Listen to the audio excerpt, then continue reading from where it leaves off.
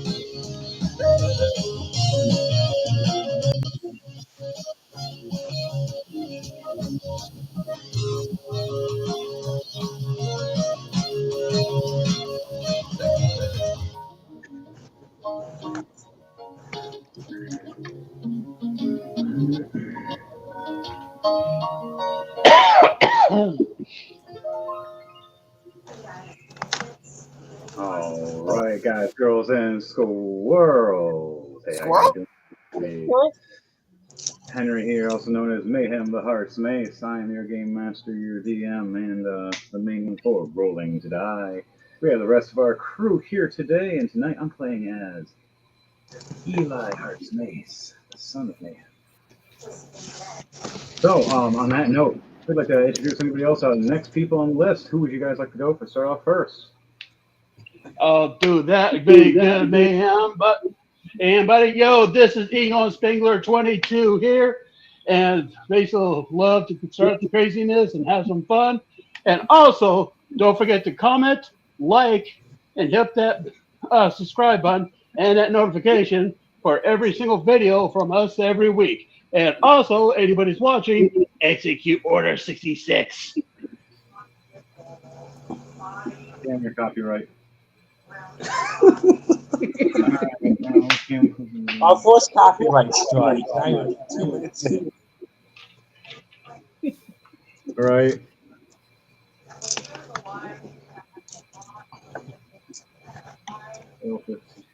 All right. So got them. Kevin, what is your character's name for? My character's name is basically Red Eyes. For the story level 15 character is Red Eyes. We're gonna call him Red Eyes.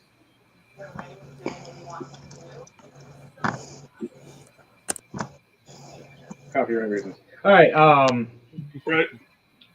Haven't got the rest of the people in there yet. All right, Danielle. Not Danielle yet, but Daniel. Daniel. Fern. Go Fern. Fern. Hello, guys. My name's Daniel, and I'll be playing as Finreal today. Finrear. Hey, you got it right. I spelt it wrong, but it looks right to me.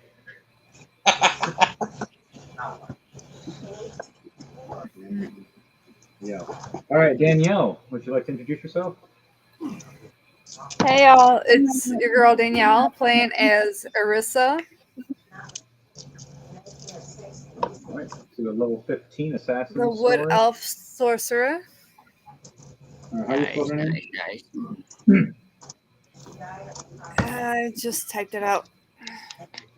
Oh, that's even better. Just put it in that. Put it in the private chat. I'll do that. All right, Dom. Would you like to introduce yourself, my friend? Got it.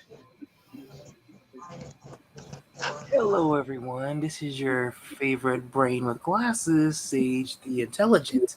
Tonight, I will be playing level 15 character, Kyric Elfir, the Elfin Lorlock.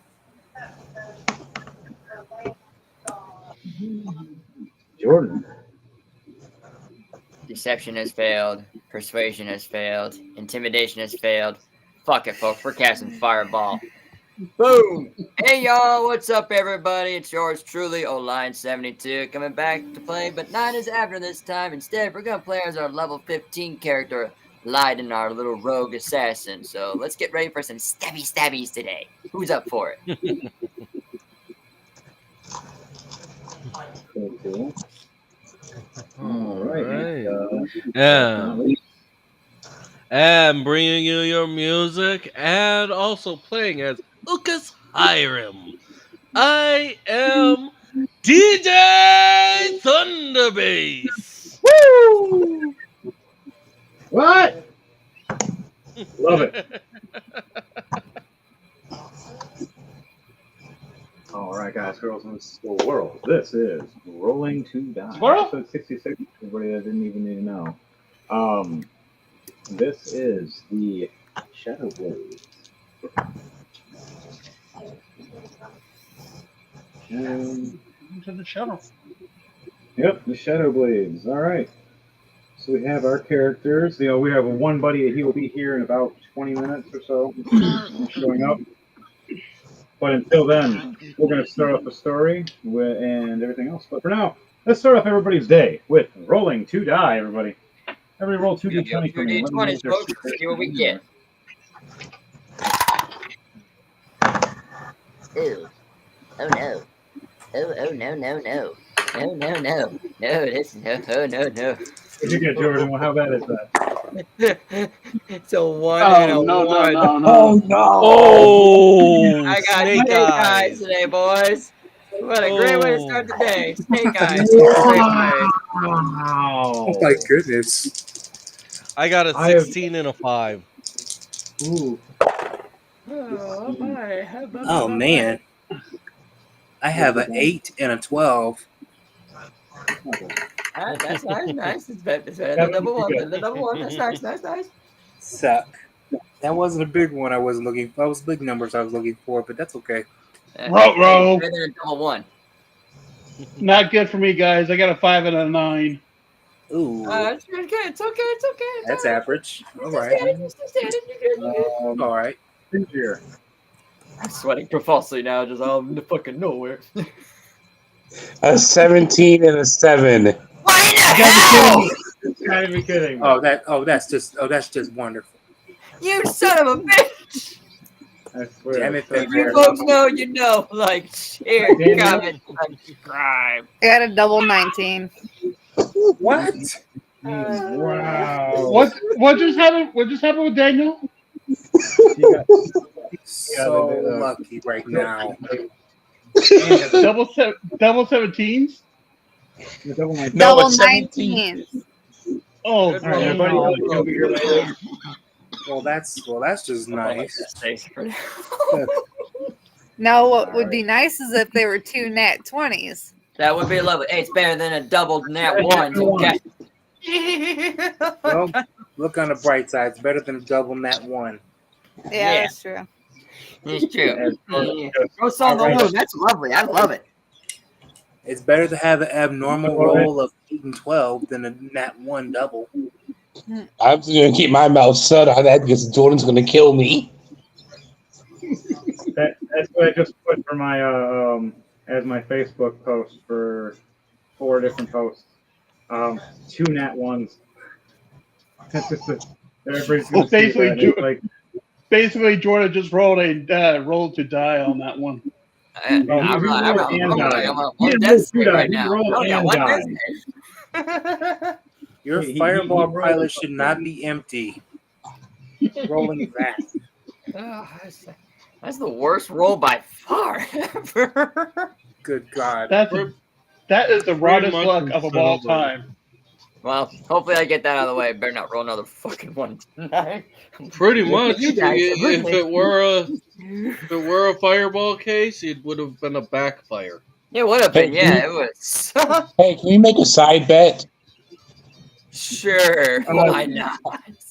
How many times am I going to roll anything with a 7 in it for this session? I'm going to put $1 down. I will put $1 down. As long as it has the rules in it of all being actual rolls, yeah.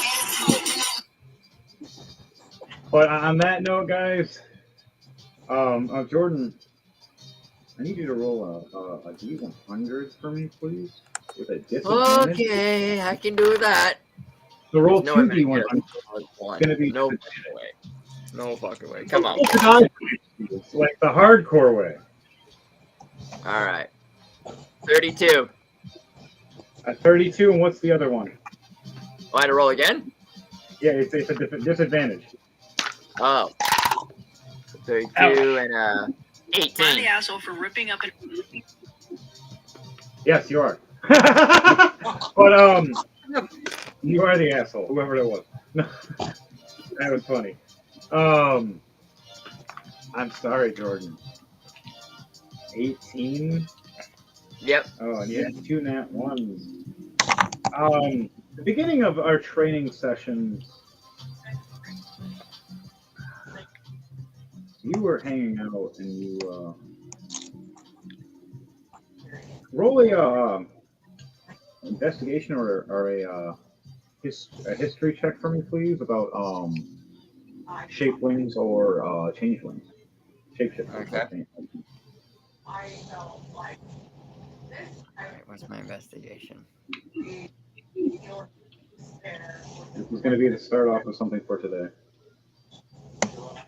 All the rest of you are in the training room. Okay, that's fine. Of That's good. the Plus the 12. Shadow Blade headquarters, which used to be the old headquarters of the Heart's Mace or the Blood Saints.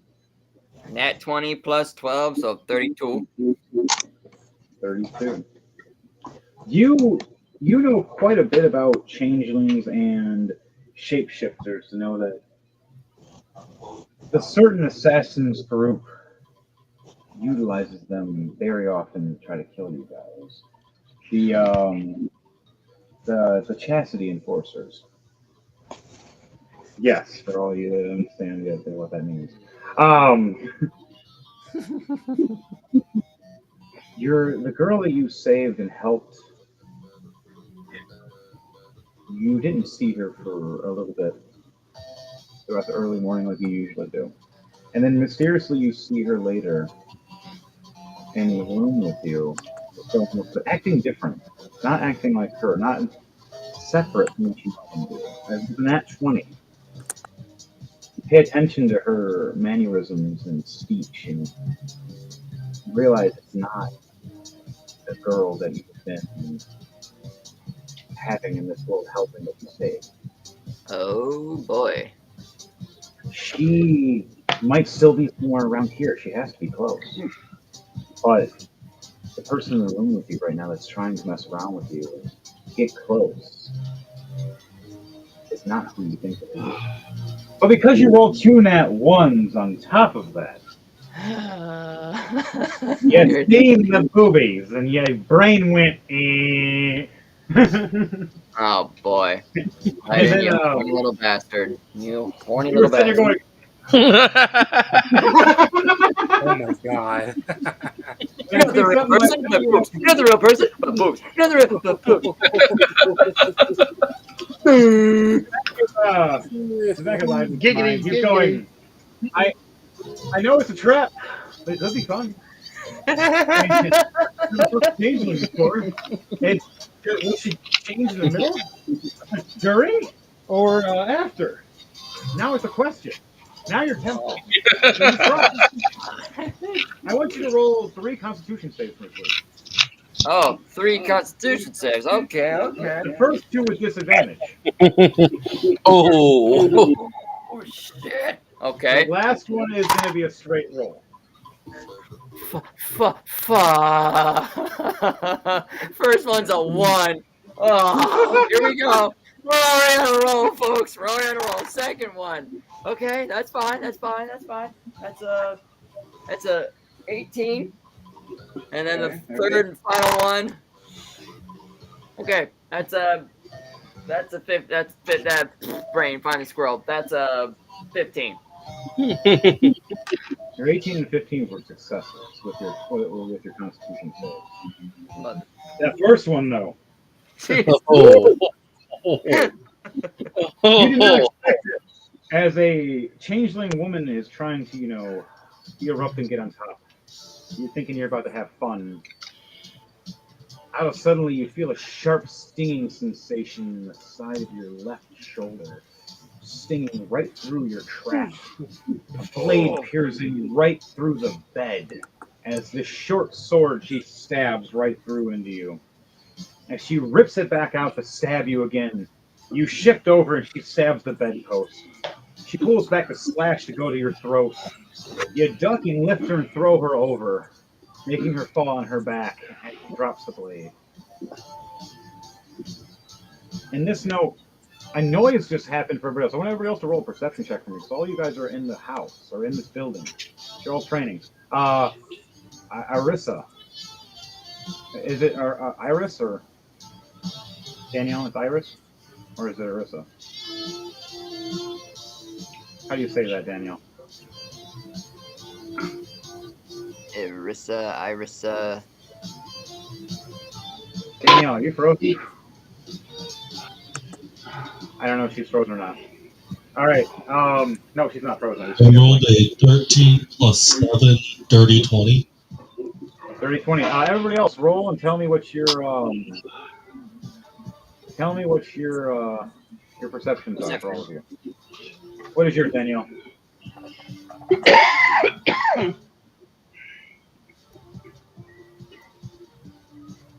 I don't know if you're muted or not. I mean, my perception is like I'm getting stabbed, so yeah. you what? What's your Yeah, perception there you roll? go. You're muted. Yeah, what's your perception roll? My please.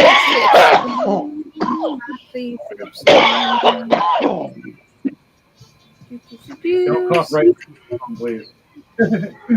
Boo! I ain't saying shit. 1 plus 7. Oh wow, 8. All right, so yeah, well that makes sense anyways. You're walking up to the door. You're just getting to the Shadow Blade's house and building, and so you're not going to hear anybody screaming or fighting or tussling as you're about to knock on the door. As you're knocking on the door, everybody else in the room. Dom, what was your roll? Mine is an 9 plus 7, 16. 16. You do hear what's going on. Yeah. Kevin, what is yours? And Fenrir, what is yours? 11 11 and 19. So 19. All right, and Kevin, what is yours? 2 and 15. That's a 17. Yeah. So it will take the 15 to 15 here. You do hear it while you're in the room. You're just down the hallway. You were just on the John on the toilet. That just happened. I know. We're just going to go with it. But on that note, you guys all hear tussling and No, screaming. I was actually just using the bathroom just recently. I know. We were just literally, that's why I said that. But nonetheless, I was trying to be subtle about it.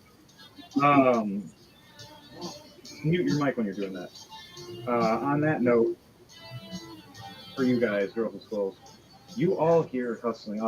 Fenrir, you are walking up behind Danielle's character at this time, but I still want you to roll a perception check for me, because Danielle is bringing you as the new guy to this world.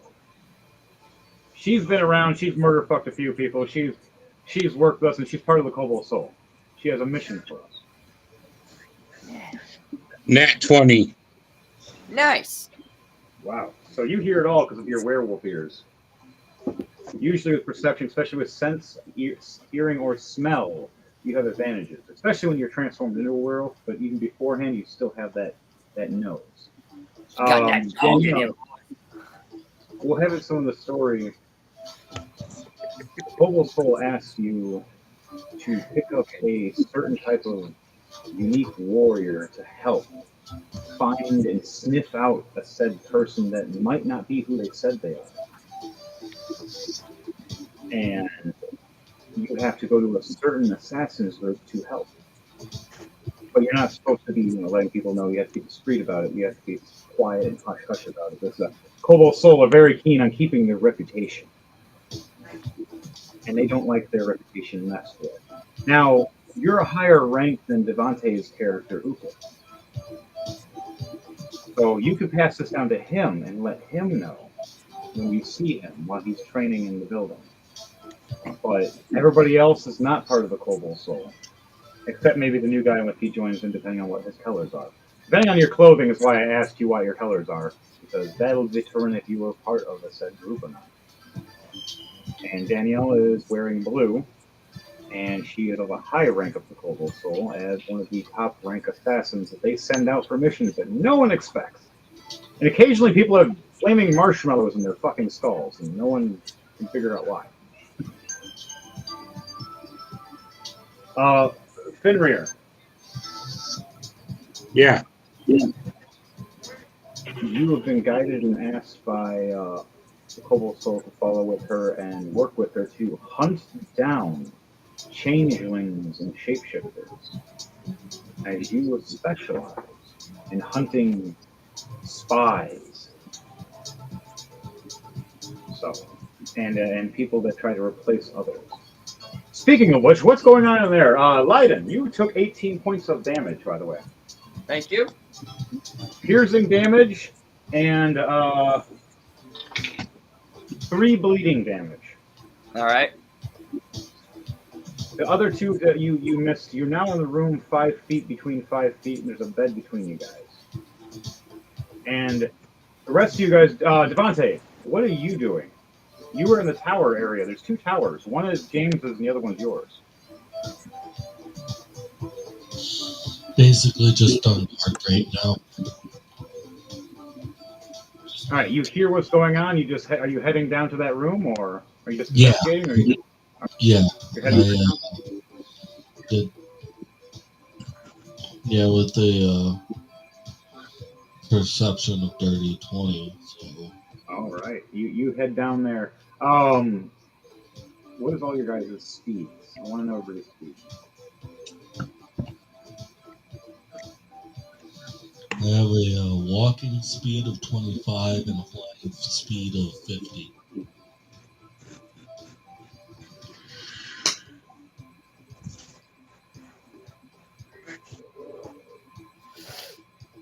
All right. All right. So, what is everybody else's? Checking mine. What the hell is mine? Walking speed of 35 feet, flying speed 35.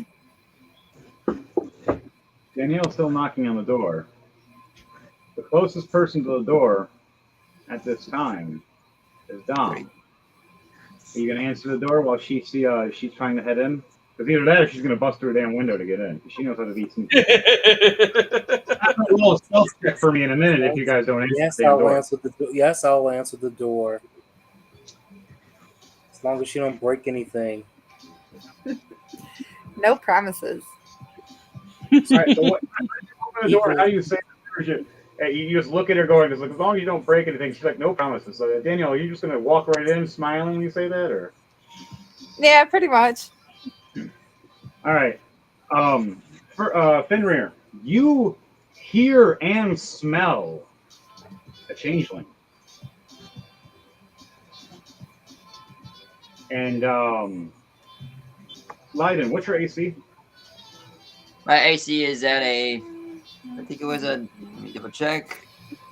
Going back from the other stats. My AC is a 19.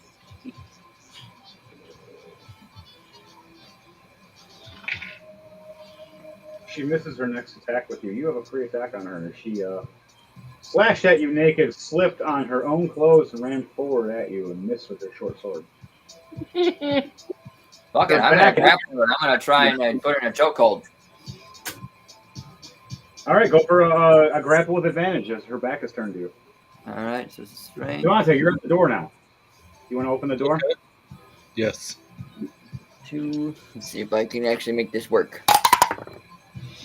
Okay, Kevin, you're that's fine. You're now at 15 plus 2, so that's 17 for me. 17. Okay. You hit. You grapple. All right. You had to beat a 15. You got it.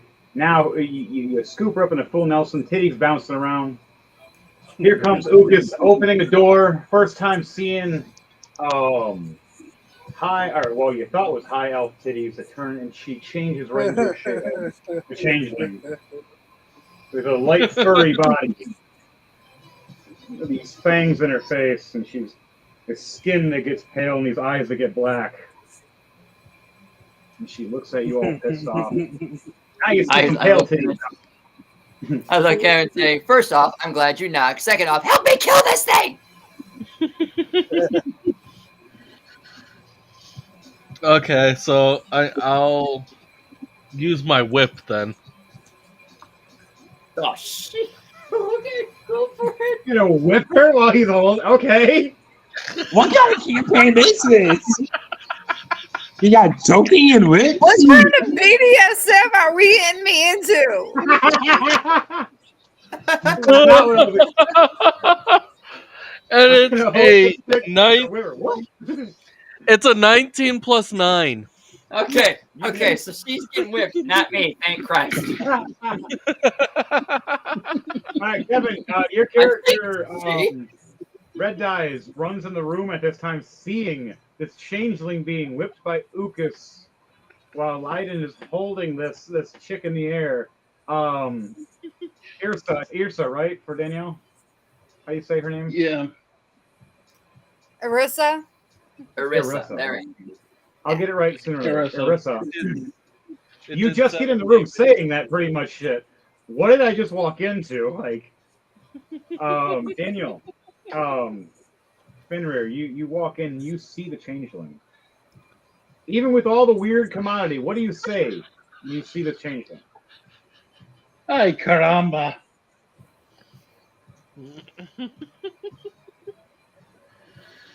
What about you, Daniel? I mean, Did We somebody lost, just leave? That was Kevin. He said I and then kicked. I think I boot. All right, back to that, Daniel Fenrir. You might be muted.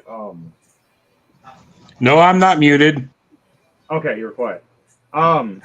What are you doing walking into the room now as you see this, see Jordan pretty much holding a woman full Nelson at the changeling getting whipped by Devontae? I'm like, this is a new way to attack changelings. What am I getting myself into? All right, hang on 1 second. I'll be right back. While that's going on, Devontae, do you want to mention anything, or Jordan? Yes, folks. Starting for next weekend, going on July 19th, we are doing a new campaign called the Lands of Glenore, where I, yours truly, Olion72, will be DMing for that session. It's going to involve some sea adventures, some epic battles. There'll be factions that we can either join or go against. Starting at level 10 for our players, and we're hoping for you guys to be able to watch that next weekend and ready to see you guys watch us roll into die. Also, next weekend, I have the new album coming out called Independence. So that'll be releasing everywhere next weekend on the 20th. And then, come August 10th, I will be headlining a show out in Mount Pleasant, Michigan. The show will be starting at 9. So, if you're free on August 10th, be sure to come out to Mount Pleasant and support the live show.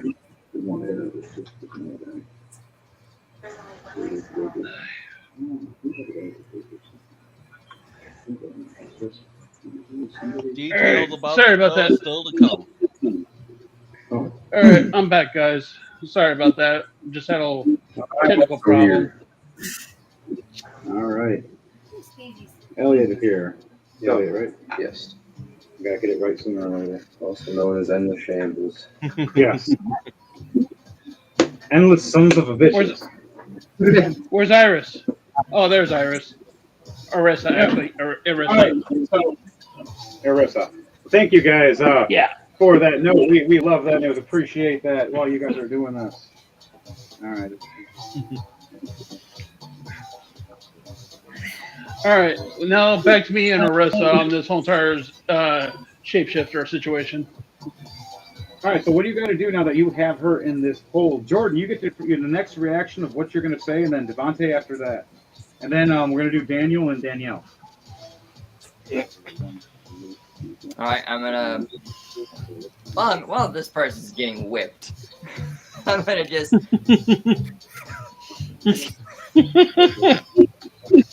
How does all started? Fuck me. I'm gonna basically just say,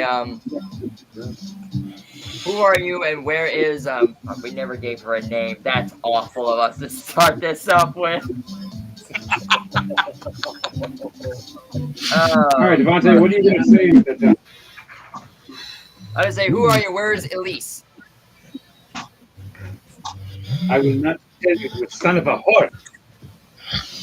Better speak up, otherwise this could get a lot worse.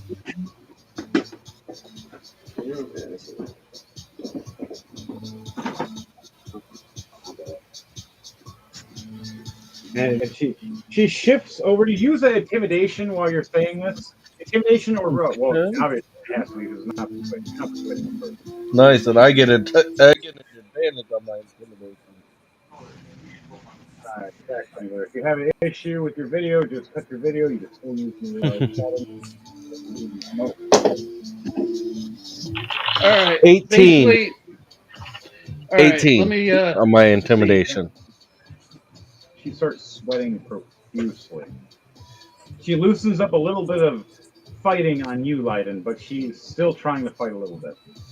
All right, what are you guys? What is everybody else going to do? Spangler, you said you were going to do something. All right. I am going to do a. How far am I close to the changeling? You are 10 feet away. Okay. Then I'm going to do at least about 5 feet so I can reach her. I'm going to do an unarmed strike on her. So basically, I'm going to do an uppercut on her. And I get three for per attack. All right, so we get 3. Is this a new campaign? This is a different one. So this campaign is already going though. Yeah, this one's going before you joined. Okay. It's been going for at least a couple months. It's been assassin when I wanted to Okay, rolling 1d20 first. Stealth. Okay. You roll a dirty 20? Yeah, that's what it says. Okay, that's the first one's a 5. 5 damage? Second one, yeah, that's the first one. Rolling a second. Ooh, I got a B on my. Ooh, I got a 20. Got a nat 20 on my second hit. And on my third roll.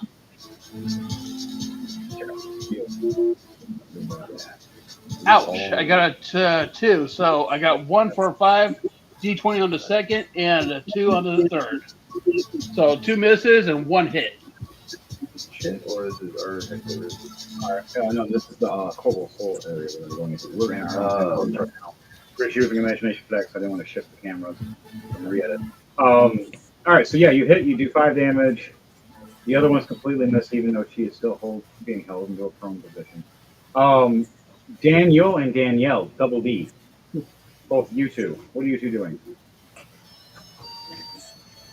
Right now, I'm just standing back watching how this talk is and how it's going to end. I just pull out some random ass rope and tie her up. And then What the fuck? We're already down that level, folks. We might as well keep going. It started off with a change. We are whipping and choking in the rope. Someone's getting trying to get away from her assassin. but he takes severe damage. After that, that real starts rushing in. He gets in a full Nelson. Gripping and choking and ropes. Oh my! And Dante starts whipping her as Rails walks up. And that's all Question they is, see at though, first. Danielle's running off the rope, and everybody's like, the question is, though, are you going to rope her like a cattle or what?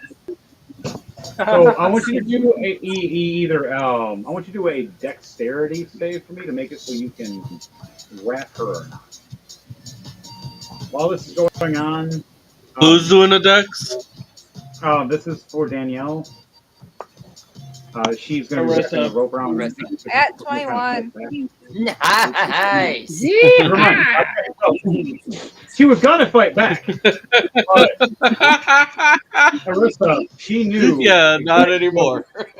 She's tied up many girls and taught them a lesson. They were trying to talk crap at bars and stuff. And like, I can beat you, honey. If you try, I'm going to hog tie the shit out of you. You put your hand on me. Ready? And then with 30 seconds. Or less. With right here, it took 6 seconds. It took one action. Tied her up in front of all you guys on her ass, style, wrapped up, and her foot on her back. And she's sitting there just naked changeling. Now you guys want to start talking to her? Do you want to throw some clothes, or do you just want to leave her butt naked? And or do you want to start investigating and intimidating her, or? You know, While everybody else is investigating, I'm flipping her over and slapping her titties. I was actually gonna say, are there rafters in the room we're in? Oh God! Look up for me. Roll perception check for me, or what's your passive? Either one. My passive perception is 17. Okay, the passive, you look up and you see Eli Hart's mace laying up in the rafters, chilling, arms back, watching all of you going, I don't know what the fuck's going on, but I just took a nap, but the hell, bro? So there are rafters. So I am going to take my rope, attach it to her hog tie, and throw the other end over top of the rafters and lift her up like a pinata. Perfect. Anything. Anybody got a stick to do so Roll, that whack the pinata? Roll Safe a word. acrobatics or athletics, and you have advantage because Eli is helping you because he's just up there and just seeing you do it. And he's like, you know, this is not the first time I've done this. And he looks around and he's like, I hope no one heard that. 15 plus 7. So... All right, 22. Mm-hmm. All right, so you throw this rope. He helps you guide it over. You swing it around and loop it and knot it, and she's just hanging there, swinging her feet 3 feet above the ground, tied up in this weird way. And Aressa is just occasionally nudging and kicking her and just watching her sway. What are you guys going to say to her in this moment? And if you guys are assholes, you can just spin her real fast. Just fucking take your brains out of me. Try to answer the question. I can't even see. I grab her by her nipples and spin her.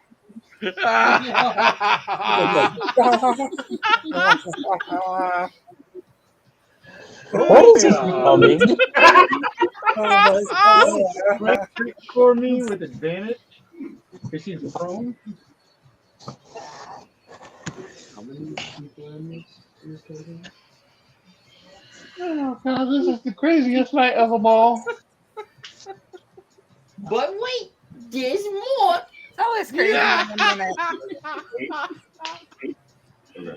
Full campaign down there. Yeah, it's a lot. I love it. Oh God. Is this even PG? All right, Perfect timing. I can't believe you did that. What's that? What's the number you rolled for that strength on that?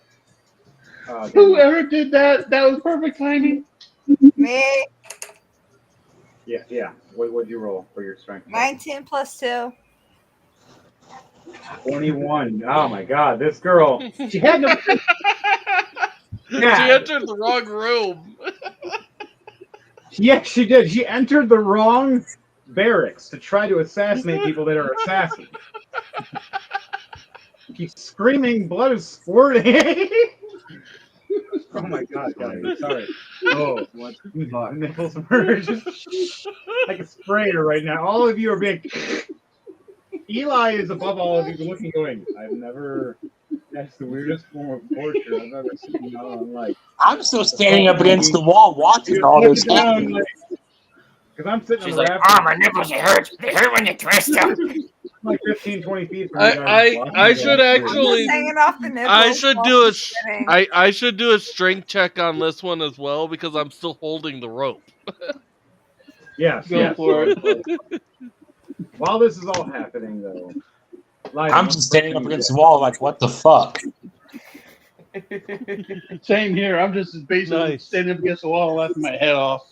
18 plus 2, dirty 20. So we're good. Good. All right, Jordan, what's the thing you say first? And then Daniel, I'm going to have you next for finish. First off, am I completely naked? Because if so, I'm putting some clothes on. Yeah, they could keep a full 9 inches just hanging there. Sensor bar was trying to cover, but only got half. Oh my god.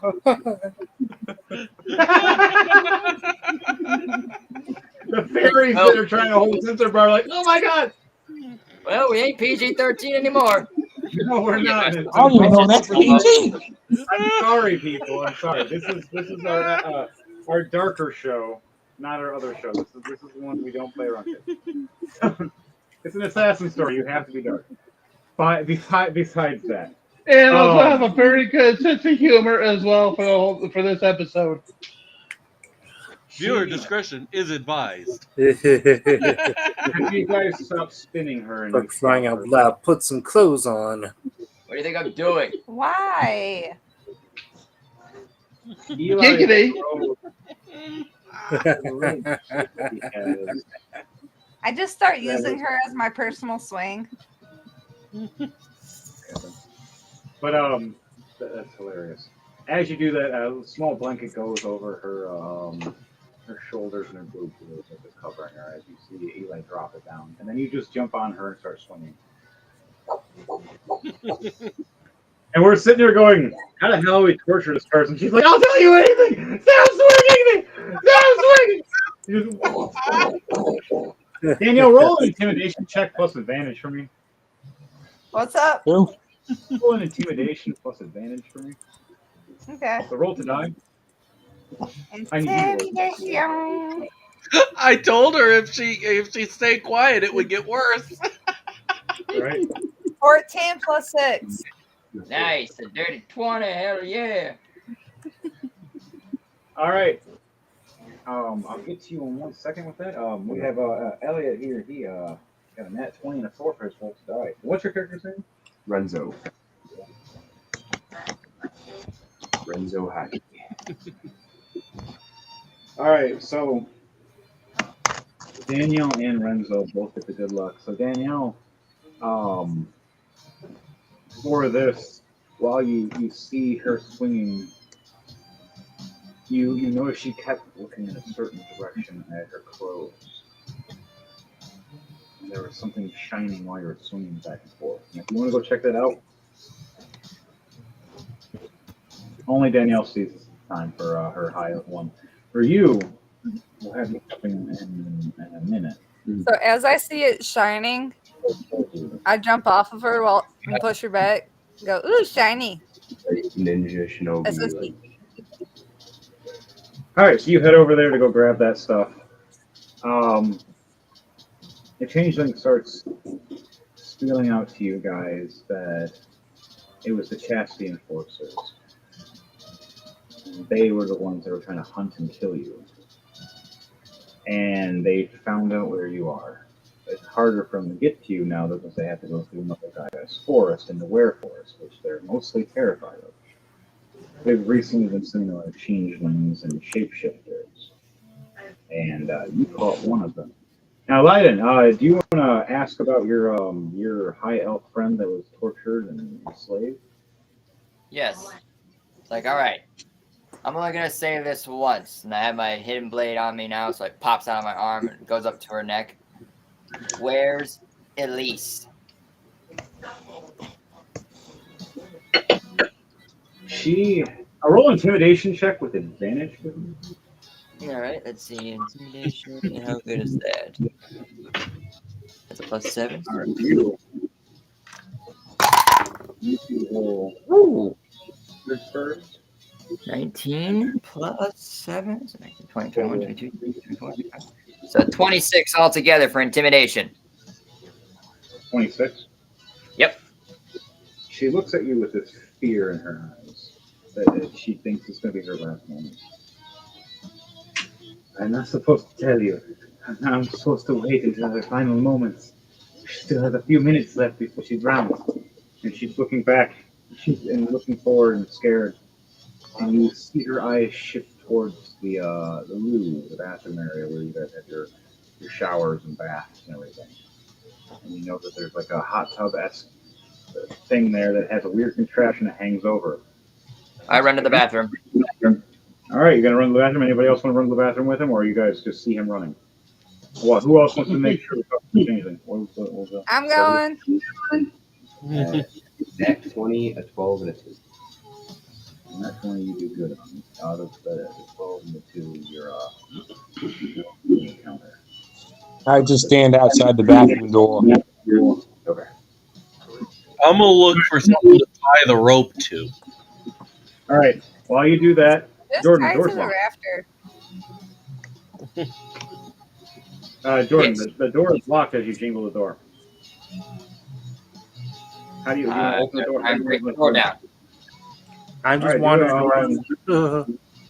Do an attack on the door. Do a strength, or do an attack either with your physical weapon or with your hands or an arm attack. I'm gonna go with my body. I'm just gonna throw my body into it, kind of like breaking down a door. Throwing your shoulder into it. Okay. Yep. 17. 17. All right. How much damage is going to do for? I'm gonna do. Oh, I gotta find that. Yeah, where is it? Where is it?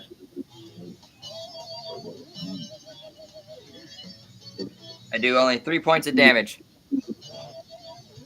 You see the door budge and you see the hinge snap a little bit, but it's not enough to break it. Eli's walking up behind you,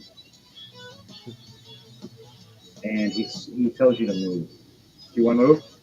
Yep, I'll move. He swings his big giant hammer. +10.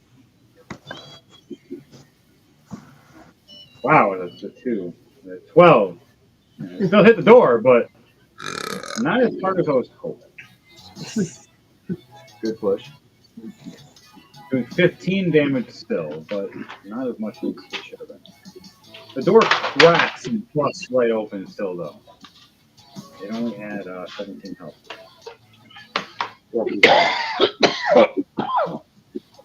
Jordan, roll a perception check as you're running in. All right. Devontae, did you find you tied it off? Yeah, I rolled a 18 plus 1, 19 from my investigation to find a spot to tie it off at. You tie it off at this the rope hinge where it's supposed to tie rope and hang off from where the lantern is. And you tie it off on that. Are you going to head over towards the bathroom area now, or are you going to hold off and watch the changeling? I'm gonna stay right where I'm at. 35 altogether. Someone's got to watch the prisoner. You're smart. If any of you left, she would have disappeared. Jordan, you look and you see the showers. You see the sinks in the mirror room. You see the portage down the bathroom toilets. You look forward and you see where the hot tub is for where we have injuries, and the contraption above it with rope hanging down. And your friend lowered slowly into it. Looks like some kind of mixture was poured into the water, making it acidic. You're seeing the water boil. All big bop. What is your movement speed? 30 feet. All right, it's 40 feet to get to her. Are you gonna dash? Yeah, I'm gonna dash. All right. Roll either athletics or acrobatics for me, please, while you're running. All right. Clears smoothly. 12 plus. Eli's going to run with you. 12. I got a 35 on my speed. 19 altogether. Okay. 12 plus 7. You run past, you jump over several traps that you realize moving at a high speed. You just make it as it's about to drop and snap her in. I want you to roll another acrobatics with advantage for me for your All right. succession speed. Acrobatics is a plus 10. Nice. So. Okay. So it's either going to be a dirty 20 because it's a 10 plus 10, or it's 11 plus 10, 21. All right. You jump over, you pull your blade out, you slash as you wrap around her and do a flip and land. You see the rest of the rope fall in and the contraption fall into the water. You see it start melting. Even the steel just starts melting away.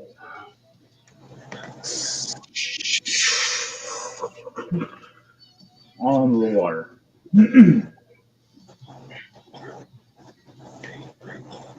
In that moment, I'm gonna have you comfort her or whatnot.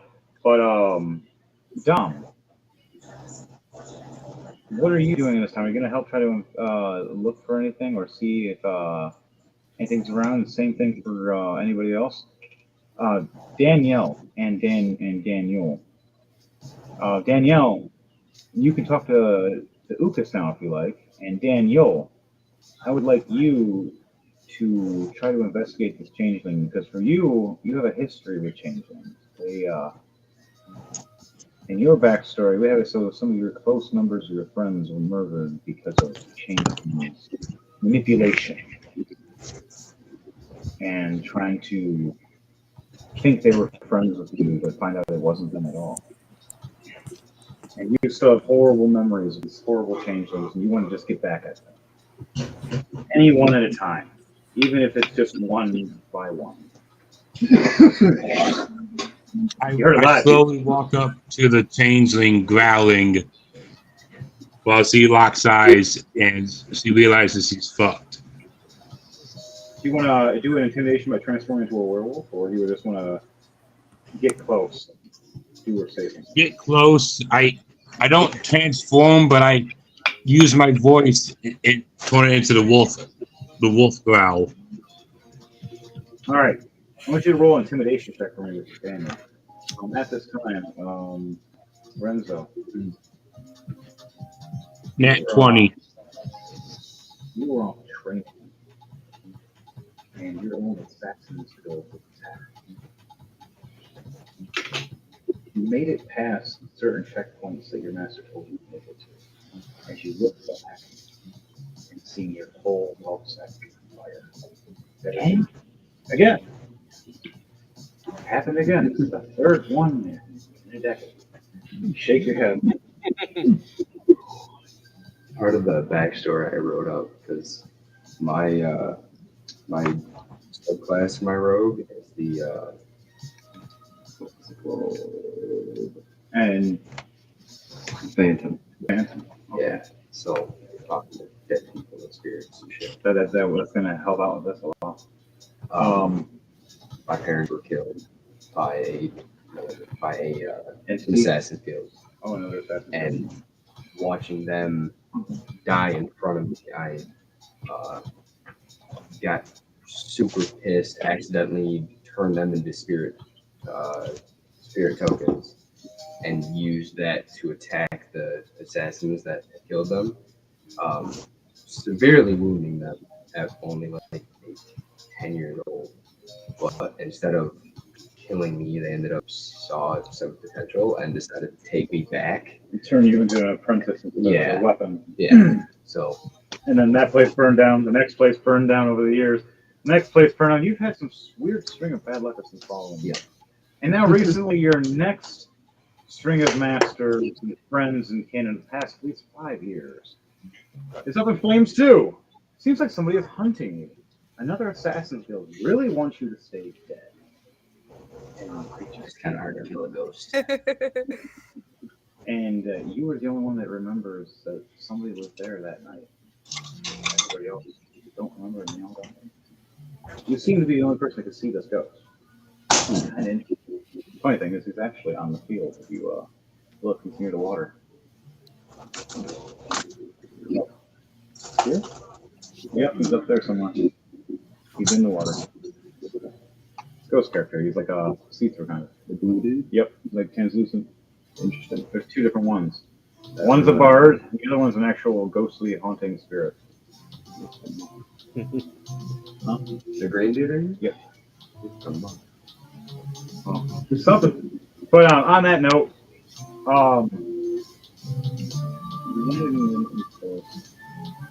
something big crumbled around.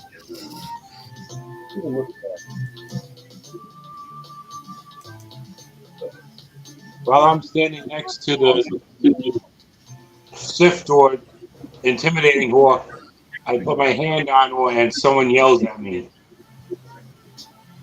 All right. Who is the person that's yelling at you when you intimidate her and start screaming at her face? Eli is just making it out of the bathroom as this is happening.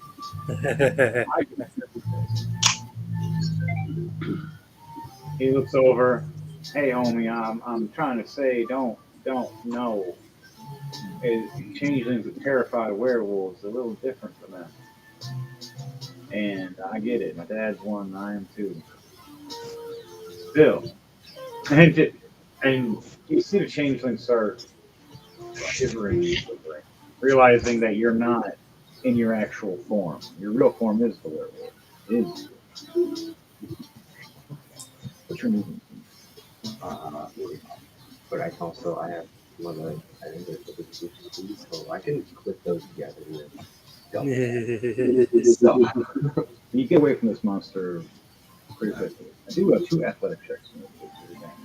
While that's going on, you guys get the information in the changeling explaining that the Assassin's Guild is trying to take out all Assassin's Guild, trying to do the top.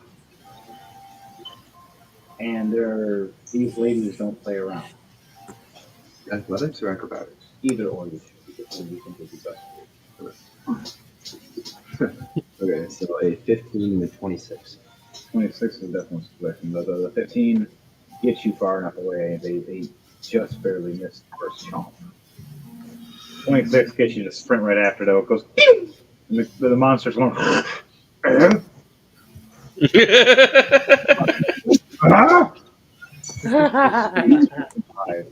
Oh, shit. Even with him sprinting, he couldn't keep up with you. You were double by the time then. And he's just like, look, he's gone. Lunch is gone. I'll find it here, rips it apart. Security Bambi, cats. no! Okay, back to you and the girl. He's gagged right now. Do you want to ungag her? I ungag her when I tell her, you know what I am. You know it's good for you, start talking and tell me what I need to know. And at that time, they all come out and try and confront me.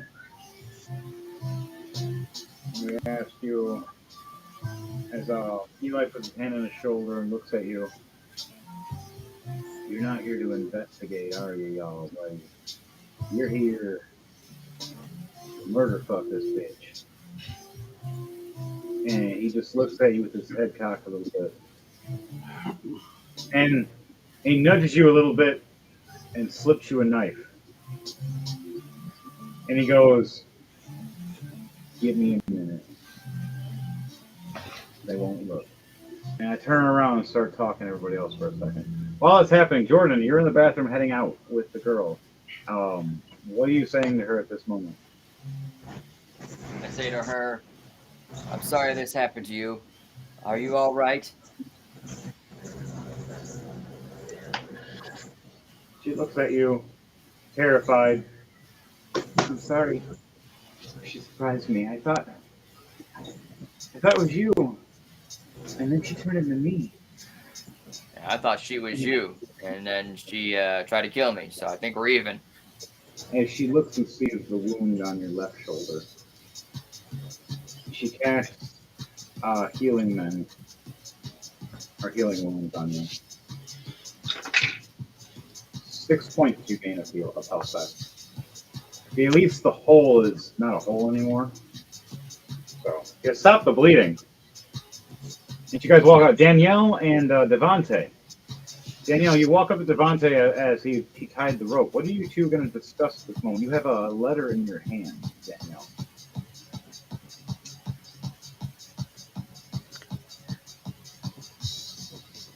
So, with letter in hand, I say, let's read it. So I open it and I began to read it. Okay. So, you read in Common and in Elvish right under it. This is discreet and not to tell anyone. Don't know where the accent came from while you're reading in your head. But anyone of the Kobold soul must help you. And anybody of higher charge you must convince. Someone in the high ranks has been infiltrated and needs to be taken care of. They need to do it quietly, silently, but very violently. They're trying to make a deal with the Snake Queen and her race. Do not allow this, because it will bring chaos amongst the rest of our villages, as their races eat our people. And it urges you to get a group of Shadow Blades. Most people don't understand Shadow Blades. They think it's a spell. They don't realize there's a group, that there's an assassin who's called Shadow Blades, which is us. They ask for Shadow Blades. And you know exactly who the Shadow Blades are. Because you used to work with Alasia Snowwolf and her old squad before this misfit group went off on a crazy adventure and the tower came crashing down because of assassins that attacked when they were gone. Now they had to make a new group called the Shadow Blades. And they're asking for your help, but to keep everything discreet. And to ask for any aid on the will. And also in the letter it was talking about Fenrir, about needing him to hunt down changelings for his special scent. So what do you say on this note, Devante, for Ukas? Looks like there's another royal for me to take down. Another royal to meet their demise? As you see Ukas excited as a bird, as a Arakakra. And Danielle, you said you're a high elf? Wood elf. Wood elf. Okay, you're a wood elf. Same here. Nice. So I got two wood elves. But speaking of that, roll a perception check. So Danielle, you read this with Lucas. You see a building after you pass by the trees. You see a big door with a strange animal-looking sigil. And another guy has right above it. And then you see this dark-looking blade. It looks like a sigil slashed through the door, like a sigil in the door, representing Shadow Blade. Do you want to go to the door or no? Sure, why not? All right. You want to see and check if the door is locked or investigate it? I want to try to push and see if it just opens. All right, as you push it, they just left it open after they walked in. They didn't close it. I asked people to close it, no one did. Okay, you close it quietly or loudly? Very, very quietly. Sneakily and quietly. Do a stealth check for me to make sure while they're having a conversation, and then I want you to do a perception check again when you walk in. Should have stealth Yes, stealth to make sure for closing the door quietly so no one can hear you. And then 27. So and no one even hears the door. They didn't even. They don't remember. They just door must have closed from the wind. And then perception. Yes. Is a 24. You hear them talking in another room that looks cracked and there's light coming through and you see shadows. People arguing. You want to approach that room, or do you want to go up the other rooms, or the meadery, or the upstairs, or the training rooms, or the fire pit, or do you just want to just sit there quietly? I'm gonna go sit like right outside the door. Okay. Just kind of hide it. Oh, I'll go with that. Still, that stealth that you did at the 27, and you go up. No one can hear you at the time. You look through. That perception as well, and you see a aircraft bird with these big wings and it's nice like beak in it, an awesome looking bow and arrow. And then you see this wood elf woman with like a burgundy-esque hair, but the blue gear and armor. You see a Goliath man walking up with purple armor. Walking up behind them as one of the group members. And then you see a couple more humans and another high elf walking out of the bathroom. You also see another person.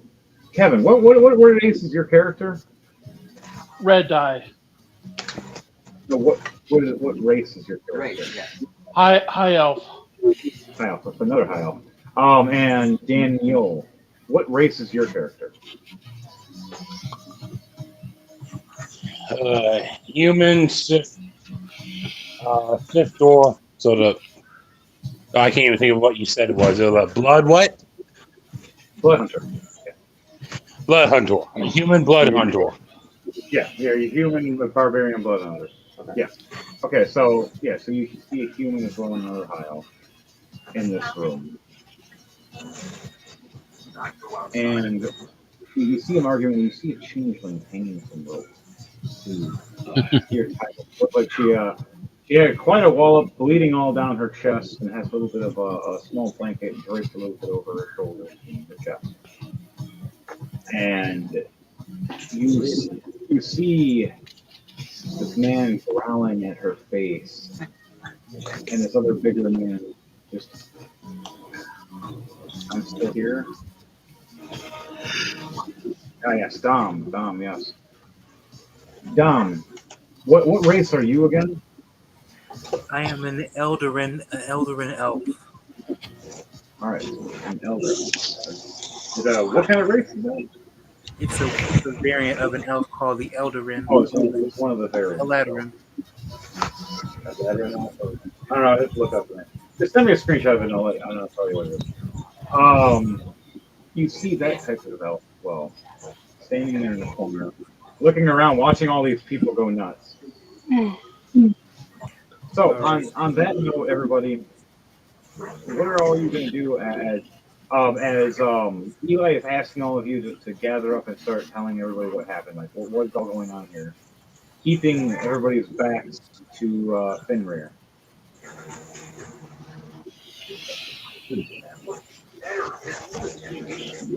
Leiden, do you want to explain what happened with your elven girlfriend at this time, or whatever she is?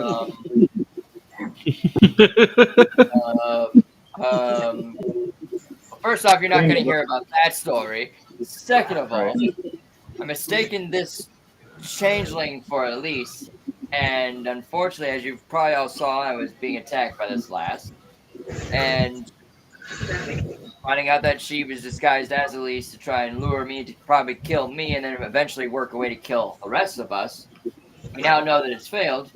We now need to take care of this matter in the best way possible. And I'm going to go put some actual clothes on, because you just see me just wearing my breeches. I got nothing else on me but just my undies. So I'm going to go patch up, put my clothes on, get my weapons around, and I'm going to go kill some motherfuckers, because this is some bad. Take your cold shower first. Are you gonna head out the door? The cracked open door? Yeah. Come in Is the door. this like upstairs? Like there's It's the main floor right now. main floor. You Okay. come out. There is a step. Two different areas that lead up the stairs, but you're headed to a main bedroom corridor area that leads to a training room. That's where everybody is right now. There is a man named Leiden walking up to the door right now. We're looking for track. What do you want to do in this moment? I'll give you one chance to react. Do you want to move? Do you want to hide? Do you want to say hi? The door was open. Hello there. Hey, you guys left the door open. Okay. Is this what you want to do? No. I'm gonna dip in the kind of the corner. You're gonna hide in the corner. All right, there's a shadowy corner where the bathrooms are. All right, so head there. Roll stealth check for me, please. I'll roll with advantage because you did roll a nat 20 for your rolling to die. Jordan, you open the door and you start walking out. What is your number? What's your roll? Sorry, Is it still? Yeah. Sorry, I went too fast on you on that one. Good. Tom, what are you doing in this moment? Well, Okay. me being all silent and everything, I'm just sitting there, just watching the chaos go as I like, what the hell is this type of thing? Yeah, I'm just waiting for my part to do some of the chaos as well. He'll look over at the other high elf. Is like he looks at him and asks in turn, says, "You want to join in this chaos now?" I say hell yeah. Oh my god. Fine. Like then, fine. Suit yourself. I'll join. For the hell of it. A lot of you are elves in this one. I didn't realize that. Elves are very, very. A lot of fucking elves. I think I'm the only non-humanoid character in this one. Me tonight. too. Well, yeah, technically, because I'm a Goliath. You're a Ezra, I'm a Goliath, and You'd still be considered humanoid, though. yeah, and so is Fenrir. He's human. Everybody else is elf. Yeah, I'm the only non-humanoid character. Two high elves and then one elder elf or whatever it is. Elder. Yeah, elder elf. I'm a bird person. There's like 5 elves in the room right now, besides you hiding in the bathroom. Or hiding right by the door. There's a lot of culture in motion. All right. So there's a mission on the way, Carrick. And you overheard Devontae and Danielle both talking about it. And you're rolling an attack from me. The rage is fueling you for so many years. Roll 3 attacks from me as you rapidly lose your mind. 19. Ooh. Nice. 19. What's the other 2 rolls? Huh? What's 2 more attacks? Nat 20. Ooh. Yeah. Ouch. 18. How do you want to do this one? No one's looking. I cut her down and I hold her over, bend her over, and I take the knife and I start slicing down her spine, exposing her spine and the back of her ribs. Nice. Then I take one of my axes and break her ribs at the spine and start spreading her ribs open from the back. Fucking bloody. Yeah, Danielle gives you a high five. Danielle, roll a perception check for me. I think you're the only person that can high five at this because you're the only person that's played Eagle besides her. Yeah, that's all right. She ruins people a lot. She's very good as an assassin. It's fucking scary. Dating straight that she does. Kyrie walk 19 plus 7. I think Kyrie will walk over to Fenrir and Irissa just said, just say 2 words. It's not bad. So as I see you busting open her back, I just calmly walk over with the blade and pop one of the ribs and start making her suck on it. What? Oh my god. Impressive way of showing all the gory You details. hear a muffle. So you literally end up feeding her her own rib. Yeah. Not You so ever want much a baby back? How about feeding, you? pretty much just So- making her suck on it.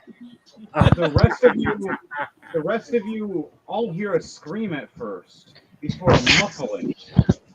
Turn around and you see a spread of blood as this changeling has just been ripped open by Fenrir. And then here comes Irissa just ripping a rib out and just stabbing it in her mouth and just like, here, suck on this. And then her last moment, spat, as her eyes roll back in her head and she just lays there. Oh my god. Now, do you wanna, She's not dead, though. No, we're not done yet. She's not dead. That's barely Not alive. yet. I'm waking her up. No, she's still alive. The blade's enchanted. She's not dying. She can still feel all this, but she can't die. Not unless you want her to die, because her health is like literally on critical. It's like 3 health left. It's on death's door, basically. We'll put it that way. It's on Yeah, death's well, door. I want to it's- keep her it's- alive. I bleed want out, to play she's with dead. her. Well, you two have fun with her and torture her if you want and kill her. How do you guys want to torture her for the last moments? And I Jordan, go to you my are squirrel now cave looking- and just basically get all my gear on, coat, sword, hidden blades, crossbow, checking it. Oh my god. So there. I'm ready to basically head. I'm ready to head towards the next area. He walked out and he went upstairs. All the gory details. Inside, going in the room. Is there another room in there? Or is it in the main bedroom? There's the main So as floor. I you walk pull in. out the rib bone out of her mouth, I grab her by the head, pull her up.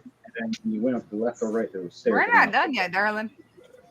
And then when that We still got some more fun to do. behind you, there's another way that fed down to the kitchen and you did. Is I put the rib back Right in, where the big floor is. then I start popping another rib.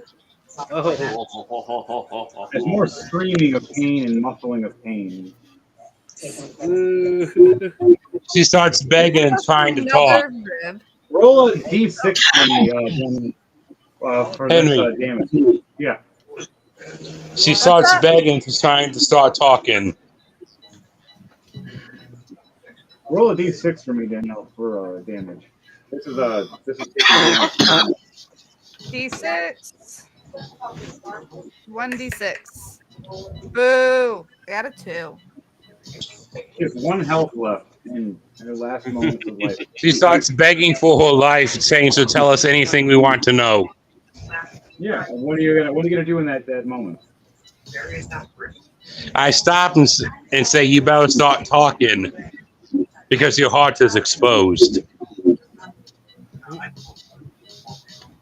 And she starts spilling the beans on who's central, where we can find them, and how much each one of us has how much money is on each of our heads. She goes to try to say this to you, and in her last moments of trying to breathe, takes that last point of health. As her eyes roll back and she collapses dead. Unless someone has a resurrect spell or a healing. And I'm a cleric, but I'm touching going, not healing. I can't use magic. I heal can her heal, a little but bit so I can have a I'm little a dark more fun. kind of cleric. Hey, where's our little necromancer at? Go with someone and then interrogate them. That is so fucking ass backwards. Yeah, because you already had the chance to hear her. She already gave you all that information. You just re-interrogated her. Because, well, we interrogated her. She gave us the information. Then you came to interrogate her and just murder fucked her and then said, now tell me. Blah! And you're sitting there going, I really got to get this interrogation thing right. Fuck it. I'll try another I'd say, fuck it. Are you the door is more swung open now this time. Do you want to say anything? You're kind of in the doorway. Yeah, I'm gonna walk in and just go, what the fuck ever happened to quickly, clean, and efficiently? What the fuck is this? Eli. What? I got bored. I look at you and say, results. Did you get any Yeah. before the Blood Eagle? Found out Jordan has. I like you. If anything, they found out that line has a 9-inch penis. Okay, that's all they found out so far. No, we also found out Jordan's character has a 400 million bounty on his head. I have a what? Damn. It's not actually that. It's more like a couple million gold. Shit, who the fuck did I piss off? Well, each one of you guys have a different bounty on your head. Jordan's just the highest out of all of you guys. Okay, what's the bounty on my head? I will explain those numbers when it is time. You guys don't know it fully yet. You just know there is a bounty. You just don't know what. I hope I didn't piss off anybody big. I really do. I'm fine if I did. You're a goddamn assassin. Just gives me another toy to play with. People to kill royals that are corrupt. My character definitely has a bounty on his head. He has multiple We're all bounties. gonna have enemies. Yeah. My Eli character has a lot of doesn't enemies give a because crap. I am the least sneaky guy in the whole group going, I'm here to hit, and I'm here to heal. And then fuck things up and run. What happens? I usually fall at the end. My character's just here for just because he is. My character's got a lot of bounties on his head. Due to the fact that my character mainly kills royals, as he is also a hated royal himself. Right, okay, how many bounties do I got on my head? I'll let you know when it's time. Gosh, dang it, the freaking cliffhangers. Hear what the answer to the fucking quiz is. I live for the cliffhangers. Looks over. But you did give us a piece of information, though. Red dies and kicks him in the ass. Fucking human. She did give me a piece of information about Jordan's character, about why his is the highest. No, we'll go with it because it has to be done properly by the story mark of when I explain it. Or if we use characters do it. Jordan, what the hell did you do? Everything and everyone. Next question. So, anyways. Was that even a question? As she dies. Get him in and then get him out. Yeah. And we go on to the next one. And the new guy is standing there at the door. And has anybody? I was asking Dom. Dom, what is your history with your type of character? Like, you an assassin type, or an archery, or a ranger? He's a warlock. A warlock. All right. Okay.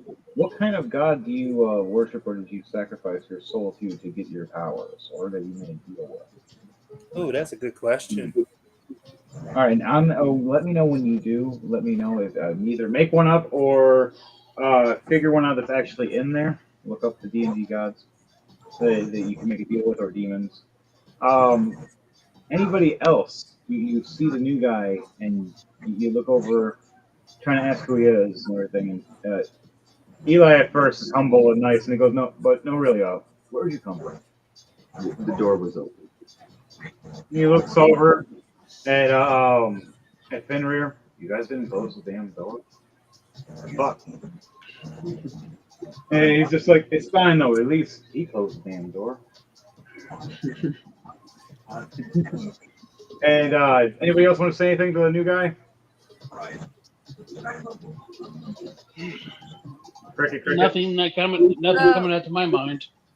As I'm sitting there with both rib bones in my hand, I drop them down into her chest cavity and look over and say, "Welcome to the crew." Kyrick I did not I'm just covered in blood. Kyrick look over there to the new guy and just bows, just nods his head and continues. You know, I look at him and say, "How long you been up in those rafters?" he wasn't in the rafters. I was in the rafters. Ah. He just I came walked through the into open the door. fucking front door. When you guys walked past, I asked if you closed the door. No one said yes. You guys just came in. Hey, Me, I would say. he came Me, right I in. would say enjoy the show. Right. So it's like Not hey, right now. Eli walks up with a contract. Would you like to join us? If you're assassin and you're sneaky and you came up to us while we are doing this shit, I think you can. Wasn't He looks over going. Don't talk about yourself like that, buddy.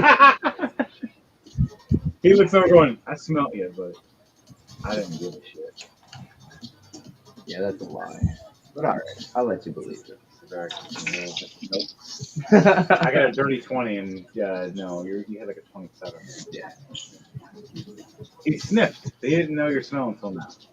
Now he knows your scent, though. And that's a little easily tracked.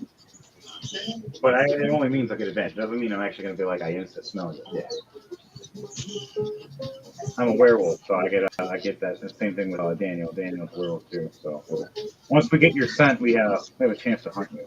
You guys were very accepting for a group of assassins that supposed to have a lot of enemies. Well, even when we do, try to fucking murder us. Why not Well, I don't bring know if in? anybody's ever. I don't know if anybody's ever said this, but we please. Joined in. He looks over, going, "You should get paid." Fine. And we look over, and you realize that there's you do a perception check.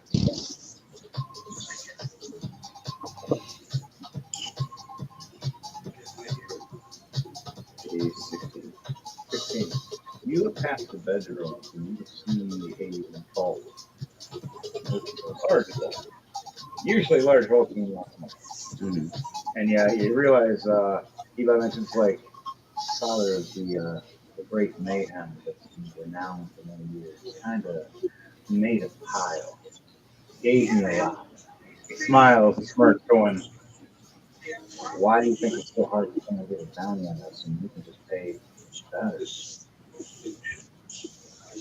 Fair enough. Fair enough. They're just too stupid to ask the question beforehand. And he slams his hammer down, and he just looks over, going, "Only they were smart to communicate." And everyone's like, "Fuck your communication." All right. So walk over to the vault door. Ghost walk and just walk through the door. Do you have ghost walk? Yeah. Oh god. Just right in front of everybody. Just. Yep. All right. Go in and you walk through a foot and a half, almost 2 foot of steel. You get to the floor and you see a stockpile of gold. I would say 200 gold and 100 platinum and a bunch of rubies and things. And a bunch of rare weapons and shells. They're all locked. You see them like in clear cases that are magically physically locked with different like each one has something unique in it. Old weapons that haven't been used in a long time. Occasionally you see these purple hands in there, then they disappear. And then you just like they're in that box, and you look back and they're gone. And while you're looking at the rest of the stuff, you look over and they're in a different box and they're waving. And you're just and one's in a different box now, and the other one's over here, and you're just like, and then one's doing this. And they just disappear again. Astral Sea God is watching you, to let you know. Okay. There's numerous gods out there that like to fuck with people. And he did for Valnir for many years. Yeah, Valnir is the one that was haunted by these purple hands that like to float around. But occasionally, they like to find other people because this is years later. This is an assassin story that is many years later. It's at least 35 to 40 years later. So this is Mayhem Hartway's son, Eli Hartway. Yeah, I just walked back out. I just wanted to see if he was fucking with me or not. Instead of just a ball full of nothing, and he was just playing big. You also noticed a mimic that was in there just chilling, kind of like a dart, Okay. and just moving around. There might have been a few more, but we didn't know. Okay. Yeah, I'll walk back out. Just do the door and end it, and back into corporeal form. Keep walking. And we're all sitting there and going, anybody else just see that mother? He just high help. Hey, Renzo, what kind of fucking? What is security? Yeah, security's not a thing for me. I just kind of don't. I don't believe in it. Well, you should have put that on your resume. You're fucking hired. Fuck. Yeah. Not really out me. He just nods and looks over, going, "Well, my job is to piss people off. You guys do your jobs. So do it too." All right, Danielle. Yes. You and during this time took in a horrible display, ripping this changeling in a messed up bloody form. While you were doing that, you actually made a teleport sigil with her blood and bones and entrails and such. Horrifically and scarily, you were taught by some dark arts of your assassination skills many years ago. We all turned back around after having this conversation to, what the fuck? Oh my god! And her skull and head is just sitting in the middle of with bones or with ribs sticking out, kind of like tusks. And she's just sitting there giggling. And you see Alyssa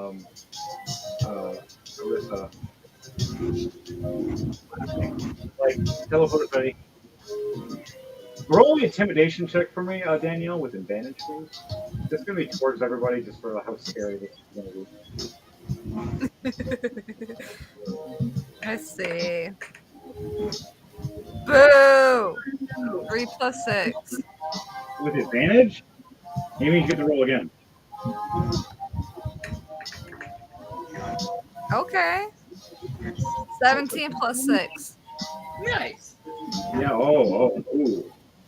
Oh, the 23. All right, guys. She beat over the 20 mark.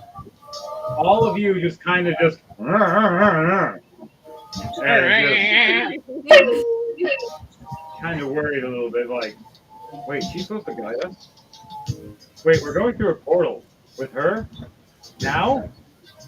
And you see Eli looking over at you going, welcome to the team. And by the way, first mission. All right.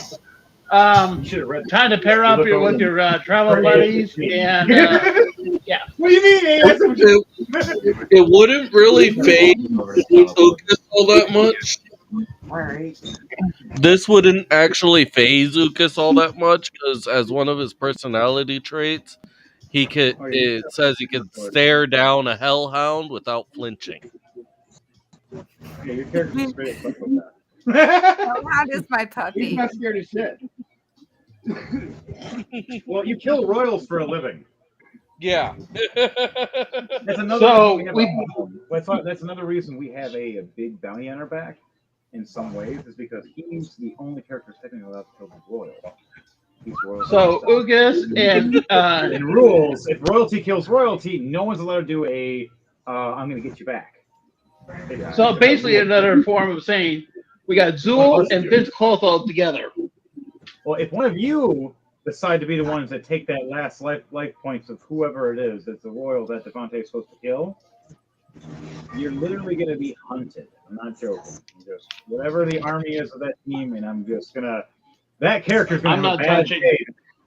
I'm just letting you know. I'm not touching it with a 10-foot. Why are there 60 men after me? Is that a catapult? I am not touching that with a 10-foot cattle prod. James did that. James did that with Jordan. The dragon's about to sit there and do his final moments and fight back against the machine, and he goes running, charging. James is just, he's under 100. It's like he's at 97. It's like, power word kill, die. Just, So we teleport. Yep. All right, so everybody gets in. Everybody roll a D100 for me for the teleportation. Thank you, Daniel. Okie dokie. Jordan, you roll a disadvantage. I'm sorry. Fuck you. Love you. Danielle, you roll a disadvantage. 44. Okay, first is a 39. Now what's the second one? 75. Okay, well, altogether it's 39 for me. I got a 44. So what are we rolling? A D100. Okay. Yeah. Let's see It's a what I got. D100. Dom, you have advantage as well. So Dom, you get to roll D100 twice, whatever the highest roll you take. All right then. Sweet, okay.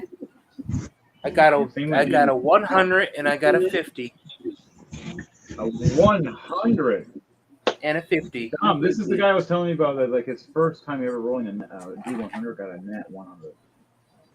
Never seen a D100 before. Never rolled one.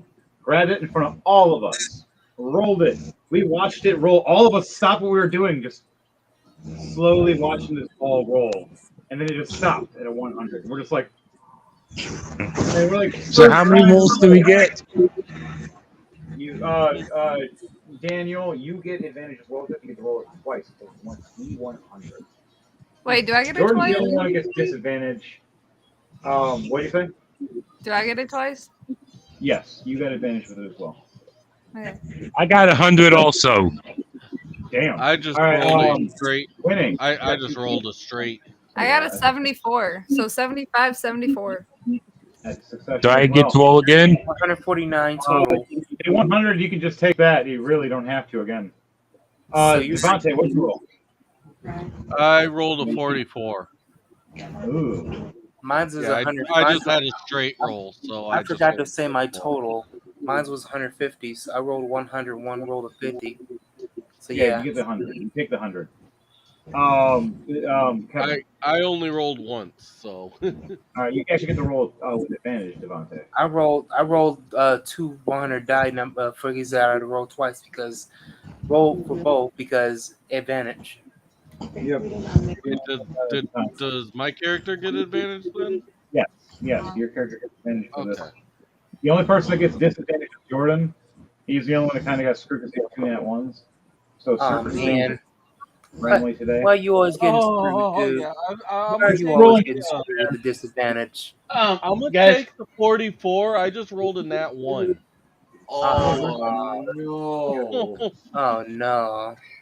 How many times is Jordan gonna get screwed this game? Oh, What? man. Oh my god. Pull it away from the microphone. Oh, ear holes. Dying. All right, I haven't. I'm just doing That right better, now. Doing guys? mine.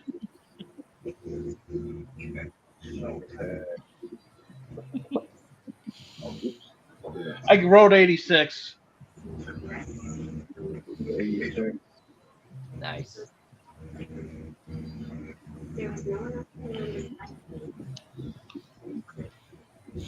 I am not gonna have a good landing. Oh boy! What'd you get? I had a 44 and a nat 1. Ugh. And that 1 on 100?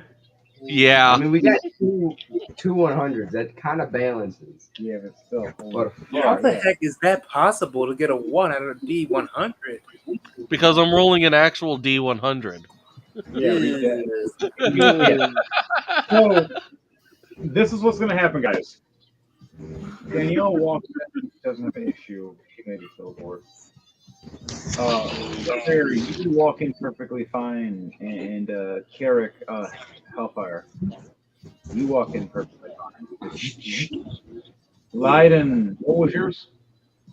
I was at 38. You trip and fall on your face as the teleport starts happening. Kevin, what was yours?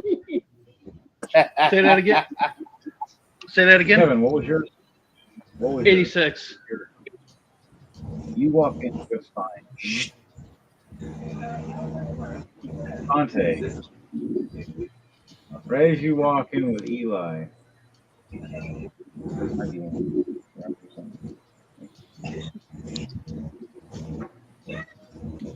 86. Nice.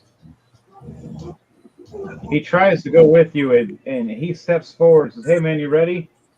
and you kick the head that Danielle placed. Right as you kick it, it teleports you to the very end of this teleport. So it's kind of like a slingshot effect. Oh. Look around and find out. Right? Don't fuck with blood magic that Danielle made. You shouldn't have touched any of the body parts. She warns you not to touch anything. Everybody steps over, you kick the head. Oh my god. Teleport sucks everybody up, and at the very end, it wraps around you and slings you up. Oh my god. Why? Oh. Too much. You just let you rocket his last off again when you just gone. You were here, not you're not, and you thought you were somewhere else. Oh my The god. landing's gonna be fun. The question is, will it hit me? Because I'm right behind you. The other question is can I get my wings flapping enough before the Roll an landing? athletics or acrobatics check for me, but with disadvantage because you're getting thrown so hard.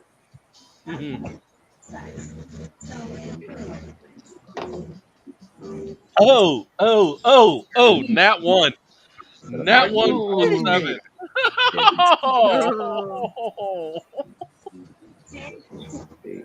I started it. So yeah, no, I'm about to go splat. I started this shit. I'm so sorry. I'm so sorry. I'm about to go splat. Oh no, we don't need you to be splat. What's the mission? What is the mission? What am I doing? The mission. He's gonna be street pizza. Dude, we don't need you to go street pizza on us. Higher up. Oh, I don't have all that many life points, so. Yeah, you're at the top of the building. How unfortunate that you are correct. Can someone please freeze them in midair or something? This is not going to end well. No, it No, is not. ain't. This is going to end up in total disaster. All right, since you're the dum dum that kicked the fucking head, guess I gotta save your ass. You guys all land oh my god, roughly faster than you would think. You usually teleport you guys like, oh, cool. Even the guys with a 100 were like, whoa, what the fuck? And everybody else just kind of lands like, how? and then you look up and you hear Eli screaming, ah! And here comes like a missile pointing at my back as I'm screaming, trying to run away from it, like flying, like getting like a focus, like a missile hitting Eli. And it's just you see this dust cloud. Everybody just, I want everybody to do a dexterity save for me with just a straight roll one. See if you get out of the way of this. 14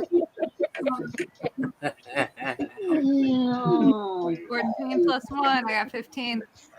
15. All right, 15 that hurts. But 14. I just my evasion. All right, what else do you guys get for your dexterity saves?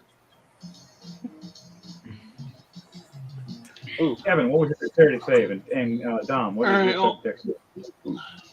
Hold on. No, so basically. I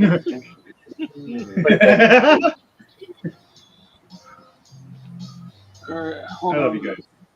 Dom, what is yours? What was your dexterity save? For my dexterity save, it is a 15 plus 3, 18. 18. All right, you succeed.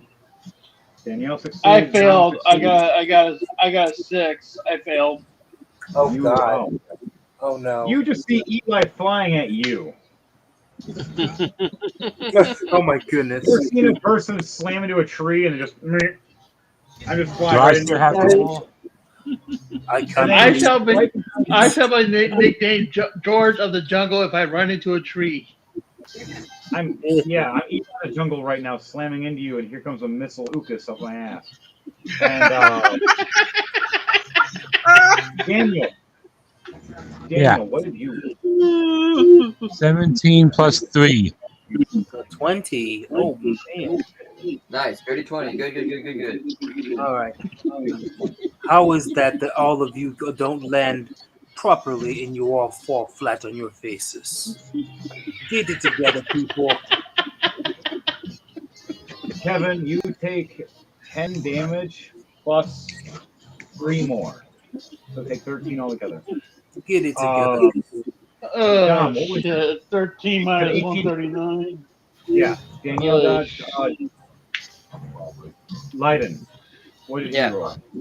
I rolled it was a 7 plus 11, so that's 18. 18. You're right there where I am, so you're safe. All right. Danielle, what did you roll? Do what? What did you roll for a dexterity save? The 17 plus 3. 20. Okay, 30 He's 20. safe. He's safe. He's at that already. All right, 30 20 for you. Good. And the guy that say hi to you rolling that 20. Very lucky. Very lucky. All right, guys. God, I thought, isn't this not your guys' first time going through a teleporter? Depends on what you eat or drink beforehand. I'm down to 126 left over on from damage. Oh man. That's fine. Don't die now. We need you. Hey, in all defense, we don't kick severed heads. Oh, forever. Here we go again with the kicking the head. Yeah, ain't that a kick in the head? You stop rolling roll numbers. If you die, I'm using your blood to teleport for the next one. Oh no. Please don't. If anybody can cast if somebody's got a freaking if anybody can cast a spell and has the healing power, please heal my ass. Yeah, I've got no healing spells, buddy. Nor any potions. Wait, why do you ask? Why when you want us to heal the rest of you? I may be wrong. I don't have no healing abilities, so I can't help you in that department, unfortunately.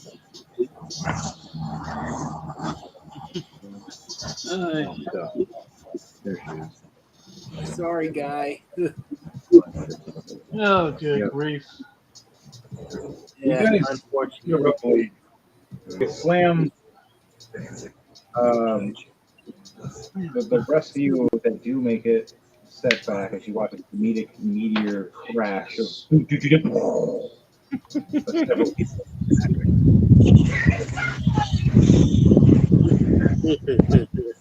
people. There we are. Now you can see our characters. I want all of you to roll a perception check for me to see who at that door waiting saying, Roll for perception, huh? A nat 20. Nice. Wow, I finally get my first nat 20 of the night. Does a passive perception of 22 work, Henry? Boo! Yeah. 3 plus 7.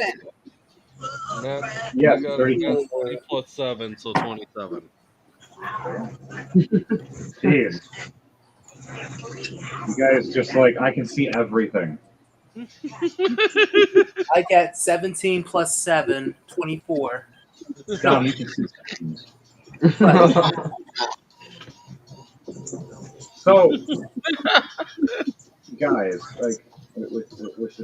what is it? All of you succeed. And what about Eli? Sweet, I'm safe. 16 plus what? What is my perception normally? I missed something. Did they change things again?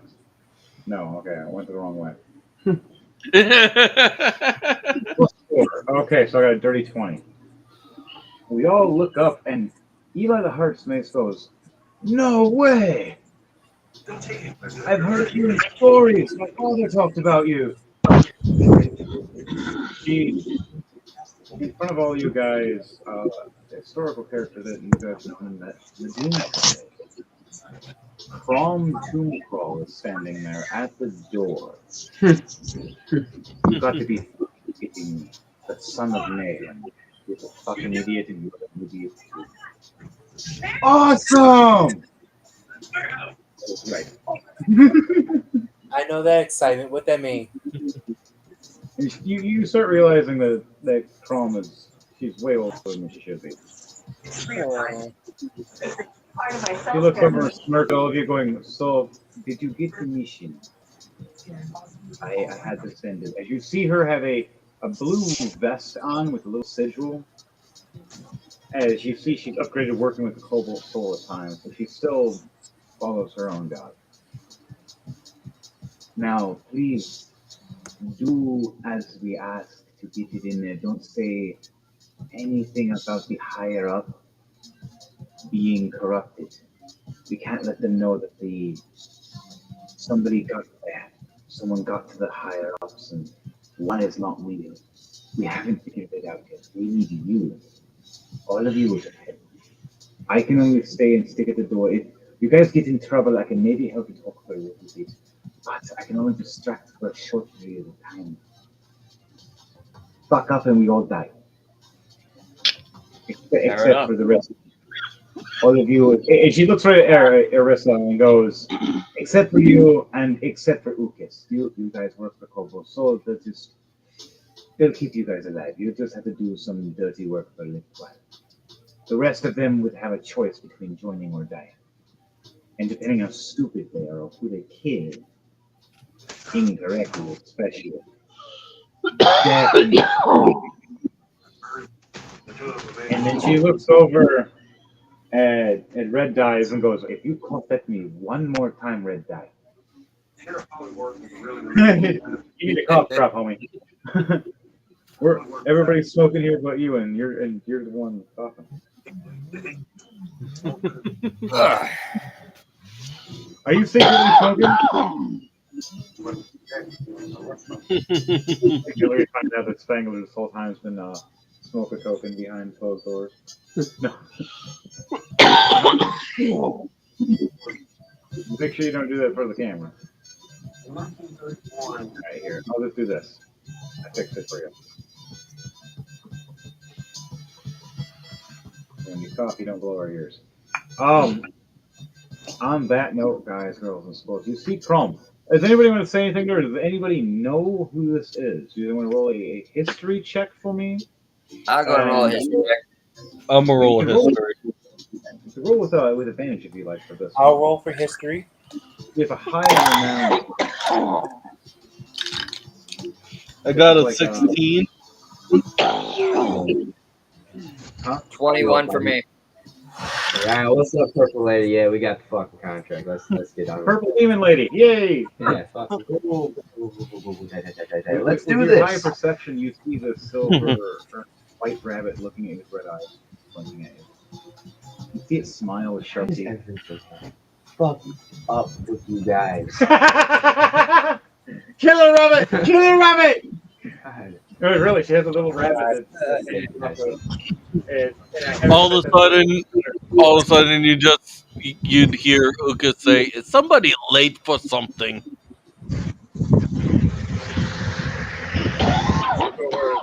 Eli goes, the new guy who wants to get done. And everybody else, did you roll your guys' history check? Yeah, I rolled got a a 21 altogether. All right. 17. Danielle, what'd you roll? Tom, what'd you roll? I said 17. Yeah, that's Danielle. 9 plus 7, 16. 11 plus 2, 13. All right.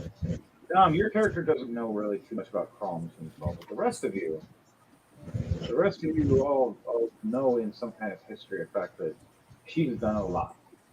She's not no stealthy person or no assassin, but she gets the job done, and we don't know how she survives. And she carries this strange rabbit of death. It's weird. She goes, listen here. No one knows except the one higher up. The only higher up gave us this mission. I trust her.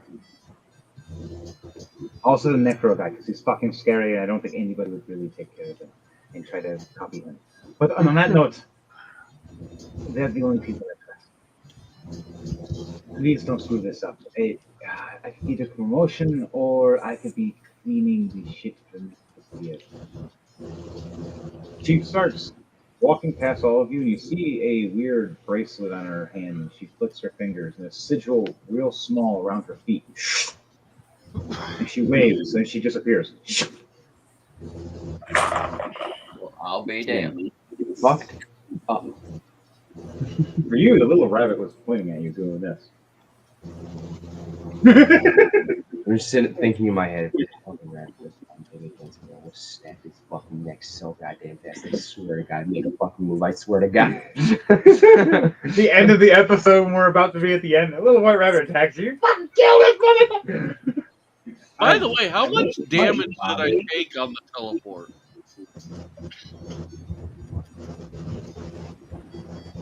20. Heavy 20 damage. That's bigger than mine. Well, he got the nat one heavy flying missile into all of us. Not only did we crash, he smashed us as we crashed, fucking us all up on top of that. If I'm going down, I'm taking you all with me. Yeah, if I'm going down, I'm taking you all with me. It was Ukas right there. Go, fuck! Everybody got that stuff. You guys are wild. Now, the door, she gave you a key to Danielle, Arissa. Do you want to open the door and head everybody in? And is everybody ready? Do you guys go? I thought we're about to walk in the door of the. Ready or not, let's go. Hang on, before we walk in, make sure no one decides to trip over anything. Well, some are going to infiltrate you. If you don't mask many faces, you can disappear if you need to. If you have any of these spells. Fall on any faces for anything Go again. invisible. You don't need If no the second you no walk in, there's people talking. hands. After people talk to you, they're going to be talking only to Kobold Soul people. They're going to, and we're going to have them try to convince them that you are bringing in guests. These guests are working with you, and whatever you guys screw up on is under their name. Remember, this is the reputation of these certain people's Kobold Soul reps, so don't ruin Danielle's or Devante's rep. They might assassinate you. I didn't realize rogues had this ability, but after like an 11th level, any skills they're proficient in, if All it's right. a 9 or below, they can treat as a 10. What dice are we rolling? All right, this is going to be first a. Yes. Kevin, read the private chat, please. All right, guys. Anybody doing anything to themselves before we walk in the door? Is there? Yeah, I'm going to. I have this spell finally since I took one class in sorcery. I'm going to cast Disguise Self, and I'm going to try and look like Crom.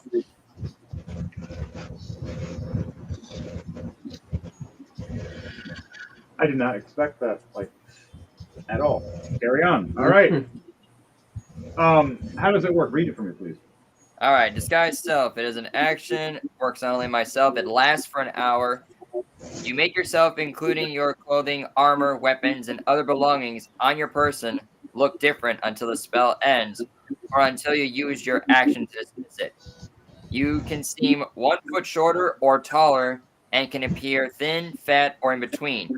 You can't change your body type, so you must adapt to the form that has the same basic arrangements of limbs.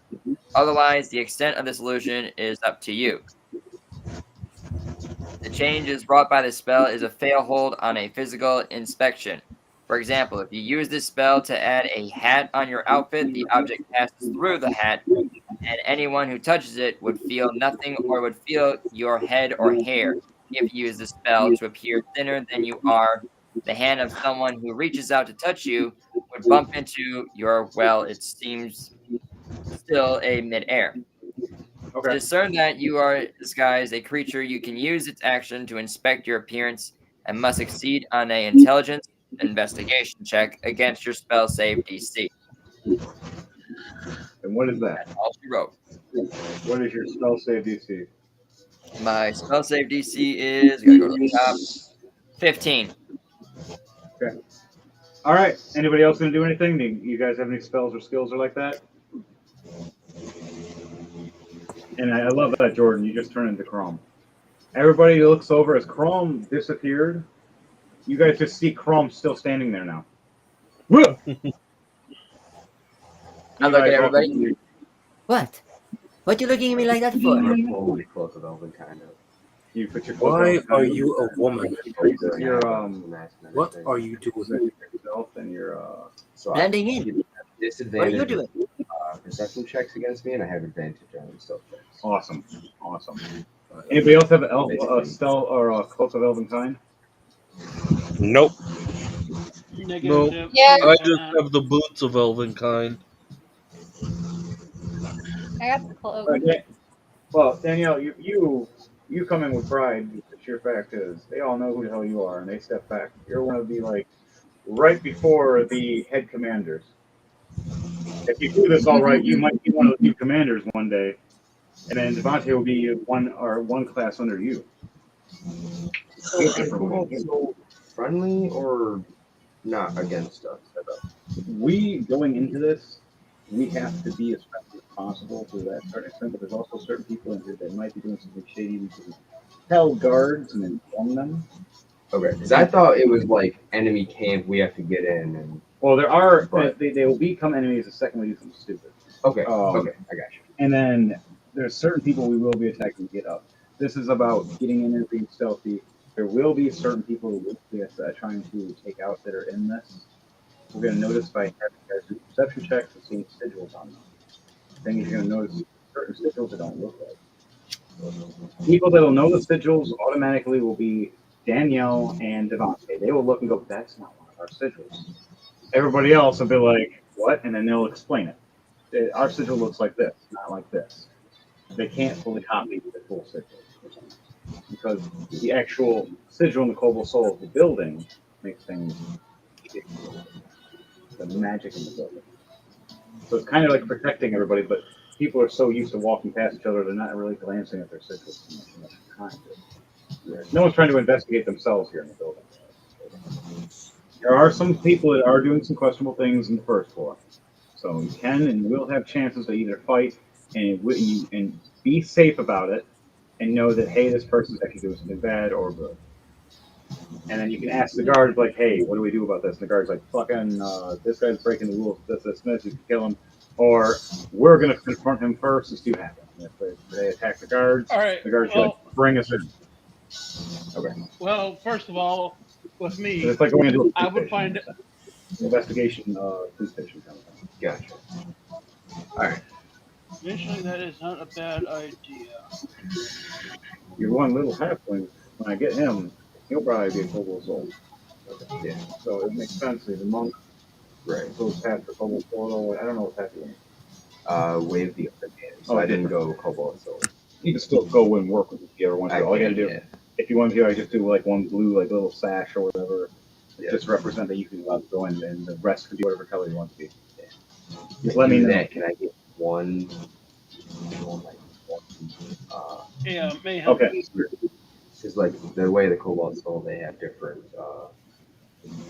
I'm gonna find out what's going on. I'm gonna ask the guards what's going on. And I was wondering, you know, the way the Cobalt Soul, they have whatever I want to be able to train with them. We'll get that ability. We'll get that chance if when we get those back to those characters last story. There's definitely something I could do with that. Politics story. It's just find this nerd cluster and they just have to tell you the truth. I like that. All right, now Kevin, what was that you were saying? Well, since my name was a little bit mentioned, and you mentioned about those guards and that character I got to battle with, it got to be make my decision wisely. I would ask the guards first of what's up with that person before I make my decision. I would ask the guards what's up with that person and if they need to be killed, knocked out, or what. I try my best Crom impersonation. No, no, no, no. There will be no killing. We are not killing anyone except for the target. When we find the target, we meet up and then we go and do the deed. But for now, no killing. I cannot I kill you. walk in. I start growling because I smell another changeling shifter in the room among us. How that has to happen is you have to roll perception checks to try to sniff and look for me first, and then from that roll, I'll let you know what happens. And I'll let you know what kind of scent you smell, if it's going to be a big linger or a small linger or not. So roll a perception check for me with advantage because you're using your wolf nose for Fenrir. And right after that, I'll let you guys know what's going to happen. All right, what'd you roll, Daniel? 20 plus 6 advantage. 26. I rolled a nat 20 and my perception was a plus 6. So you sit there and you sniff an ear right when you walk in with everybody else.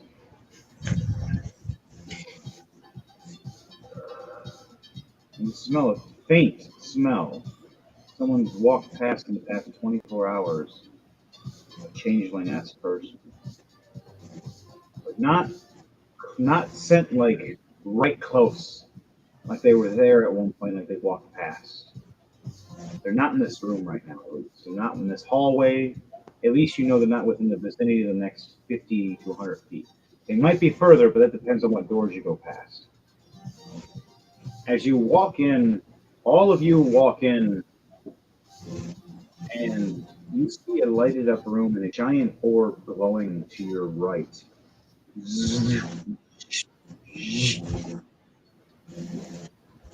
Looking like it's different solar systems changing every time it spirals around. You see some guards looking at paperwork. All right, get in, you. All right, you, fuck off. You, cool. Chrome, didn't you just in here a bit ago? What the, you and, Irisa. Oh, shit. Hi, madam. And, Ukis. Hi, Ukis. Who the fuck are your Brady Bunch? Oh, these are new members that want to join in a Cobalt Soul, but I had to first show them the sign-up board, but I don't think this is where we are to sign up. Is it not? I thought it was. No, fuck face. No. Come. I mean, sorry. You know your name. The second floor we have to get through. You have to get to the next room of that one. We have to go through the whole way down the lift. But you have a sign-in sheet right here. It's as you look and you see this bald, pale man with a red beard, tall, the big hammer and shield, and he just hands this little sign-in sheet that looks so small to his hand. Just sign in here, everybody. The whole 8 of you. As the other Cobalt Souls walk up, Glitch. Who the fuck? It's Chrome and her crew, you. And he shoves the motherfucker away. You don't have to sign anything. Get the fuck. Go! He grabs his 3 section staff and just whips him for a second and just cracks him against the wall. Like, you know who the fuck the leader is. Fuck off. He said, sorry, such a paperwork. I don't want paperwork. Results. Why you're fucking down here, not up there, dickhead. I came down here to You check ready, man? You want results? No paperwork, so we will go now. what fucking Crom said. I love this.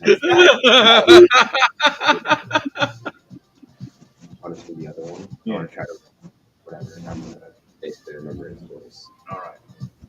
You notice that his voice is rough and angry, and he has this little bit of slang of just anger all the time. He's always pissed the fuck off. He's always left doing all the dirty work and all the final fucking paperwork. That's why he fucking hates paperwork. Usually at the end of the night. Fucking paperwork. Fuck this shit. Everybody fucking leaves early. Just want to play my music and beat someone's ass. As the other, It's like a hell of a Friday night. right, the other kobold soul stands there silently with his two swords. All right, cool. Cleric, what did you where do you want to be? Any of you guys going to say anything to any of these kobold soul guys that are just standing here? They're starting to have a discussion. They're starting to open the way for you to walk through. There's a path to your front of you, and there's a path to your right into a room, and then there's a path to your far right down the corridor where there may be other special gifts or items or people to talk to. You guys want to get people in your favor as well. You have discussions, talking, whatever you need to do. Some people are trying to be stealthy and trying to head a different direction. Let the other guys know right now before we head forward. If you want to make a little stealth group, like if it's a little hidden, like 2 or 3 of you go off to a different area while the rest go and distract doing another thing. Remember, I was thinking of being a bit stealthy. Yeah, what? I was thinking of doing more stealth stuff. All right, so Devontae, do you want to do more stealth? All right, and I'll be doing stealth also. Danielle, you can lead the rest of the guys while Devontae will lead the stealthy people down off into the head of the corridor. Danielle, you can take the rest of the people to the right if you like, and find out what's going on in either one of those rooms. Nice. 19 plus 7, so 26 for my stealth. 26 for stealth. I want you to roll stealth too, please. Everybody for the stealth team, roll stealth for me, and then I want everybody to roll a turn of initiative for movements and what you're doing. All right. A 20 plus 7, 27. 25. Okay. Dom, are you stealthy at all?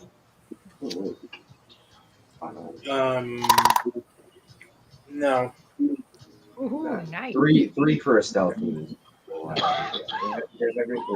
All right, so we have Fenrir, we have Ukas, and we have Renzo. You three are going to be the stealth trio heading forward. The rest of the team are going to explore to the right and the far right rooms. What are you guys going to do in that? Or we're going to have everybody roll initiative in a sense for turn-based. See who's doing what and go from there. So everybody roll initiative and let me know. My initiative. I had a 20 plus 7, 27. Yeah. 17 23 altogether for Leiden.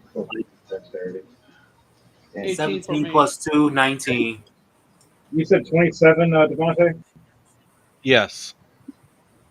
And what was your Jordan? 18, 19, 20, 21, 22, 23. 23 for me. 23. What was 18 yours, plus Dom? 5. 17 plus 2, 19. 19. What was yours, Danielle?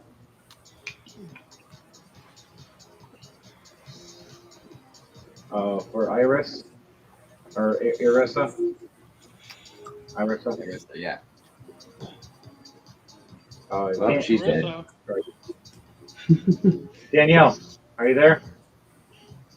Did you mute yourself again? She might be on a D&D page. We'll get back to her. I wrote At 20? Yes, Danielle. Yeah. Well, what's your initiative? Oh, give me a second. No, she was sleeping. You fell asleep? Yeah. all that Okay. money goes. All right. I got tired. Right. So bouncing back and forth. Yeah, you can roll your initiative. Kevin, what was your initiative? 18. 18. Yep. And Daniel, what was yours? Fenrir. 26. 26. Oh, you got a high dexterity too. And what was yours, Danielle? Bullshit. 3 plus 1. Wow, 4. She got the worst of all of you guys. What did I get? What's my initiative? I got a +3. Wow, a 3 plus 1. I got a 4 as well. This is horrible. We both got a 4. So I got to do rollies. Danielle, roll a d20 for me and let me know your d20. I got a nat 20. Now I got a nat 20. Why couldn't I count that 20? I'm first to go last. What'd you roll? 6. Oh yeah, You're dead last. I am second from last. This is hilarious. So Jordan, aka Tom, is in here. First person though is Devontae. You are first in this.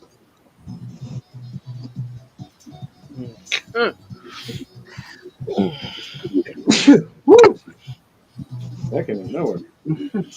All right, so he got knocked over here, talking in the corner. Glitch over here, yelling at him. So you This said the guy. stealth group is going straight, right? Yep. So that is you right here. You're going under, depending on what your speed is, or you're going over.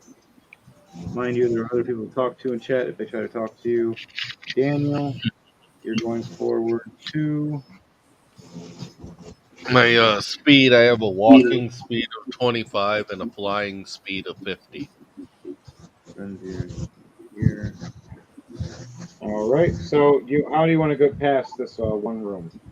How do you want to go past? It's like a kind of like an overpass hallway or a giant light above your head. And there's a woman with a bow and arrow with her animal over it, looking around and just kind of spotting around. Yeah, up in the hole. Yeah, let's see. I'm gonna go on. I'm gonna go underneath. All right. 20. Takes 25 feet to get under. Okay, that's all my feet then. All right, so you get to hear. Roll a perception check for me while you're doing that. Perception, you said? Yes, as you walk through, and these beams of light start going. 18 plus 7. Nice. So 25. Okay, so you walk forward, have your wings down, covering over you, kind of like a shield. You look down at the floor and you see the light pass, and you look up and you see the light get brighter. And as you see numerous tendrils and eyeballs with lights beaming down, going. As you guys see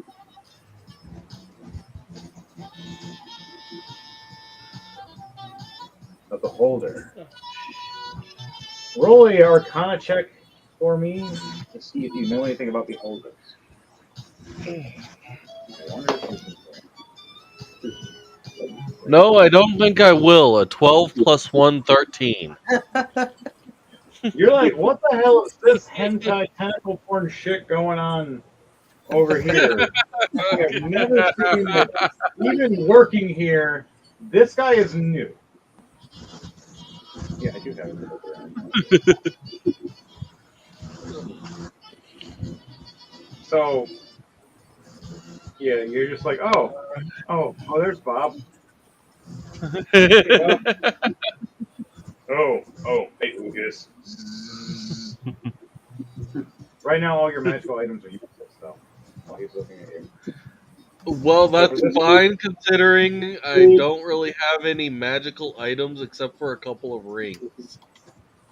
Oh, okay. Well, your rings are just completely inert for right now. There's walls on them? Yes. All magical items you can't cast spells when he's that's right there. You kind of just screwed when the beholder looks at you. You have to get out of the gate.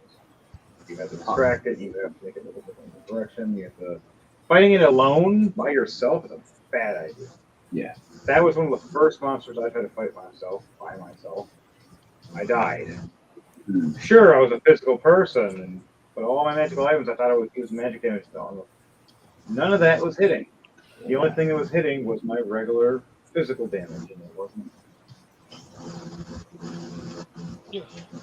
By the time I read it and realized it was good. So, you see as beholder. Is there anything else you want to do or say before you end your turn?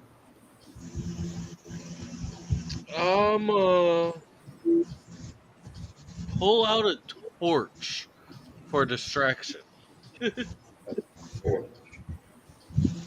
Right, he's going to light this torch and just hold it up. Yep.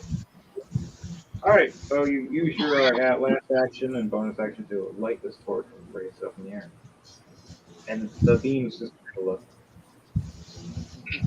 They look at you and they keep looking back and forth. Yeah, and that's about it. Do you end your turn? Yeah.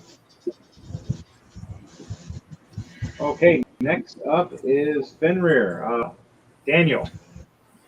Yeah. It is your turn, my friend. What's that? I decide to. What ways can I get around that doorway? You have to go under the passageway where Devontae went.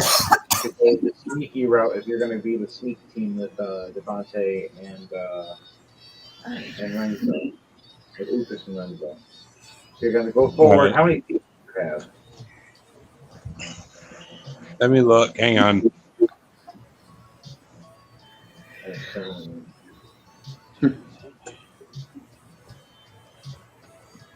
Oh, he's salty. It's very, very tough. Had that down. Yeah. Yep.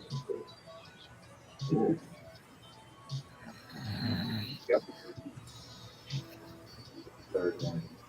Only sat there that whole time. Dick! And love it. What are the odds, too? I'm sitting there starting at the very bottom and going all the way through. I went through like 40 cards. I'm like, I haven't got to it yet. What are the odds? It's like one of the first ones up top. I got 40 feet walking speed. 30 feet. Okay, so you can make it past Devontae by 5 feet. All right. All right, while you're doing that, roll a perception check for me while you're walking. He is the guy with 2 apples. So are these stairs or like I assume this is like a fire pit, like you can go through it. You can't go through it. So we're trying to get around enough? Yep, there's different doors go upstairs, and then there's a portal way to get through that way, and there's a doorway up this way. And then there's this way to go through for different rooms, investigating and understanding stuff and different people. Knowing who's on the right side and who's against. 17 plus 6. You get to hear. All right, you walk up and you see these white beams hitting you. They're not hurting you. They're just, these eyeballs are looking at you. And you look up and you see this beholder. All right.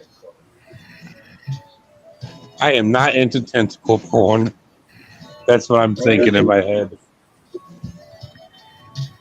It says eye rays. The beholder shoots 3 of its following magic eye rays at random. Reroll a duplicate, choosing one of the 3 targets it sees within 120 feet. All right, guys. I'm kind of getting a little bit starting to feel the disease coming on me, so I'm gonna bounce. Okay. No energy drinks for you? Oh, trust me, I got my drinks today. Right now, it's just I'm starting to feel the crash right now. All right, man. Well, have a good one. Have a good night. And have a rolling to die. What do you want to say before you end the night, then, for yourself? Well, it was It was crazy. It was chaotic. It was fun. So I can't wait for the next one. All right, cool. All right. See you guys next time. See ya.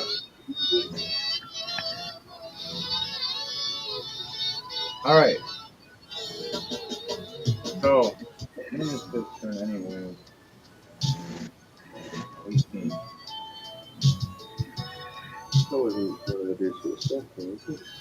No, he is not one of the people for the stealth team. The other person for the stealth team was you. I have 45 people. All right, and now that he left and everything, we're gonna have it so his character is gonna look around, going, "I'm not really stealthy," and he just starts stepping back to the main door, and he opens the door and just slides out. You see the real Chrome Tomb Crawl's arm reach out and pull him through the door, and here goes, "Don't hit me! Please don't! Oh, you son of a ah!" I will teleport you back to your base after I beat the shit out of you and heal you and beat the shit out of you and heal you again. Then I'm gonna beat the shit out of you one more time and not heal you. What? There when Red dies. Dip Chrome was pissed off and was like, "You failed the mission." He was. No, that's Jordan that shapeshifted. Trying to remember which one he was.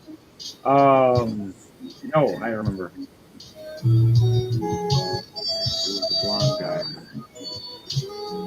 Alright, one less to worry about. Cool. Alright, guys. The next person's turn after this is Daniel. So sorry, Daniel, you made it clear. What are you going to do in this moment, Daniel, before you end your turn? And after that, it is Jordan. I tried to deceive them to make them think I belonged. Well, there's different ways you can do that. Let me give you some pointers real quickly, just in case, because you're still kind of new to us. You can, hey, buddy with Ukas. He's your buddy. Hey, man, what up? Thank you for bringing me here to look around. Or you can try to act like you're new here, but you don't have a sigil yet, or a coat. The only thing you got was a letter. Being asked to come. Unless you want to reveal that. I'm new. I'm just trying to find the. Go ahead.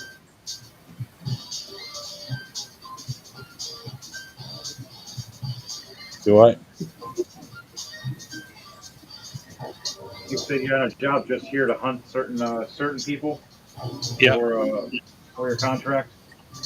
Roll a persuasion check for me because you're not trying to deceive them. You're trying to persuade them, it seems.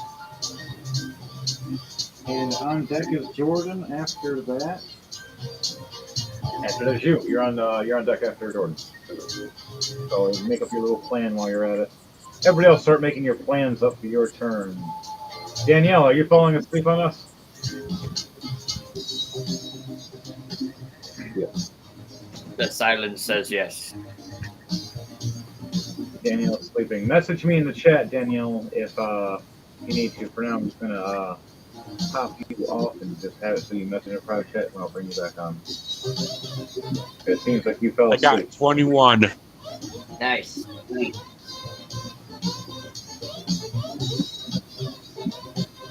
All right. You said 21? Yep. Okay.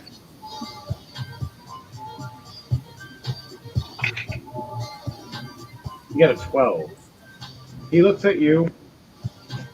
All the eyes beam down at you and stop beaming at the torch that Devante is waving. He blinks a few times, and the elf and the sniper elf look over and nudge. I believe him. Yeah, I believe him too. See, pretty legit. He's a hunter. Do you have any history of being renowned, or any what is your are you known for being a folk hero or anything? I'm known for getting the job done quick, fast, and efficient with no mistakes. All right, so you have a renown known for getting the job done and always being the person that just I dot my I's and cross my T's and I always deliver. Cool, I'll do the jobs no one else will take. Yeah. They nod. They allow you to pass. But your turn is done now, though, okay? Jordan. Yes. Your turn. All right. disguised as Chrome. I'm going to find the nearest member of the Cobalt Soul and try to spark up a conversation with them. You walk up next to Glitch after he was reaming one of the men to go on a guard duty. As he goes Perfect. outside, That's the man I wanted to speak with. stupid fucking idiot, that dumb mother. I will beat the shit out of that man and the Chrome. The fuck Yes. you want? Ho, what up? I was just coming by to ask you about how the new members of the Cobalt Soul have been. How's their training been going? Have they improved or have they been slacking? Weak little bitch. 3 words. He just looks at you with this pissed off look. Why, Crom? Why do you bring me these weaklings? Give me someone stronger. Give me someone tougher. I certainly have tried my best, but I assure you, I will make certain that I bring the next person that'll be a lot stronger. Maybe one of the few members here that I've brought with me. They might be a challenge if you wish to test them out sometime. He looks over and sees a few other characters that are unique. Smiles, smirks, and goes, "They might do. I'll talk to him. Wonderful. That's You want to great news. investigate around me?" He whispers in your ear, though. Come here closer. And he gets in your ear. I have a wizard friend and a couple other people in another room. He's been warning me. The other 3 are trying to make a death bomb. He's been trying to dispel it. Ooh, And that they're not sounds allowing it. This next That's room, very you dangerous. edge over. I'm not allowed to investigate it right now because I have too many on my plate. But you slides you a paper. If it's true, this bounty. You got I'll go and my open the paper. permission. He turns and walks away from me right after. All right. I'm going to open up the paper and look at it. All right, you read of a blonde elf, a blonde foot soldier man that follows her at every whim, and this dragonborn. Right here. In this room. All right. So, and you read that there's an owl friend that's been trying to help and fix things the correct way, trying to make the death bomb thing not actually go off, and asking for help. We're trying to be discreet about it, at least trying to get them to admit it while he's in the room. Okay. I'll go and close that paper and I'll proceed to walk my way in that direction. Now you're in the room. Anybody? Who else is with us? Danielle's right here. I'll have her follow behind you. All right. Sorry for the slowness. No, you're good. All right. You're on deck after this. And then after this.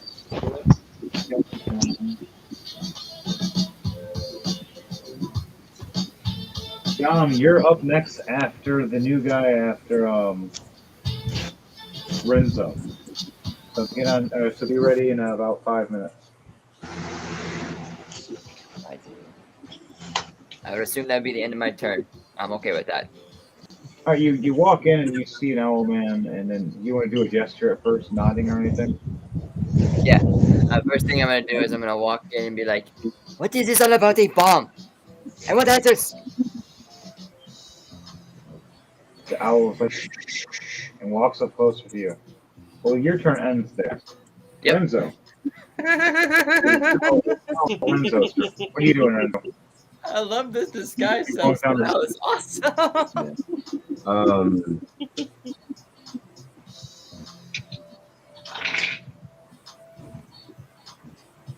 Do I have enough to try to get out of the line of sight under like here or something?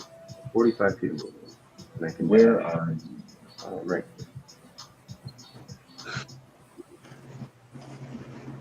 You'll be right at that area. If you dash 90 feet, yes, you can just zip right around. That is technically, it goes around to a corridor in a room. And my actual timers have moved, so the guards are actually moved now. So he's up past this set. This guy's in this room over here now, paying attention. This guard is over here in this room now. And this guard is over here, picking out a giant tree. Alright, so now where are you moving? This guy's actually moving this way. Yeah, I'm gonna go ahead and dash and haul asses. Alright. Roll a stealth check for me. And you're do you have any magical essence trying to make you hidden or anything, or no? If you're running through, there's also there'll be folder beams that will be crossing paths. You have to dodge a few of them. Yeah, I have the cloak of open time. So alright, that's gonna help you. So like there's a disadvantage to me. Yeah, and an advantage to you. So I take a 7 instead of a 16. What is the holder's perception? I don't think you're being 30. No, I am no. Yeah, no. I rolled a 15 with a plus 15. That's 7 plus. No, I failed this time. You just and these beams just and you just slide through them all and just dip. Do you need some coffee or anything?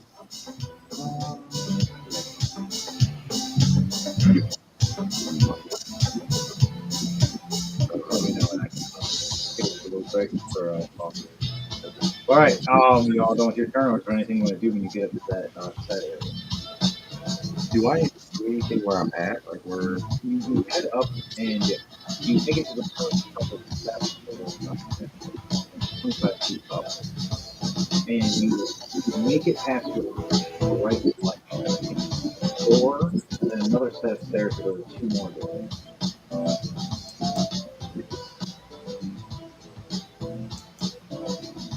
And you also see this man with a guard. She's did she move as well in the timer? She's been standing there waiting. She's standing there. Yeah.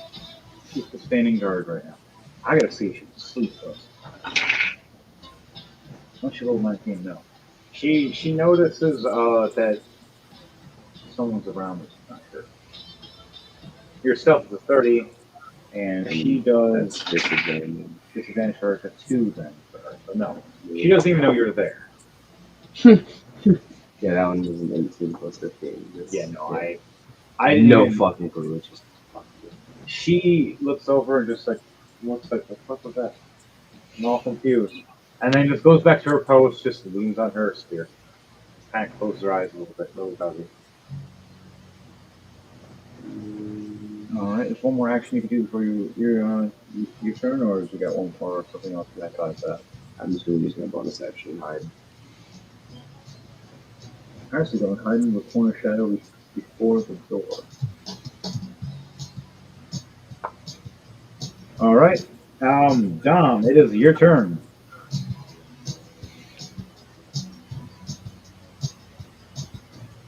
Dom the Sage. Can you hear me, Dom? Are you out, Dom? Everybody's dropping. Holy shit. Another one bites the dust. And another one does. And another one does. Dom fell asleep on us. Hey, wake the fuck up. Dom! No, you're good. Dom, you're out. You passed out. That's perfectly fine. We'll have your character just chill in the back and just sit in the stairway at first and look around and try to maybe talk with these of their mobile souls. We'll have you walk up 5 feet and talk with them. You get a nat 1. You look awkwardly as you try to talk, sweating. As they kind of look at you, point at the door. Dom kind of just moves towards the door and just hangs up. There's your NPC. I'll NPC you guys more later. Not everybody else kind of gets you guys going. At least makes you guys have your moves faster.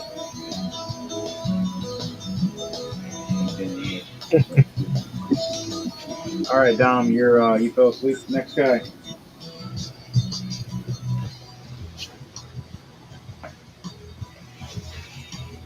Hey, it's me. Wow. Because Danielle is out, so we'll have Danielle move her character. She follows behind Crom, trying to guide and help you out. Eli is going to go this way. He's going to go try to help out Jordan. And he'll chill back and go and talk to the little goblin guy. You made it up that way. You're over there. You're over there. All right, goes back to the top, guys. And timer has to shift again. Back to the top is 27. It is Devante. Ukas is up. So it's not looking at me anymore, right? No. I'm gonna move forward a bit more then. All right, you got 45 feet or 40 feet, you said? 25. 25 feet. He gets there. Flying, he's ace, but walking, a little bit. I get you on that one, though. All right. He is going to head over here. I mean, it makes sense. He is a bird. Bird, bird, bird. Bird is the word, and the bird, bird.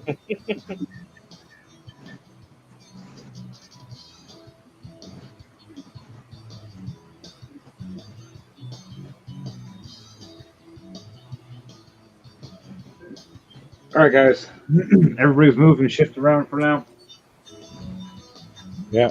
What are you doing next besides standing there? Are you going to try to hide, or are you going to just try to stand there and just chill and wait for? Or are you going to double your movement by dashing? Or are you going to double your movement by dashing?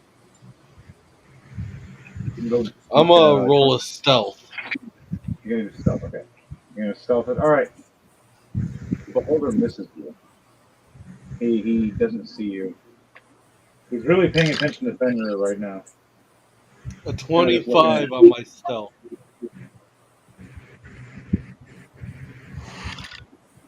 25. All right. They definitely don't see you either. Very sneaky. All right, next. All right, Daniel, it's your turn.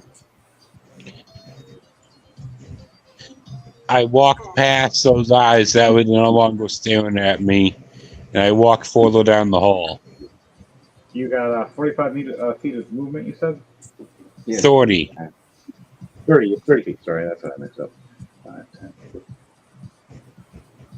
You get about here. Right behind this guard, walking past.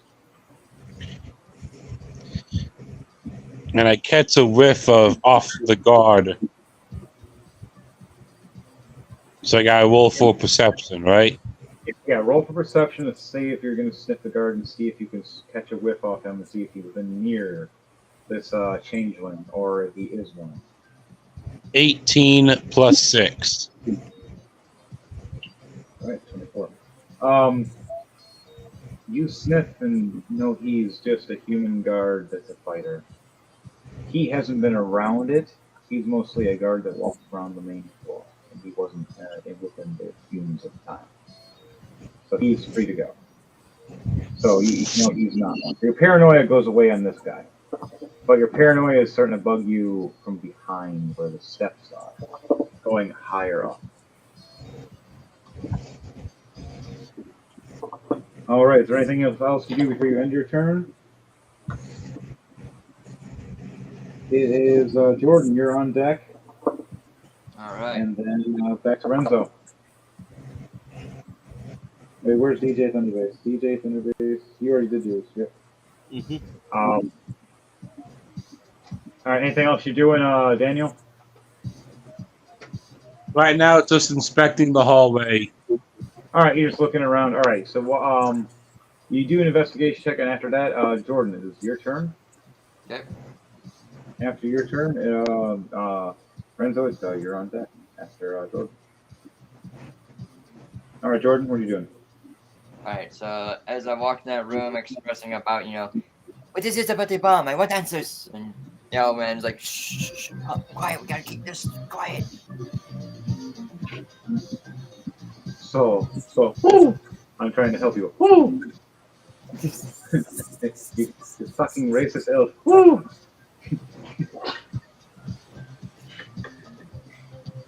She hates me. She hates a lot of us.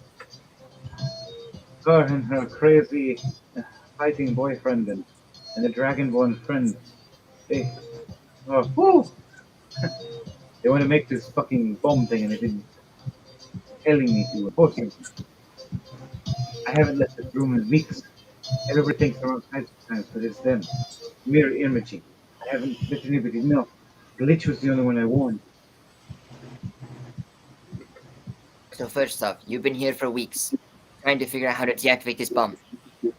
And you have not found a way to do so? No. I'm almost there. But every time I try the final spell, I get dispelled. What kind of spells have you been working with? Dunamancy. Do you know Dunamancy at all? I don't know. Should I roll for its Arcana check? Maybe roll for a Arcana check and let me know. Oh god, this is gonna be bad. This is gonna be bad. What's my Arcana? Only a +2. Oh dear. Okay, that's a 12 altogether. You have no idea Duna what now? Duna who? And then he looks over going, at least I know you're the real Chrome. She doesn't know anything. How long has she been in this room for? A couple weeks now, maybe a month. A month. You there, elf lady. What is your name again? I come in and out every so often and I forget people's names. The blonde lady? Yeah. About 20 feet ahead of you? Yes. As you start walking up. Are you talking about me, darling? And you yes, are... I'm talking about you. I am Cassandra Gray. Cassandra Gray, okay. You've been trying to figure out how this bomb, try and do it in a hush voice so I don't explode with rage. This bomb is going to go off and you're trying to find a way to prevent the bomb. Yes. She shifts her eyes. Prevent off. You want to do an insight check, or you just want to let that? Yeah, I'll do an insight check.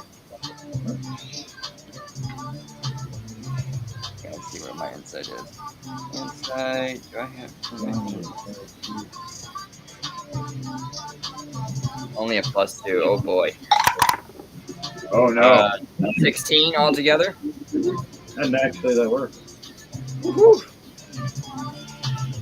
You realize that she wants to destroy people instead. She wants to what now? She wants that thing to go off in this building tonight.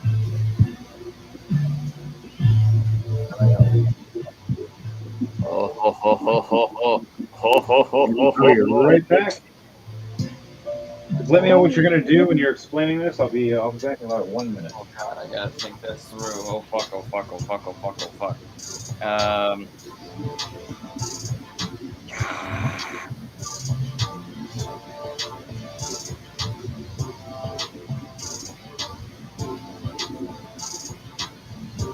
Can I use this spell? Oh, it's 120 feet, but damn it, no, DJ, are you anywhere near where Disguised Crom is at? No. Oh, so I'm not even in your sight. No, I went a different direction. Ah, oh man. Shit, I have to have you in my sights basically before I can cast the spell on. Ah. Damn it!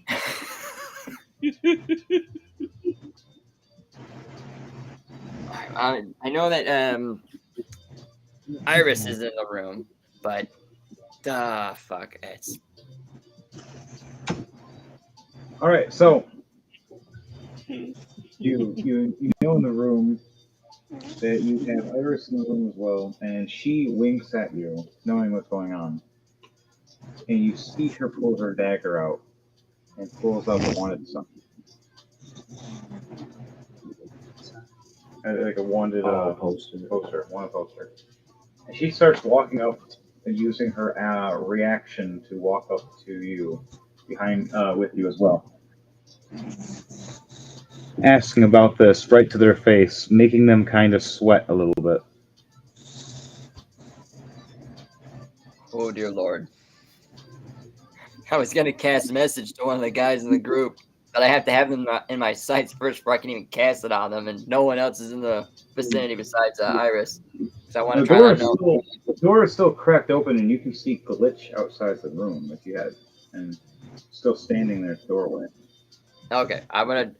This is gonna be weird. Okay, I'm not even gonna use Crom's voice. I'm just gonna use my own voice through my mindset. I'm just gonna say, the elf is trying to blow up the building.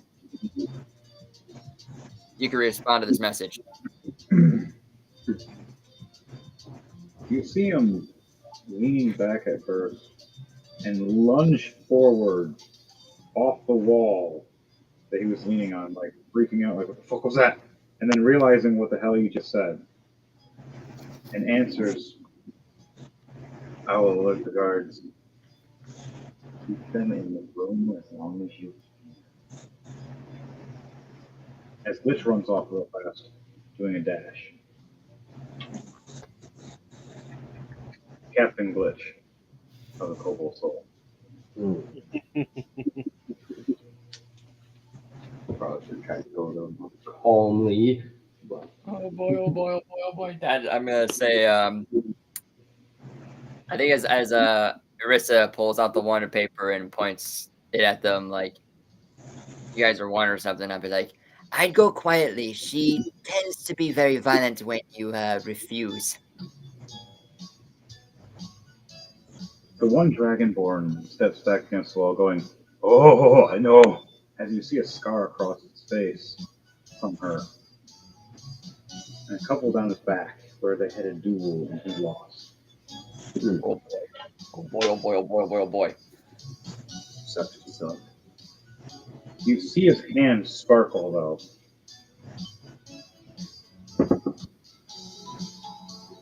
And he casts magic missiles at 4th level, firing 6 of these little guys at you. All right, go for it.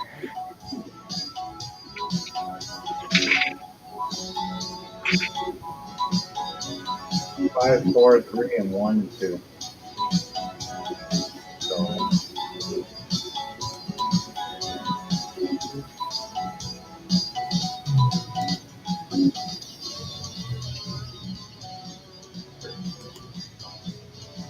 That's 15 points of damage I'm taking, basically. Yep. So you take that damage. That's fine. That's okay. You're able to keep your form while you're taking damage, right? Yep, I'm able to keep the form.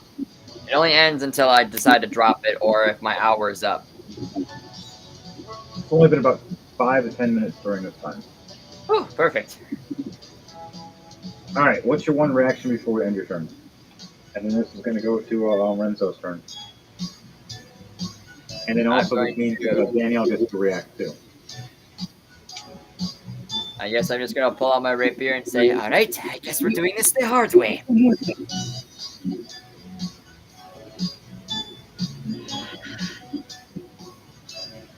Okay, you're going to do one attack?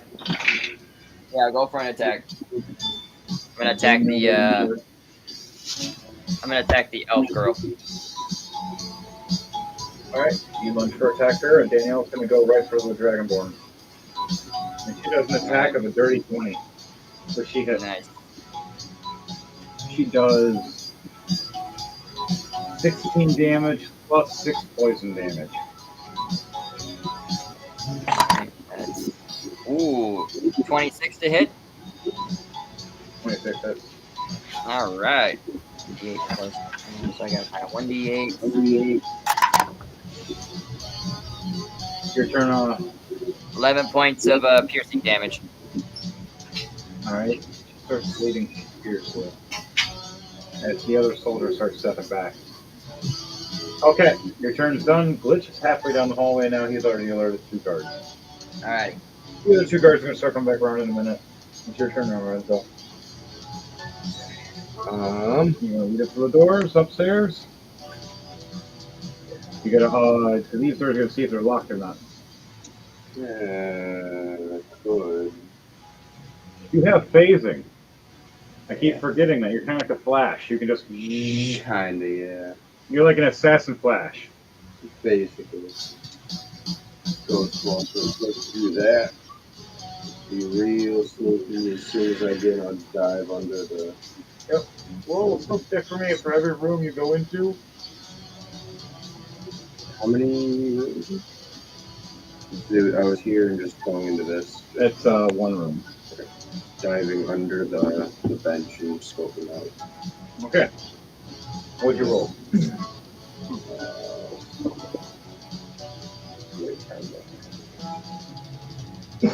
You should have advantage. Dom, you're up next. Damn it, Dom. Never mind. It's 25. 25, yeah, you stayed really disappeared. Alright, we got Jordan, we got Devontae, we got you, we got me. Then I want to see. Daniel's up next. I want to see who's around.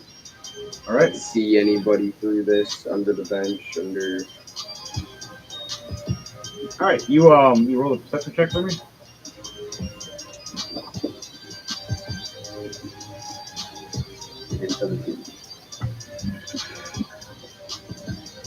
You see a guard sitting at one of the other tables or chairs, sleeping, located post. And across the room, another guard, more paying attention to the treasure chest, and not you. Not paying attention to the door, because the guard at the door is supposed to be guarding, but he is sleeping. You slid right under there, and he doesn't even know you're there. So, depending on the. Can I see his sigil and see if I can. Yeah. It would be a perception check first, and then it would be an investigation. No, it would be a perception, and then it would be Arcana. Okay, 17 for perception. Oh my god, fucking. Minus 1. You got success on your perception, you get advantage on your Arcana. You better just see it. Are you fucking kidding me? Got a worse one? I got 2, but I have a fucking -1 on my Arcana. You got a 1. A dirty Both 1. times. You got a dirty 1 twice. That's fuck. So you look at the sigil and you're like, huh. And then you're trying to remember, which one's which? Fuck. And there's a guy behind you, though. A different sigil. And you want to look at his, to that one, and you'll realize if they're both the same or it's different. Because this guy looks more like an actual soldier. This person looks like they kind of look like it. That's what the character. I'll give you a chance on that one. Okay, I'll do that. No perception. Right, no perception. What was it? The perception? Yeah. 17. You see, this sigil is different than the one you're just looking at. But his is correct if you look at the wall. You look back down and you look back over that viewpoint. It's eyeing the treasure chest. How closer to the treasure chest and unlock it. It's just the 2 guards in the room. Yeah, one is actually not the real guard now, though. You can wake up the other guard and say, hey. Or you can try to poke this person by yourself. I'm gonna wake him up, but I'm gonna put my hand over his mouth so it doesn't make any noise. Yeah. The other person that's doing it not. Yeah, basically. So, you roll either persuasion or deception, depending on how you feel. So you're going to say, depending on if you're deceiving or you're perceiving, like, hey, I'm a perception, like, not perception, but persuasion. Yeah, persuasion. I'm trying to tell him the truth. And Yeah, like, you're hey, going dude is a 19. It a 19, it's a 16 for perception. 18 because you put your hand over his mouth at first to scare him, but he realized what you were doing. At 19, he calms down, grabs his axe, and nods to you. And you see him pull his dagger and get ready to toss it. I put my hand in front of him. Hold on. And then I go and attack and do a sneak attack. Alright, so you're like, let me get it first hit. Then you come. Yeah.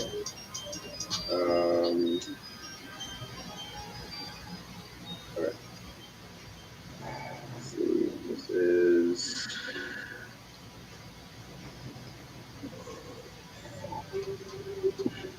Oh, plus 10 to hit. Okay. Roll with advantage if you're rolling and they don't know you're there because it's stealth and roll with 25. So you have advantage with this attack as you're going up behind them on their back. Okay. That is a 24. 24. You needed a 20 to hit, but it was an 18 because of their back. Got it. Okay. So where are you hitting them and attacking them for the stealth attack? It's going to be double damage. Technically quadruple damage. So it's double, and then you're doing a stealth attack on top of a sneak attack. Yeah. So you, well, sneak attack. Yeah. Well, sorry, if you roll the critical, it would have been quadruple. Right. So yeah, no, just double damage. Yeah, taking my short sword and basically shoving it straight in the side of their neck, and between their neck and their shoulder, just. Piercing damage. What kind of knife? It's a short sword. So short sword is it a special short sword, like a magical? It is a short sword of light steel. Ooh, all right. And roll the damage and roll the life steal. Yeah. As you hear him going, I'm gonna get this. I'm gonna. Oh my! What the fuck?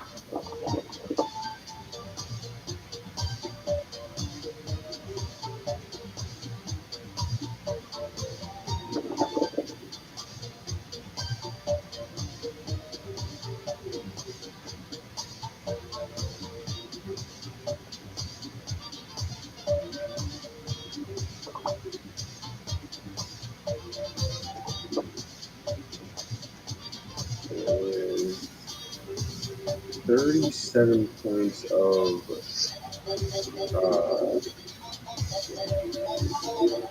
just physical damage, and then. All right, and that's after doubling. That's not after doubling. 37. And then that is 12 points of necrotic.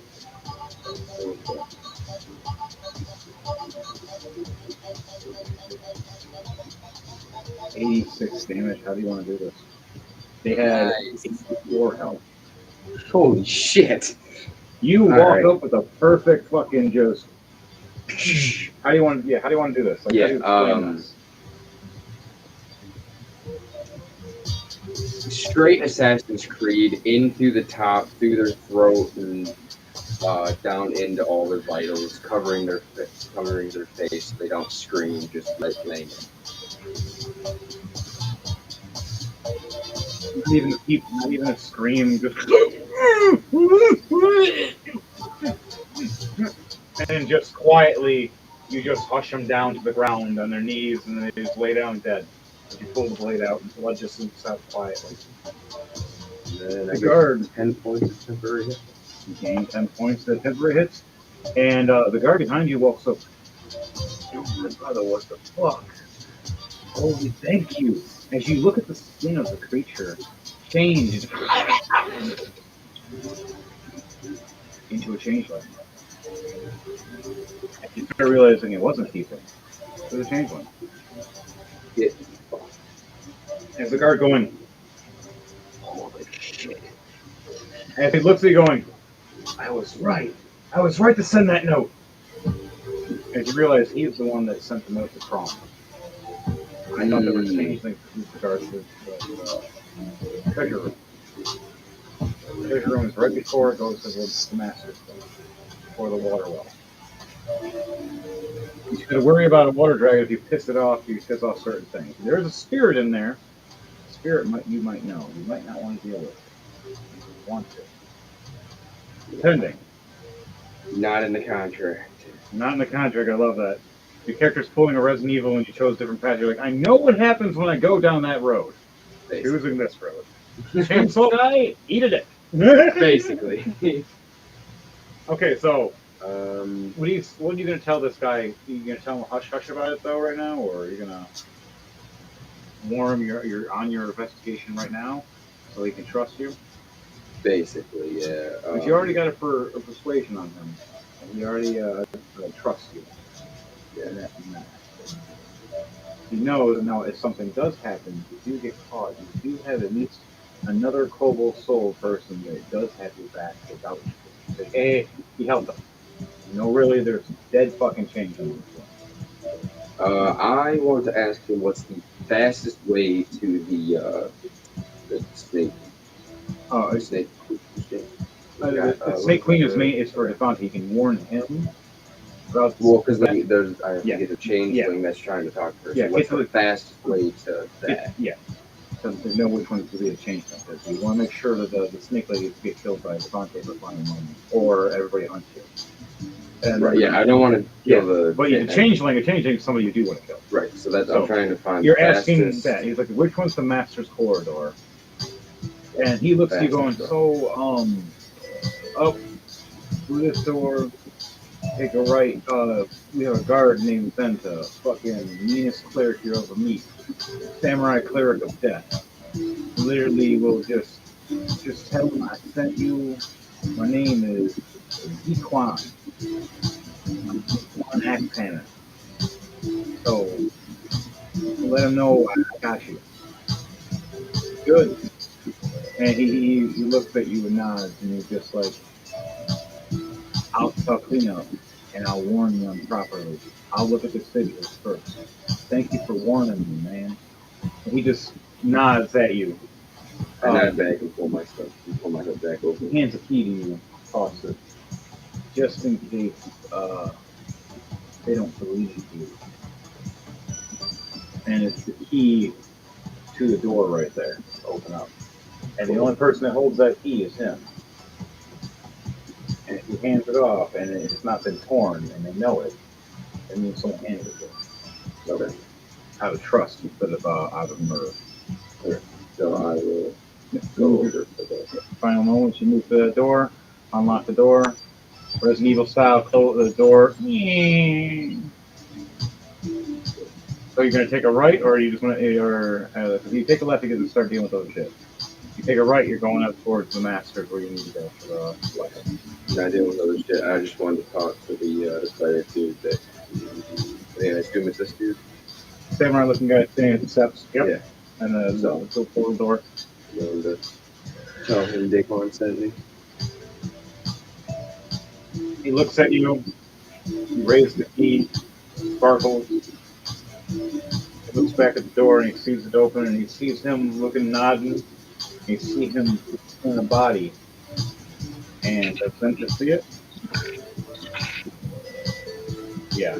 19 plus 11. Dirty 30. He just looks back at you. He nods and he looks back at the door. You see it. A magical green beam sigil around the door. He's spinning and spiraling. And he looks back and he looks at his sword. And you see him go and shift it right at a step in a certain stone. You see the sigil go and the door just start opening. Slowly. Did I come in at a bad time? Holy shit, it's Pando. Insomnia's a bitch. I canceled my plans for tomorrow. I love you. I missed you. I love you and I miss my sleep.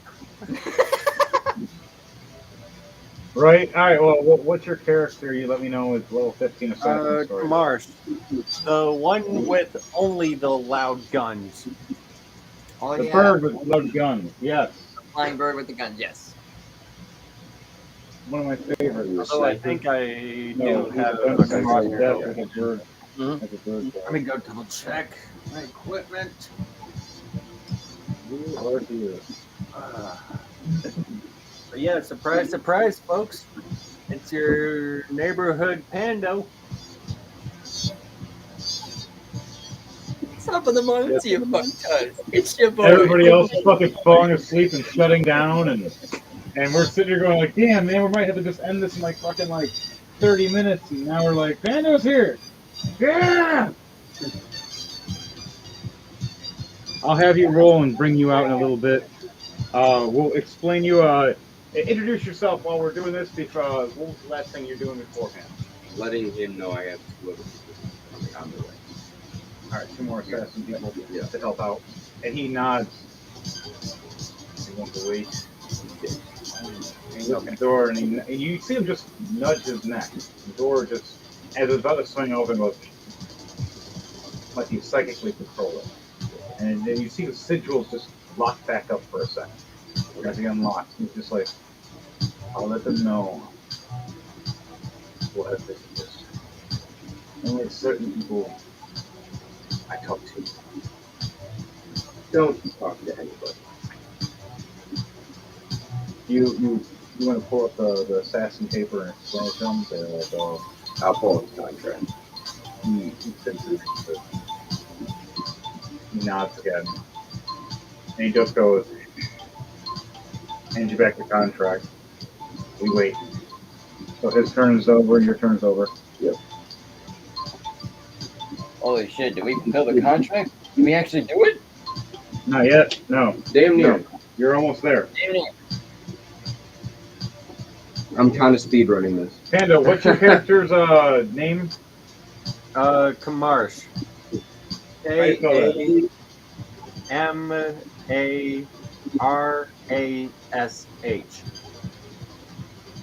The Shamrock Fashion. I am a Arakakra gunslinger. Not exactly built for stealth missions, but I do have a crossbow. Nope.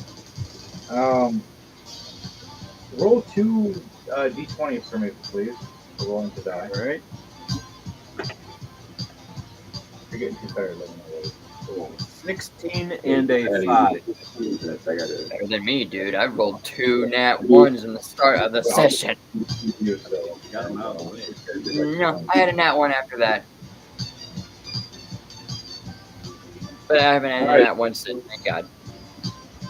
So what'd you roll for your 2d20? 16 and a 5. Okay, and now roll initiative for me, please. Okay. And then after that, I need you to roll a d100. 13 plus 10, 23 for initiative, and D100, 60. 60?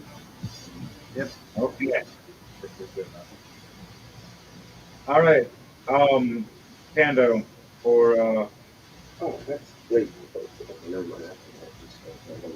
oh, okay. Thanks, good. Yeah, I was playing golf with my cousin. I thought the course was way far up. Like 20 minutes or something. 15 minutes away from that. Like you think it was like an hour? I was thinking like half hour, 45 minutes or whatever, but it's like right there. And it's at 1:30. Wake up, pop an energy drink, and go and so yeah. Hey man, you're definitely welcome to chill. Really, it's fun. All right, Kamars. Hi. Wow. Yeah, Kamars. I don't know how to say your name. I'll ruin everybody's name. Several times. Yeah, I've noticed. I'll get it right sooner or later, but Bird brain. Cam Earth? Kamars. Kamars. Marsh.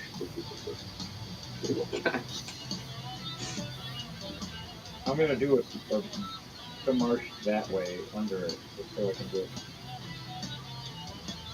All right, Kamar. Um, you're sitting there in the Shadow Blades temple, and you finally fly down into the Sky Temple area of it, where the tower is. You land down in Ukas's room, looking around, going, "The fuck is everybody?"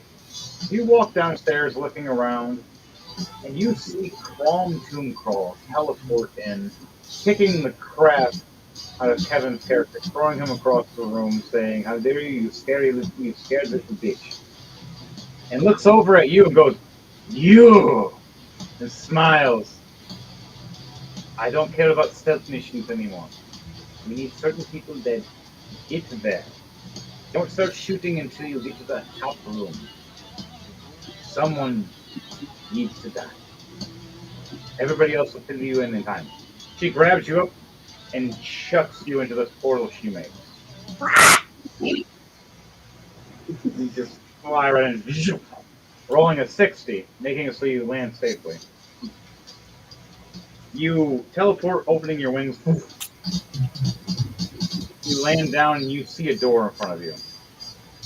And a guard sitting there smoking a questionable herb out of a pipe. And a couple other guards talking, playing rollies. What are you going to do in that moment? You're going to head through the door? You're going to say, "Hey, I'm on business." You pull up a letter that Crom handed you, or no? Sure. Okay. You walk up, you hand this letter and show it. They look at you and they all stay quietly and go, "Shh." They hand you back the letter. They all start looking at each other's sigils. As you start walking in, you hear them go, "Get him!" As you All see right. one of the guards getting their asses beat because their sigils different. And you hear them screaming, changing their voice, and then they die. And it was a pain point. I knew it! I bloody fucking knew it! All right. So, which And we one can't wasn't affected by the make up that sigil? part. That's like in imagination. What was that last part? Am I able to tell who said get him? You just heard it in the background as you walked through the door, opening the door, going into the building.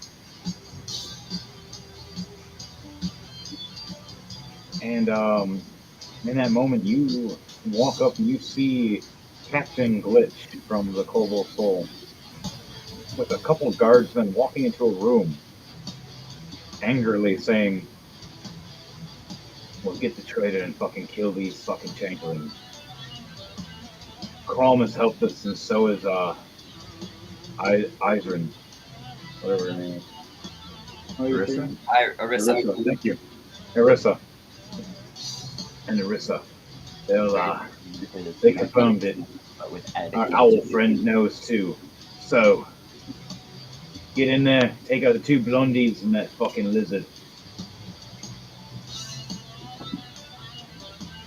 They start walking in. Pando, you are here now. I stepped off and went this way instead. As this is going, this guy headed in. That room. That's where all the commotion for the bomb is. Headed in. He walked up past the owl, chilling with the owl, saying, "Don't worry, got a plan." Also, glitches in that room too.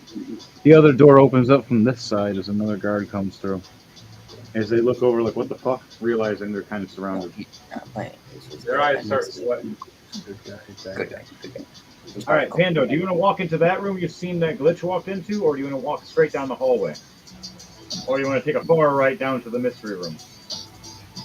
Let me think. All right, while that's going on, Devante, what are you doing? Okay, so you said there's a person right next to me, right? Yes, you have a guard ahead of you that was checked to be clean, but if you check in the other room, there's other people, and then you check ahead of you, there's other people.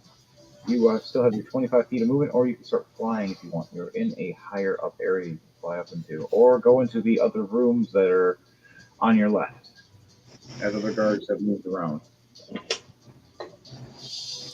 I'm going to move forward more. All right, how many feet? 25 more feet? Yeah. Anything else you're going to go do?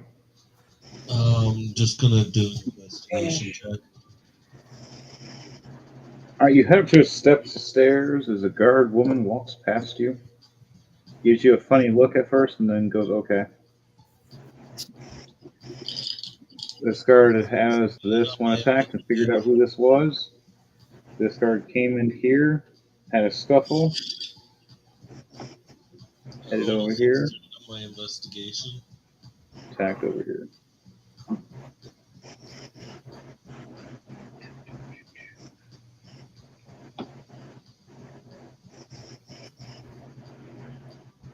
Hey, Henry. Yeah, what up? I'm gonna head straight down the hall.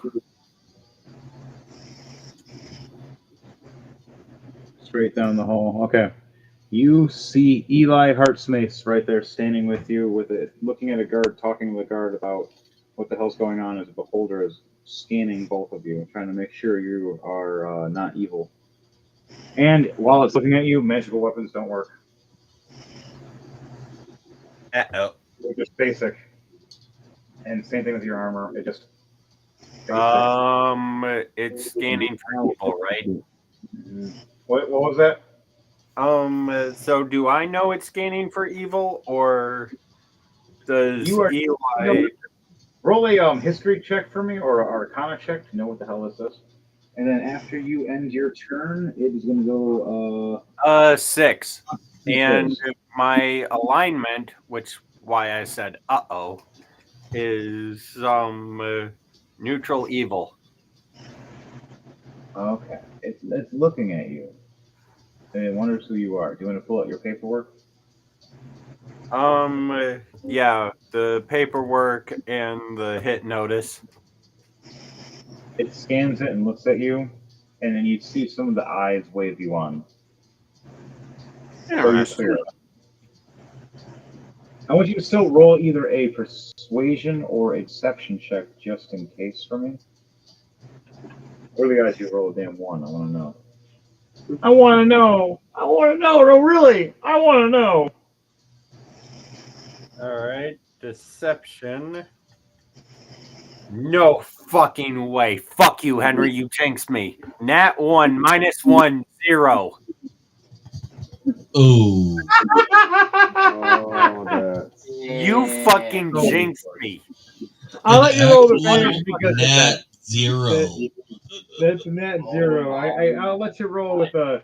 I'll let you roll advantage because that was just ridiculous. Let me roll with the real dice now because roll a real dice.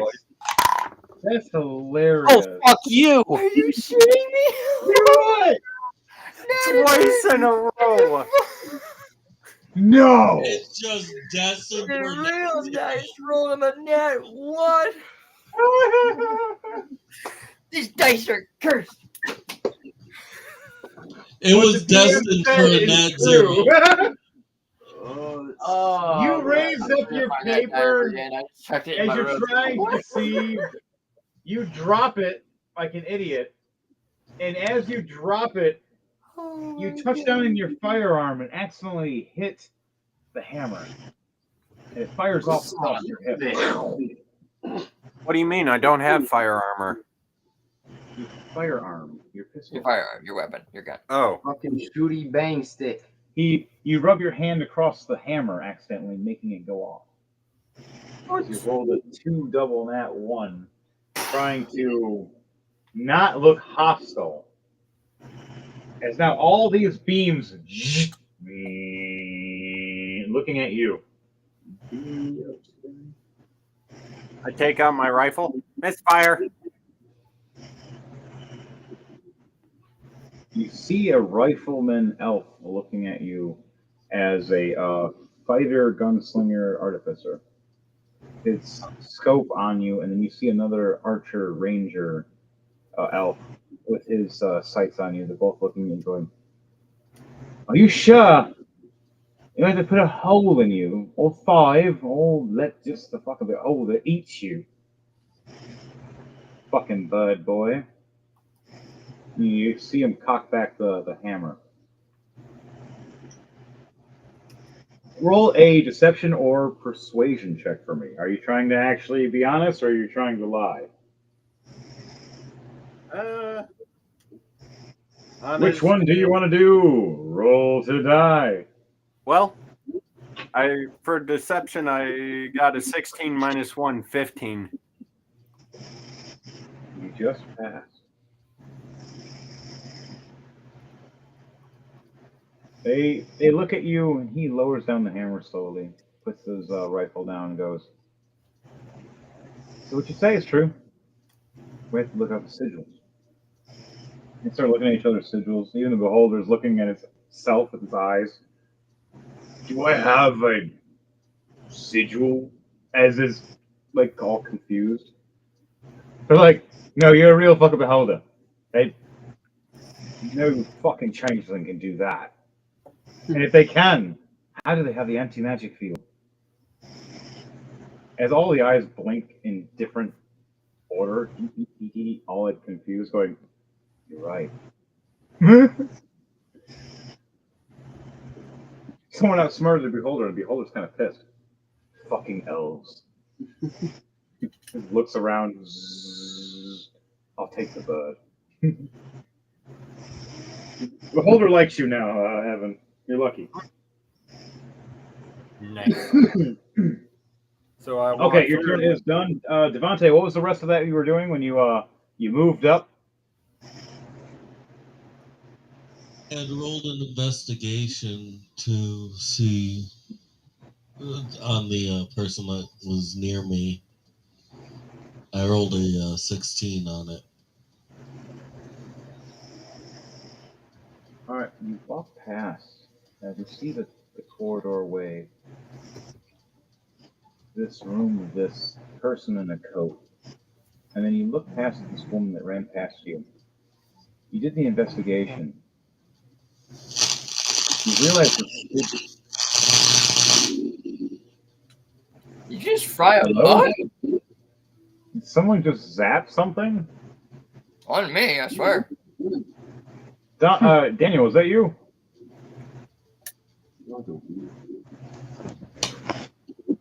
What? There was a zapping noise. I just didn't know what it was. That was 20. 20. What? I love you, Daniel. I love you. The zap was me. It's a malfunction in my mic. Okay, we were like, what the fuck was that? First I thought Henry We took all out the stopped for a second. I just got thrown off track. I was like, what? What are we doing? All right, you notice the woman It was walking past. Yeah, the woman walking past Sigil is different than all the rest that are on the wall. You see her looking frantically. Like she realized she fucked up.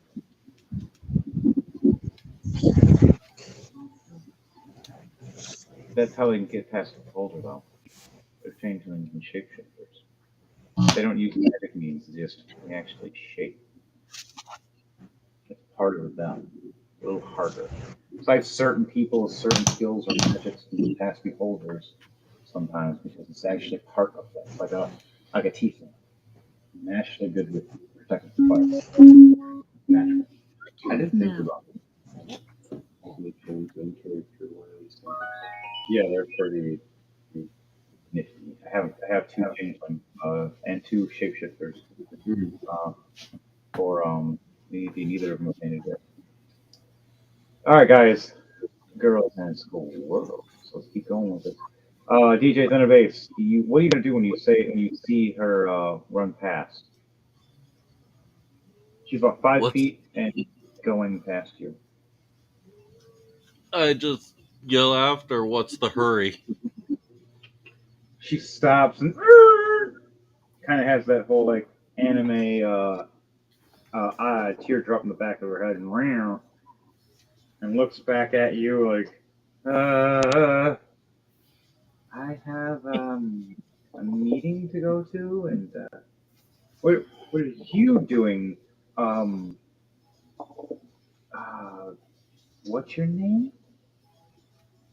Now that right there, do you want to roll an insight check or Yes. sure Ukas? Everybody fucking knows who Ukas It's 15 plus 2, 17. Nice. is. Okay. You see that this person is a certain guard you've talked to many times in your life. There's no way she doesn't know who Ukas is. She always says your name every time you walk past when you head up the stairs. Good morning, Ukas. Fuck off, Ukas. Good evening, Ukas. Wrong door, Ukas. Ukas. No, wrong fucking door. I've said this six. Ukas!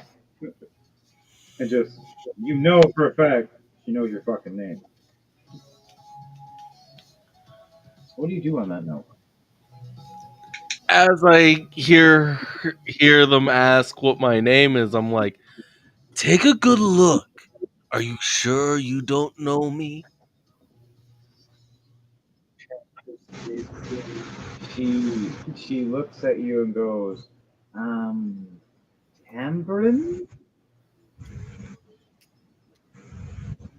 What do you do to that? What do you react to that as she clenches her spear and starts raising it up in the air? I chuck one of my hand axes at her. All right, I want you to roll a athletics no, do a dexterity save. I have to roll an attack. I'm throwing an axe. I know this is going to be who attacks first. You're pulling out a hatchet or an axe to throw and go, and she has her spear up about to chuck it. Who's gonna let go first? So do I roll a dexterity check? Yeah, roll a dexterity check. I'm gonna have a roll against you. You gotta be kidding me. Got a 4 plus 4. You got an 8. What'd you roll? Nat 20. Plus 4, 24. Damn. So she gets ready all cocky, about to chuck this spear, and here comes this axe just flying right at her. With a 16 plus 7 to hit. Ooh, yeah, you definitely did. How much damage are you doing? 6 damage.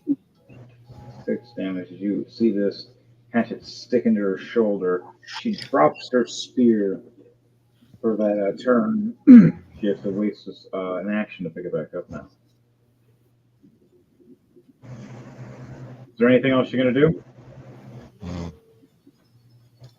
I'm gonna have one more axe come flying at her. All right, check that other axe. Ha! Nat 20 plus 7, 27. Oh! Oh! Ew. He was rolling low all night. He's finally got his good luck back. Right.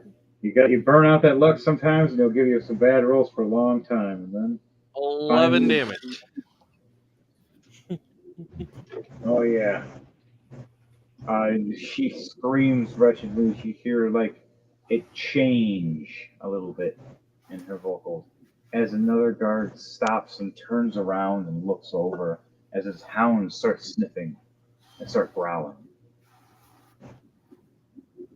Fern, Daniel, you smell a changeling now.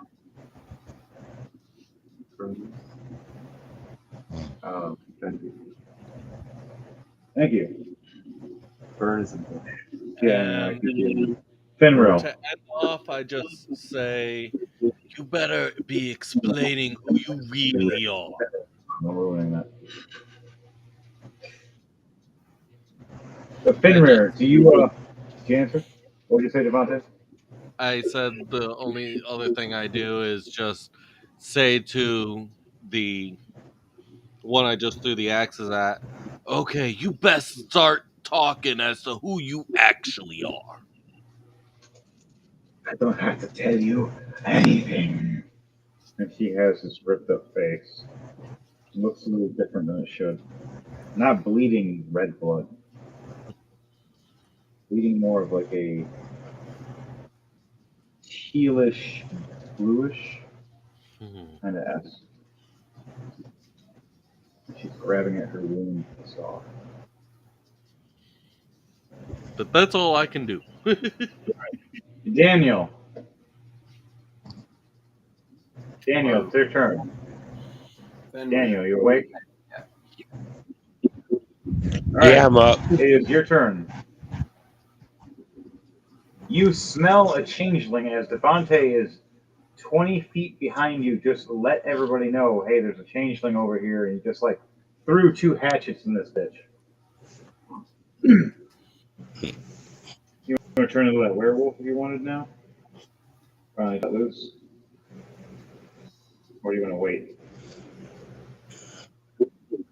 I'm gonna wait. All right. But I am gonna walk up behind that changeling since he's All right, give me distracted. a second to move your character.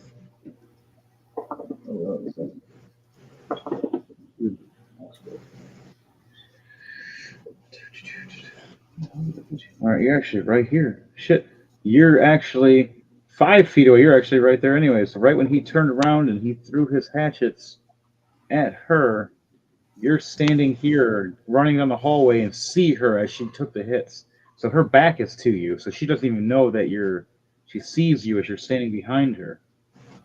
So if you do a successful attack or two, I'll allow you to transform and do something crazy because she's more than half health dead, more than half dead right now.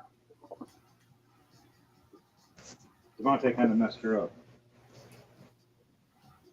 I pull out both my axes and attack her. Roll 2 attacks for me. What is your plus modifier for your axes? Thank you. And my advantage for what attack. Is your you have your plus your hit. It's a hit or DC, and then the plus numbers go down, like a plus 10 or a plus 9 or a plus 11. You sound like you have a high dexterity, so that means you have like a high plus for your attacks. It's probably that or a plus 12. I know for one of my characters. Yeah, let me look real fast. Yeah. Like their physical attack is at plus 15. That's all I did was put stat or put in the dex. Yeah. Yeah, it's my gunner. And level 10 too. Oh yeah, level 10 with a plus 15 because you're just like, oh my god! I can't miss unless I roll in that one. Oh my god. If I roll in that one with my gun, I have to wait 1 turn and I have to fix it. Pro to the con. Right. Bracking. Yeah, me because I'm not a tinker. I have tinker tools. But that's all I got. I don't have a. All right, so it said under strength I had 16 plus 3. All right. So what was that? You said what plus 3? It was 16 plus 3 according to the D&D thing when it's under strength. All right. So a 19 to hit. You do hit.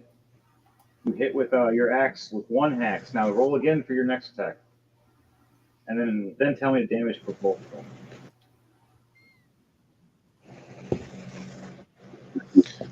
20. Dirty 20. All right, so 19 and dirty 20 for both the attacks. Where are you attacking with these 2 axes? As 2 axes just came to her front, hitting her in the shoulder, and the other one hitting her in the side. Now her back is turned. You're swinging 2 axes at her back. Mm-hmm. Right along. I'm basically outlining her spine. Like 1 axe is on the other one side of her spine, the other one's on the other side. Down her fucking walking right there. You just rip down her back. How much damage are you doing both these? I need to know that, and then that will determine what will happen next. All right, and it should be a 1, like a D plus a number plus a number. say like a 1d6 plus 4 or 1d6 plus 5 or 2d6 plus 6, depending on the weapon. 1d6 plus 3. Nice. 3. So, all right, roll those. So you have a chance of doing 9 damage apiece, and one of them is a critical, so it's a double. Double damage. And if you're a fighter, that means no, you're a barbarian. I was gonna say if you're a fighter, you would be. And 6. So 6 plus 3 is 9. So 9 and 9. Oh wait, that. I think it is. I double check. Depends on what what you're ruling. I think. What was that last part, Daniel? Basically on the D6, I got 6 plus the 3, so that'll make it 9, right? So 9. So that one's double. So that is 18 damage. And then what was the last one? What's the 9 also. So 9. So how do you want to do this? As you're literally buddy. you and Devontae. How do you both you want to do this? I want to have a double kill for both you guys. Something both of you work with. Like you're both pretty much throwing 4 axes or ripping 4 axes in this thing. But Devontae throwing 2, and then here comes Daniel with his 2 right across the back. How does it look for you two? Basically, ask Devontae if he wants to play a little game of catch. While I throw the axe right through her body, and it goes right to him, and he tosses it back, basically going back through her body. You're trying to do like a Mortal Kombat KO. It's like X-ray. You see an axe ripping through, and Devontae catches it, and then fucking whips it right back and goes through the other side. And he catches it back through. It's like, did we just become friends?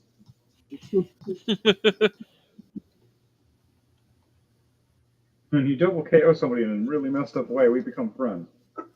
What? All right, so you guys gonna warn the rest of the guards that are coming down the hall? I will. All right, Daniel, what are you gonna do in this moment? Because it is your turn. Basically, I go for perception to sniff the air to see if I smell anymore. All right, roll for me. 17. Perception with advantage if you're using your nose. No.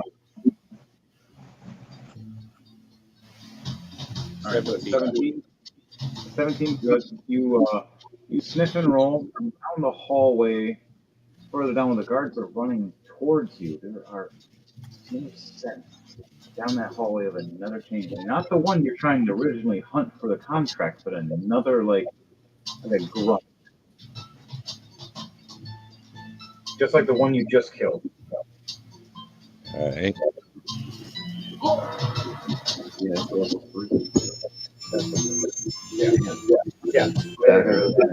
Especially if you put it like in there or 5 in there. 5 is a pencil.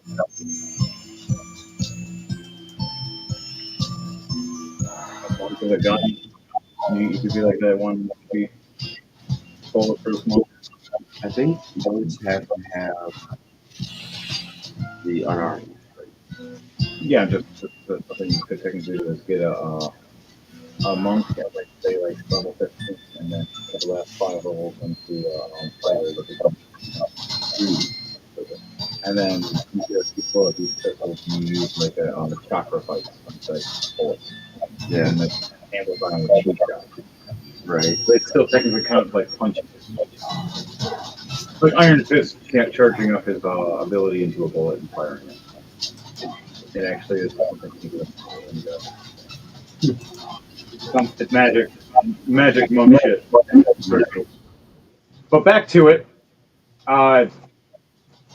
Daniel, you said you're gonna run down that hallway? No, I was just in. I end my turn. All right. Did you want to warn those guards there's another changeling around? I warned Devontae's character that there's another one by.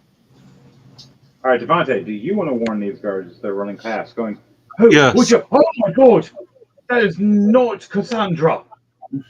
Look at her face. Oh, body change. I'm gonna puke. I'm gonna. One of the guards Yeah, just and there growled. seems to be more of them somewhere around here. All right, as you point down the hallway, they turn back around and head down with the dogs sniffing down to the science lab where the giant magical tree is. You guys know that the upstairs is where you need to go, though. So you guys gonna head upstairs now? All right, Jordan, it is now your turn. That way. Well, I'm in the midst of a battle between an elf and a dragonborn. I'm going to go and attack her again. And Pando, you're after this. All right. Let's put that there. Look at my weapon. Your Pando goes you, and then it goes back up to the top to Devontae. Ooh, net 20 plus 10, 30. Ooh. All right, so what are you doing to her? All right, I'm going with my rapier of vicious. No, it's my rapier of life stealing, is what it is. So 1d8 and becomes double plus 5. That's a 5 plus double. That makes it 10 plus 5 on top. So that's 15 points of piercing damage. And you get that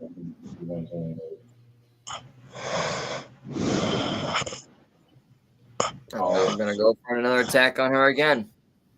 If I like the talking face, please. 18 hit.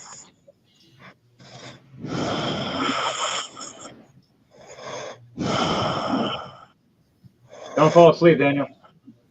Yeah, I'm. All right, stay awake. Do some Nice, squats. Some coffee. 18 to hit. 18 hits. All right, that's my second attack. So that's a 2 plus 5. That makes 7 piercing damage. So 15 plus 7. She takes 22 points of damage altogether. No, you're just sitting down for a while while I start to do stuff, especially when you. Ever since I started here, I'm used to it now. Yeah. So 17 damage plus what? That was so 15. But for the first attack, it was 15 because of the nat 20. The second attack was a 2 plus 5, which makes 7. So that's 15, 16, 17, 18, 19, 20, 21, 22 points of all total damage for those 2 attacks. 22 points of damage plus what Glitch did to her. You both have kind of a combo death right here for how do you want to do it. So you're stabbing into her, and he's swinging at the head, trying to crush her head. So how do you want to do this when you're killing her? When he's swinging at her? Okay, so for the first attack, it's basically going for her knee. We take a stab in her knee so she won't be able to run away, let alone stand her ground.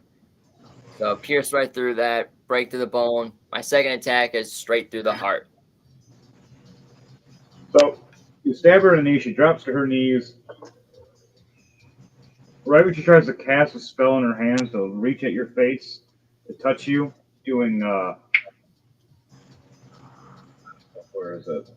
I think I have it. Hellish Rebuke. Oh. She was about to hit you with it. You stabbed her in the heart. And right when you stabbed her in the heart, her eyes got all big, and then you see this wooden, heavy, magical 3-section staff, the third part, whack at the top of her head, and her head just squish in. Brains and drool and eyeballs squirt out right at your sword. She became the watermelon for the beach event. Yep. Her guardsmen screaming, "Sir Melissa!" And he pulls out his sword, taking his action, attacking you with his electric sword. What is he getting? The +9 to 16 to hit. Doesn't hit. Wow. Yeah, my AC is 19. He's just standing there, lunging in front of you, and right in front of you with his arm open now. What are you gonna do? And you got one more action. What are you doing? Grab his arm and just say, "I am not the enemy." And I speak in my normal voice. I'm not speaking as Crom anymore. His eyes get wider and more confused than you have ever thought. Like, what the fuck? It was As you. he reaches with his other hand to try to pull out his pistol. Ah, shit. You gonna attack or? No, I'm not gonna attack. What the? I could use my other hand to, do a unarmed strike on him to try and knock him out. Glitch looks over and goes, I have to kill all of them, don't I? Pussy. He swings back his 3-section staff and tries to whip it at this guy again. Oh, shit. 18 plus 12, a dirty 30. Damn. You have a good day. My unarmed strike, it's 11 plus 7, 11, 12, 13, 14. That's 18 to hit. You hit. So you chest hit him like a palm strike. Poof. Right when you sling him back, he gets hit right across the face with this 3-section staff, knocking him on his ass, knocking him prone. I just did. Plus 3 points of damage from him. 23 points? No, 3 points. Gee, unarmed strike for 23. I'm not a monk. That was great.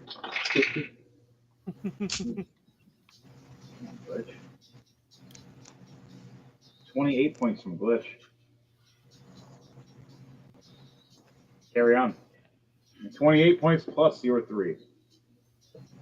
So 31 damage. He's half dead, bleeding everywhere all over the floor. What are you doing? You end your turn? Yep, that is all I can do for my turn. Renzo's turn. It's my turn. Yep, and then Tando's after Renzo. I'm gonna go open this door. What was that, Daniel? You're heading out? No, I said my mom just came out to see if I was still up. She goes, it's almost 2:30. You okay? I said, yeah. We're playing D&D. Being nerds. That's how it always goes. Ooh, playing Minecraft. Yeah. Let me protect my virginity. I'm gonna open this door and then. Oh, you can finally go through the door now?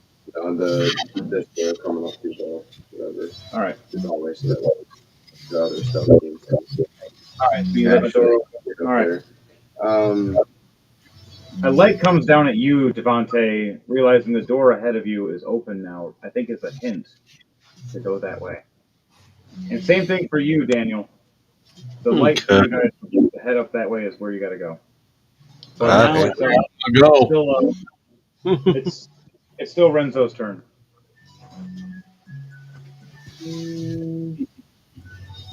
Renzo, if you roll in that 20, you get an extra attack that you can choose when you want to use it. This is an extra full. Just the cool thing about rolling to die is when anybody rolls a nat 20, 19, or an 18, you get something special for the rolling die. Anybody rolling a 1, 2, or 3 gets something dickish for the rest of the night. Okay. Jordan, you roll disadvantage next turn. Fair enough. You got nat 1, double nat 1. Yeah. Roll your 2d20s. All right. Two snake eyes. Me. How do what's the You're in way front to of get- Zenta right now. Yeah. Where? Yeah. How much to get? That you had to go into the next room, or you have to go to the water well area. Keep coming down that way soon to come out that door from the water well to reach the entrance of the standing and garbage. So you have to. Oh, she's coming out. I thought the meeting was happening up here to have those. Oh, one right off rip. I'm gonna feel very woozy. on one of the other people to transfer, make another change, and I'll take over another person. So they're trying to work as a sneaky devise. That's why Devontae has to take that bitch out, while you guys find out who the changeling is in the next room. You can go in there and start investigating. Oh. I have puzzles. It's not just kill this person, it's figure out the puzzle, then kill the person. So far, Devontae is the champion of that in our D&D for actual stories. He is our champion of figuring and solving the puzzles. Next up after that would probably be James and Jordan. But number one for PvP so far is then James. Number two is Devontae. Me is number three.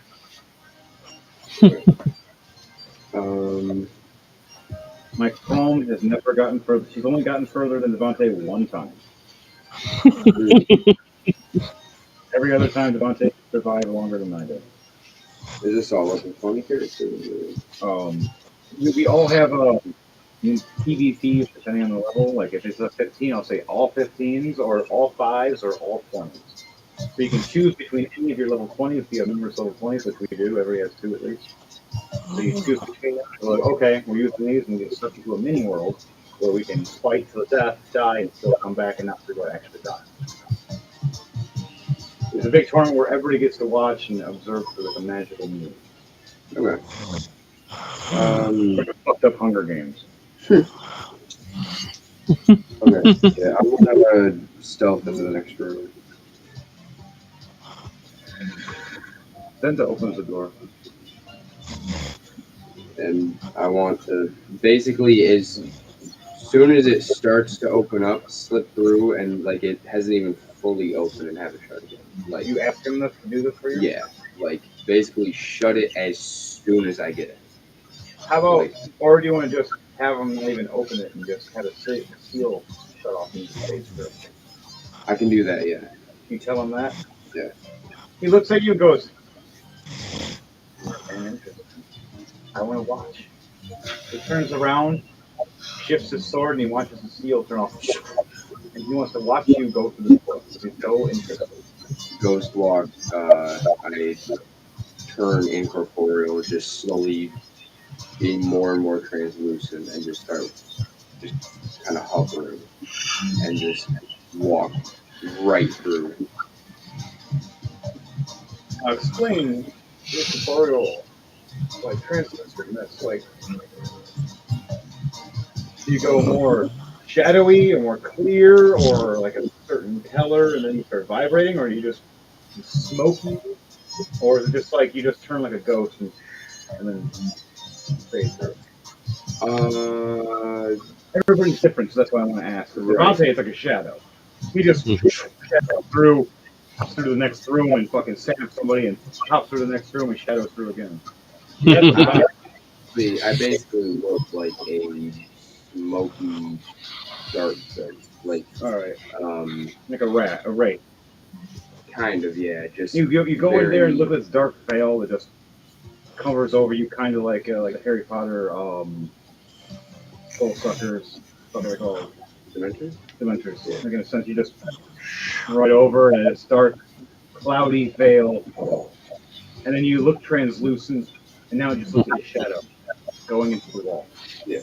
And he just watches you just turn into a shadow, kind of. And then and the last thing you see is a little poof of smoke. And then it just disappears and fades out. And the door, you realize, is over a foot and a half, almost 2 foot thick. And you walk through. How far do you want to go while you're corporeal form, and where do you want to go in position before you land? You want to land somewhere sneaky and quiet, and you position yourself if you want to actually move your character. You're in. It's the next room over. I'll tell you where.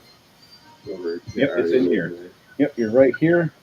You say have 5, 10. You have 15 more feet to move within here while you're in corporeal form. That's up to you where you want to move. I just stay in the corner.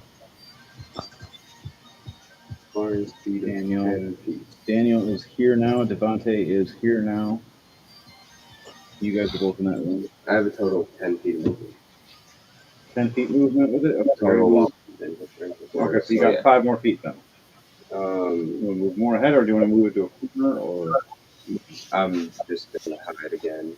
All right, so move you a little bit, like a little bit behind it, as she's moving over here to the lantern front back on it. And then back into corporeal and with the We are here now, guys.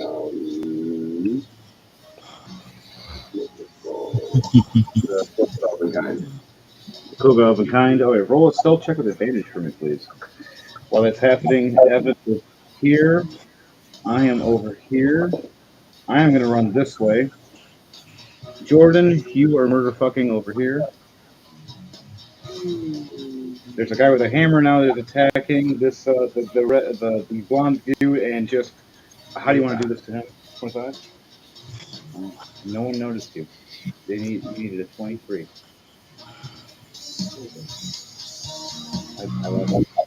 He's not even 20 yet. No. That's the scary part. Yeah. All right, Jordan. Jordan, can you hear me? My bad. Sorry. All right. For you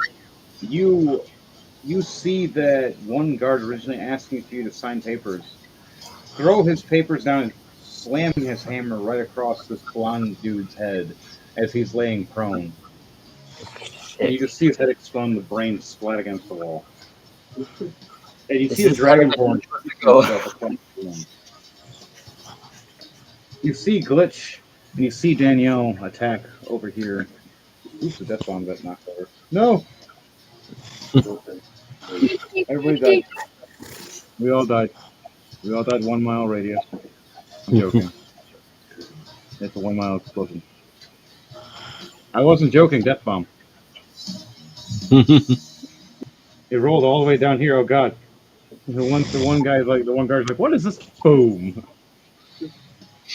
4 out of the 6 players died. The other 2 are on the other side of the town. Huge, massive explosion. 1,000 died in the casualties. Yeah. Oh, you technically phase through and just fucking pull something out of it.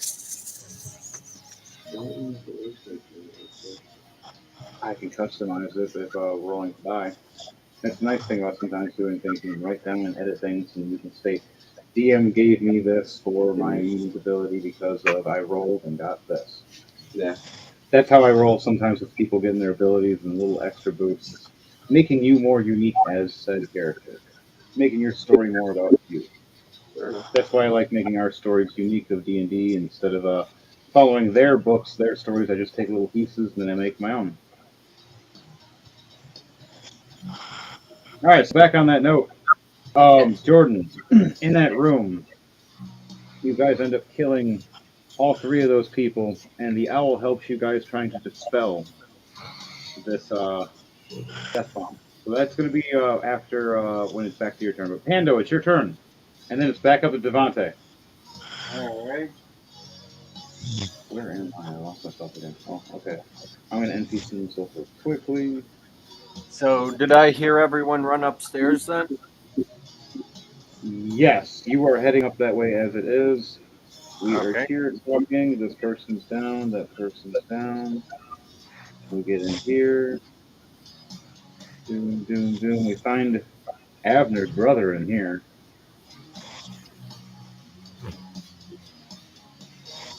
The last one was right there. Dead.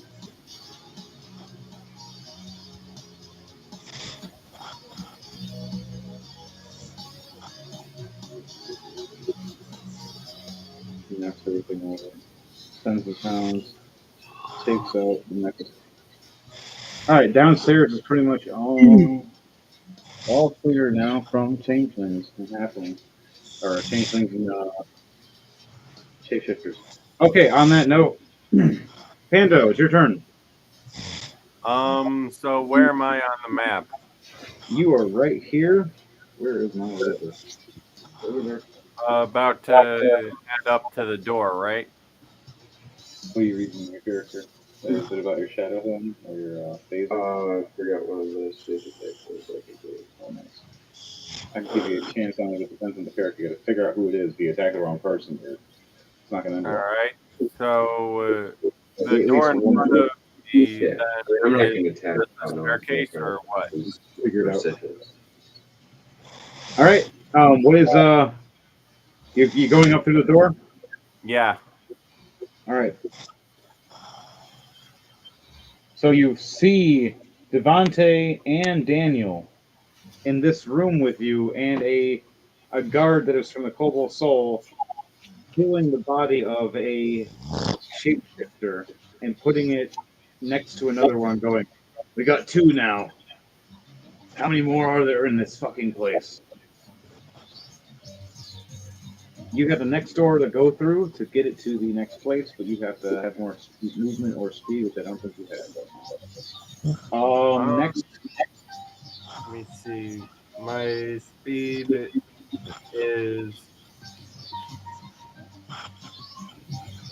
Where's my speed?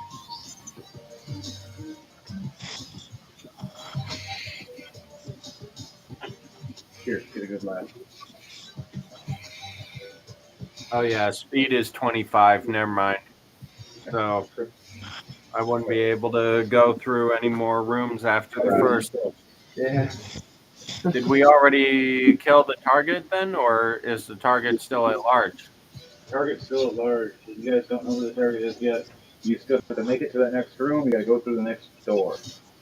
All right. You have 20 or 15 more feet to get to the next door, and then another 15 feet to get to the next door. Zenta is standing there waiting, knowing that you guys are his friends, and he already knows who's who. All right. He also casts detect magic and amongst other spells, so he's literally looking now and seeing who else is not real.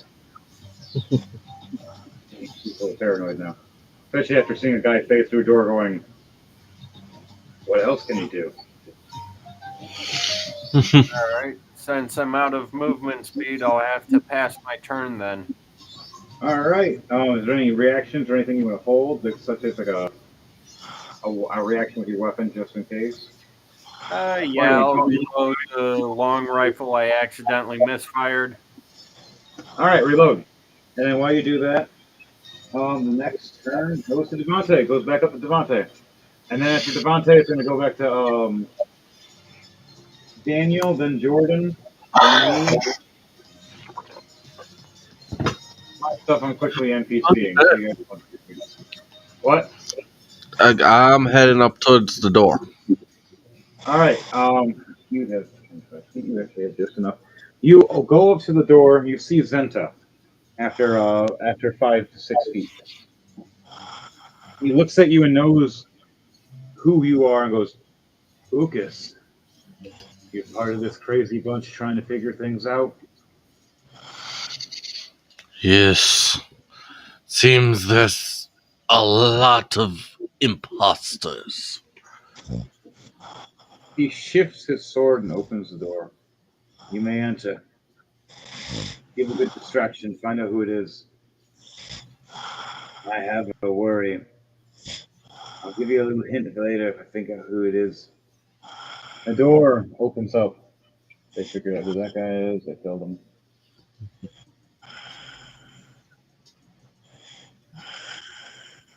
Daniel, wake up. All right. All right. First things first. Devontae, what you are entering the room. Daniel, you're following behind Devontae. You roll a perception check for me, Devontae and Daniel, please. I have a passive of 17. That's good. If you want to see anything unique or special, you have to roll from that point. 17's good to see everything around basically, but not special things. 16 plus 6. 22. 11 plus 7, 18. One more. That's fine. All right, well, at least at 18 you see something more. You guys open the door. You don't see your buddy that's already snuck in because he has a 25 right now.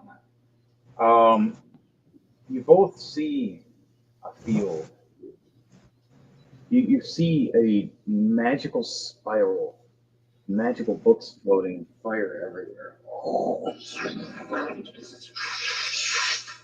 And this crystal glowing, it's like a giant magical teleporter. You see this little blue guy with 6 arms raising his arms for magic, controlling it, going, everyday job, fucking annoying, but love it. And it glows more. You see a dwarf with a. You would swear his shield looks like a rest in peace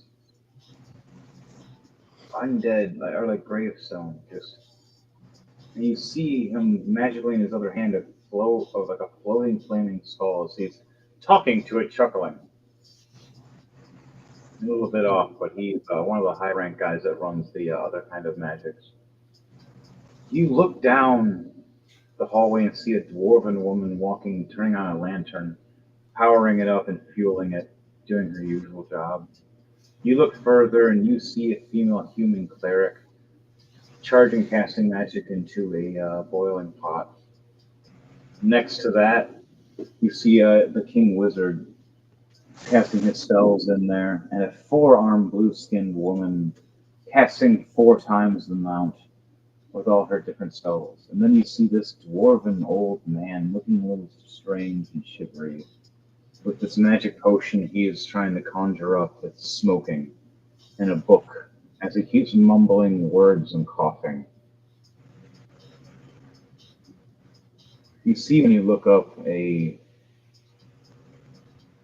glowing sigil of a statue of one of the angel version people known as Thordak. Yes, Jordan, there's a statue of Thordak in this temple of I'm so sorry, fucking what? You see this statue representing the respect of Thordak and his good deeds over the years, and helping out with the Doom Crawlers, and helping out with the Blood Saints. You see that they're not sure. Yep, they're not sure if he's dead or not because he disappeared after the war. One day they say he might come back. He's appeared from stories and whispers here and there, saving people like a guardian angel, raining down on any kind of undead that crosses his path. He has so far been looking for one undead the most recently, a undead mechanicus that has half machine, half robot, with 4 arms, 4 blades of death ripping through. Kind of looks like a Necron. Oh shit! Probably because. And Thordak's gonna hunt him down one day, and finally, what the squirrel monkey? Son of a bitch! Shit got me jumping too. Fuck. Everybody in the future is like, what was that? What are those? And all those Daniel, stop breaking shit. No, I'm getting me some caffeine. I'm trying to stay awake. Yeah, stay awake. Stretch. All right. We'll get there. Leiden, you look over and see the Thordak, and so does Devante and Daniel. You see the Thordak sigil and statue representing how he saved many people from the undead dragon.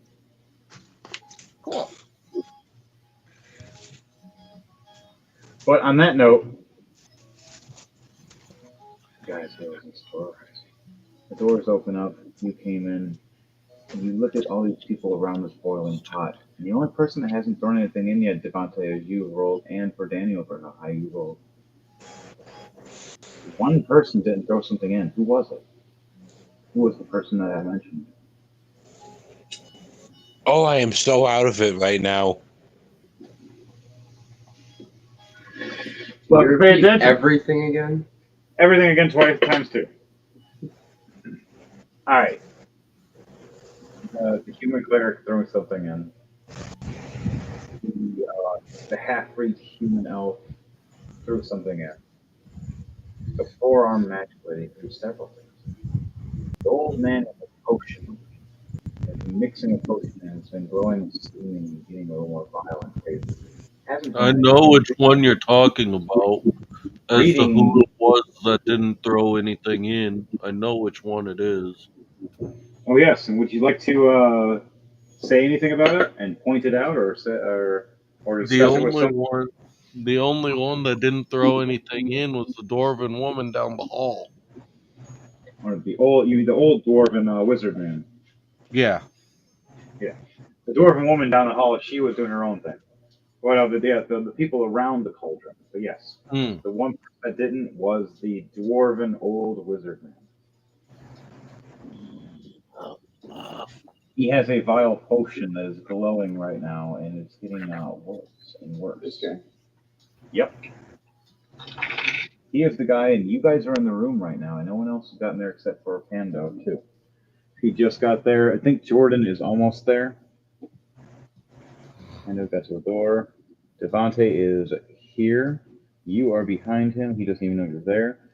Daniel is 5 feet faster. He is right here. Pando, where the hell? You're right there. Jordan, you. Do you want to still stay as Chrome, or do you want to or yeah? You'll probably freak the fuck out of everybody if you transform not, because you gotta help. Just heard me go from Crom's voice to a freaking dude's voice. Like, what the fuck? You still need to finish helping this death bomb. Yeah, Turning it off. I'll say, fuck it. No, I'm just gonna drop the disguise. I'm gonna cancel out the spell, so I'm gonna look like myself now. You hear Glitch laughing, going, "I knew it." You notice the goggles on his eyes are truth-seeking goggles. He's seen the whole time. He just respected that you got past everybody. Everybody else, though, still was fooled and all confused. And he's like, "Stand down. Still a good dude." All right, Jordan. Yes. Before Devante does his action, I want you to roll a D100 for chance of the death bomb. Oh god. This time, you finally get advantage. You have everybody helping you. Oh god. Oh god. Oh god. Oh god. Oh god. Only reason. 8 was the first roll, so that was shit. So second roll, 97. Oh, you're so lucky. I'm sweating. 8 would have been really bad. Yeah. He would have been like, "What does this button do?" Beep. From fucking Guardians of the Galaxy with Groot. I'm not even joking. I would have let it happen, and Jordan, I'm sorry, you would have had to roll a new character, and everybody in that room would have just been disintegrated. Who else in that I have room? evasion. I take half damage. Danielle would fucking kill you. She would. Oh. Sure as shit would. She's in the room with you. You would have murdered her. Rolls the same exact character. Everybody else in the room. Oh my god, everybody died. Last night, I killed you, blew up the whole room. You guys would have had a chance of invasion, but it wouldn't have been She did, yeah. Yeah, proceed, I did. So, you, at first, in the back of your mind, you have this horrible vision of you pushing the wrong button and the whole place blowing up and everybody dying. You go, "Ah!" And then you roll a 97 and you go, "Okay. Okay." Everybody's... In game, he rolls a 97 and he's fine. Yeah, he's fine. Everybody else helping you out using magic spells, saying we need to hit these certain buttons at certain times. Glitch is hitting his, doing his dexterities. Danielle's hitting hers. This other man is trying to sit there and read it, and trying to count down the time to tell you when. He says when to you at a certain time, and you finally reach down and hit the button just at the right moment, shutting it down. If you see the dark black necrotic energy charging up, start slowing down the spin and shutting down slowly, and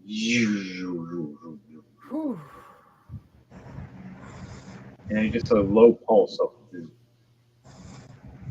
Cut the red wire. They're all red wires. Are you fucking kidding me, Morty? They're all red wires. No, the different shades of red. This one's cherry, this one's maroon, this one's brick. Then you find out he's colorblind. Oh God! That's like sending the Devontae in to go fucking do a bomb thing. Devontae, yeah, go and do this. They're all red. Fuck!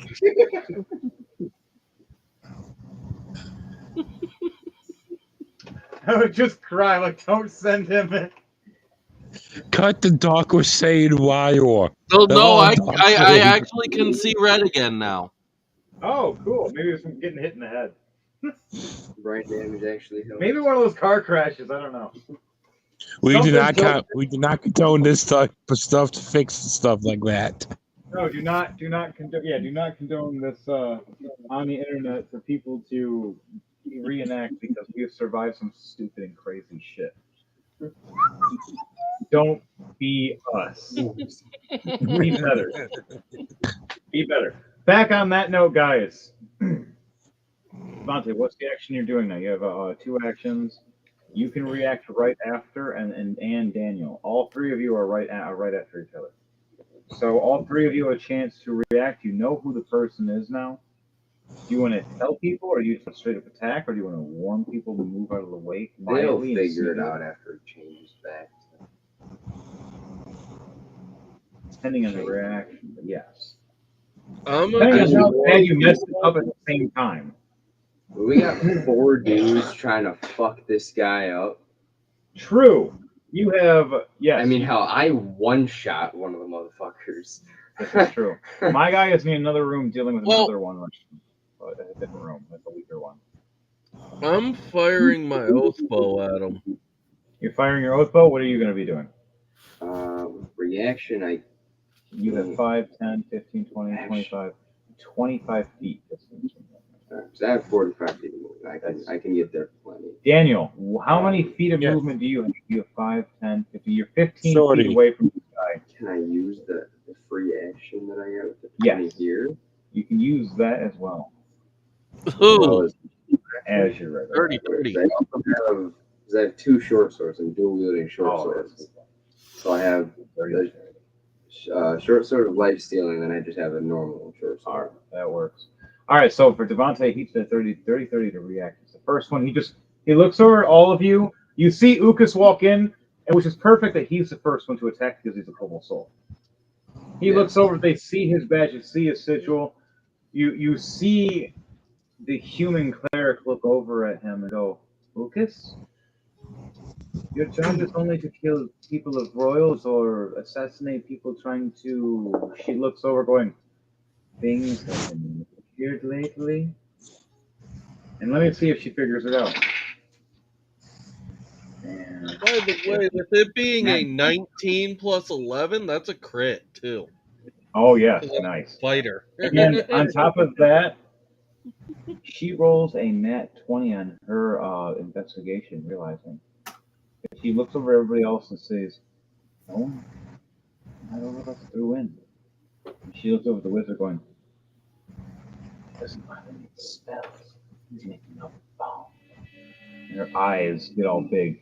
And you see her step back as the arrow starts firing and goes right past her. And it's going to be a 13 plus 14. So Ukas doesn't work. And just let it go. Mm-hmm. Like a spinning as he's twisting around, as she sees him doing this and pulling back. She realizes in her head, going, he already knows. And steps back and just casting her spell to guidance the rest of her people and protect her people. So you hit with a 30-30. Where are you hitting on this dwarven wizard that may or may not be a changeling? Basically aiming for the shoulder. Left or right? The left shoulder has the potion. The right shoulder has the books. I'm gonna aim for the left shoulder. Left shoulder where the potion is that is glowing that could risk something. All right, let's go for it. You got a perfect shot on this, especially because it's the crit. Yep, and it was a 27 damage in total. Nice. Did I already move? No, not yet. No. Do you want to warn people about the potion right as it's falling? Something? Yeah. How do you want to say Basic. it? Everybody be careful. That I don't know what that potion can do. Right after you fire, ah! And he drops it. You see it in slow motion, just. And Try to grab it. you want to run and try to grab it and catch it? Yeah. All right, you do that. She is jumping and stepping back, freaking out. He jumps to his throne, scared, screaming. She quivers over here by the light. Roll for it. Roll to die for me. What am I rolling here? With a roll of advantage, we're trying to use athletics or acrobatics to run and try to slide and grab this or catch it somewhere. 2 5s.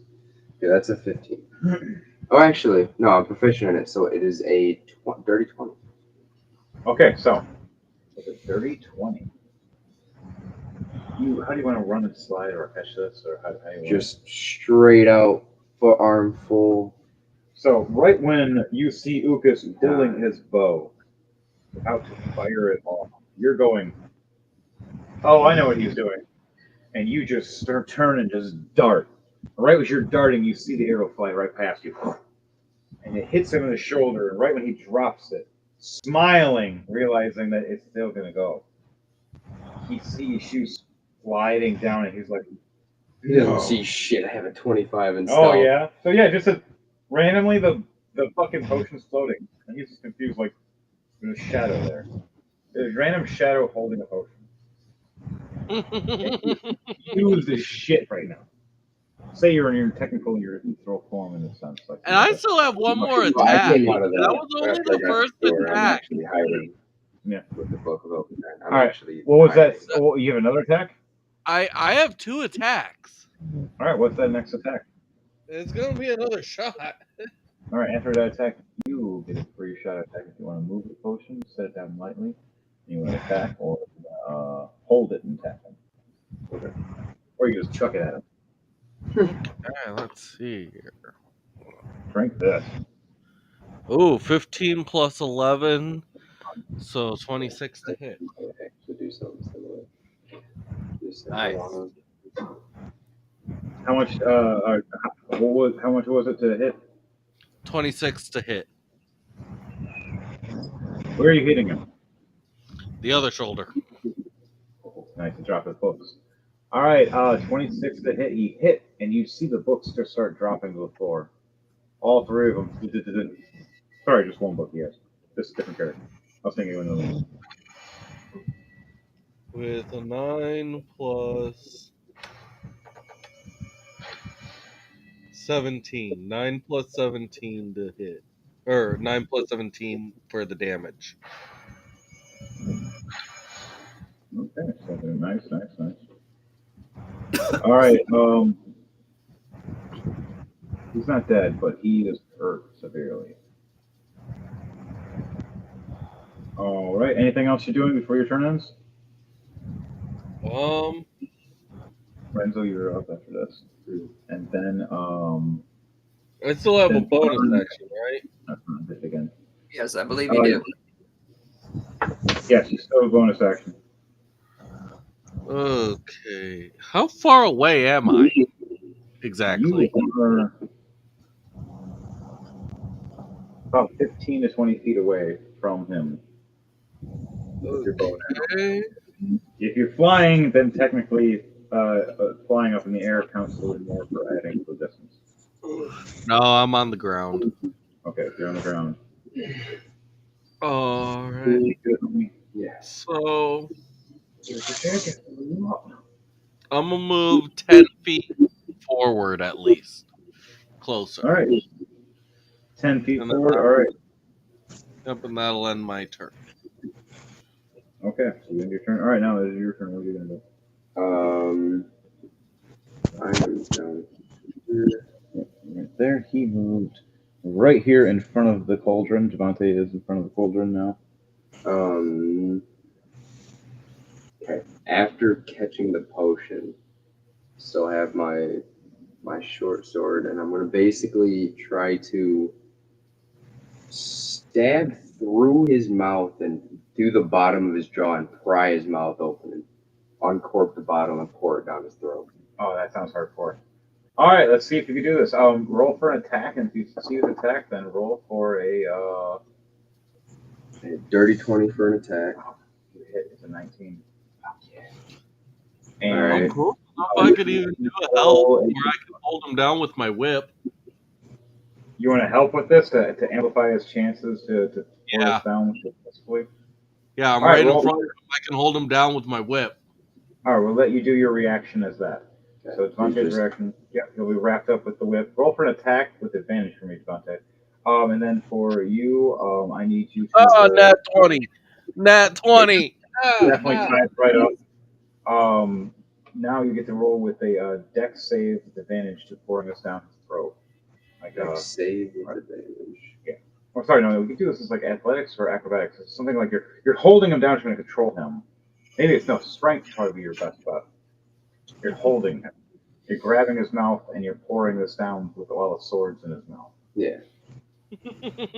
Yeah. Use his strength with advantage. Strength with advantage. Oh boy. As long as you get summon, it matters. Fuck yeah. That's 2 19s plus 1. That is two dirty 20s. 2 dirty 20s. Holy fuck. You would do this. I'm gonna pour the potion down, and as soon as it's down, pull everything out and jump back so I don't know what's happening. Just wait for him to whatever the potion does. All right, and Devante, what are you doing in that moment as you see him pour this potion down, pull the blade out real quickly, and lunge away? As he lunges away, I'm going to also do a jump back while releasing the whip. So it'll probably send this person spinning as this potion is going down their throat. He starts spinning rapidly, and you see him transform into his true form,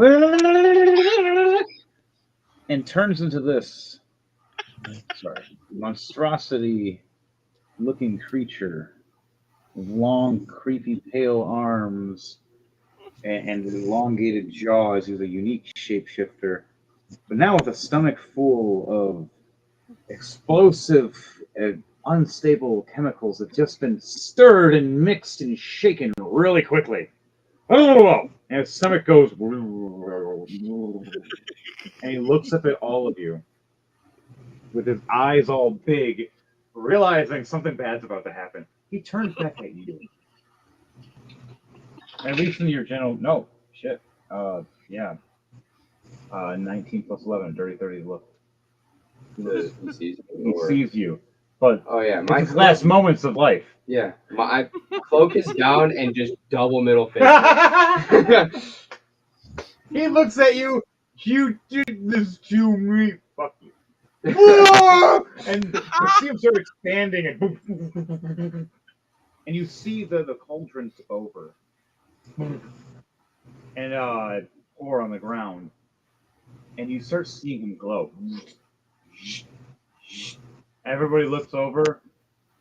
I think we should get down. You hear the dwarf as he's raising a skull of magic pushing forward with a shield. He is a necro-cleric. Okay. Like a necromancer cleric. Interesting. Yeah, it's a cool little character you got. I got a cool character sheet from him and everything that actually exists for a story. Oh, nice. Very OP. They're kind of ridiculous and scary.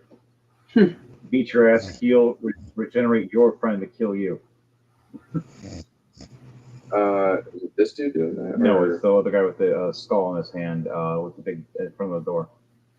Oh, the dwarf, okay. With the rest in peace. I got you. Yeah. He's casting a spell, and you see the 6-armed little blue guy. No! And trying to cast magic too. Yes, I tried to make him sound like Stitch. And then the rest of the mages are trying to cast shields, protect around all of you as this guy is just expanding and blowing up and glowing now around all of you. Oh, what are you geez. guys' reactions to this happening? He's turning into Cell. Yeah, kind of like a Cell moment. He has literally got to go boom. I'm going to give everybody one reaction before he goes boom. What is the one thing you guys are going to do to try to hide? Or try to get away while the shields are trying to be put up? I got to see if they're going to be successful. All right, I'm gonna haul ass to the other side and go straight through the door. This, as I'm running, go straight. Fucking Nightcrawler. Just shoot. You poof right through. All full speed sprint. I am basically going to take all 3 of my shields and get behind everyone and go and turtle. Turtle, and just cloud over your shields. All right. Daniel, what are you going to do when this is all about to happen? You're standing in the room, too.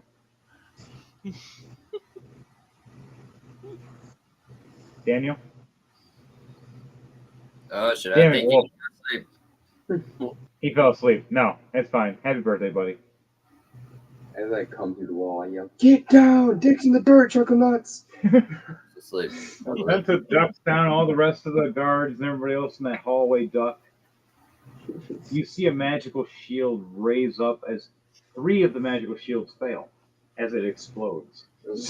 It breaks. Boom, one. Boom, another. Boom, and third one. You see a 4th one open up from the little 6-armed guy, stopping it with an electric kind of wave of magic. And then you see this skull necromagic hitting it like a wall, holding it at bay with these bones. As you see the roof just and explode. And as rubble starts coming down in that certain section of an area. You see half the teleporter area section damaged, and now it's starting to twist and warp in the wrong ways. Damaged completely as you see the crystal that usually is trying to maintain it and control it cracked. Whoops. And you all look over going, not sure if that's good. We're supposed to have a meeting with a crazy snake bitch, but I don't know if that's going to happen now. If you can, bring that snake lady down now. She's gone through that door now. She's in front of Zenta. There you go. Zenta allows her through the door. Pando! Yes. The enemy just walked past you. You have 2 guns pointing at her head. What do you want to do? You're the first one good to attack. Devontae, you get next. Who's the one that has opportunity of attack? Devontae has to be the one to kill her. So people can lower her health first. Opportunity of attack? Yep, you get an opportunity attack with both your pistols. She just walked right past you, slithering past the door, not realizing shit just happened, going, what? What was that noise? How dare you? 17 plus 15, 32. 32. Shit. You hit, homie. You hit so hard, the back of her head's gonna go, ah! 14 damage. That's the first shot. What's wrong with you? Hit me on a Tuesday and see you on Wednesday?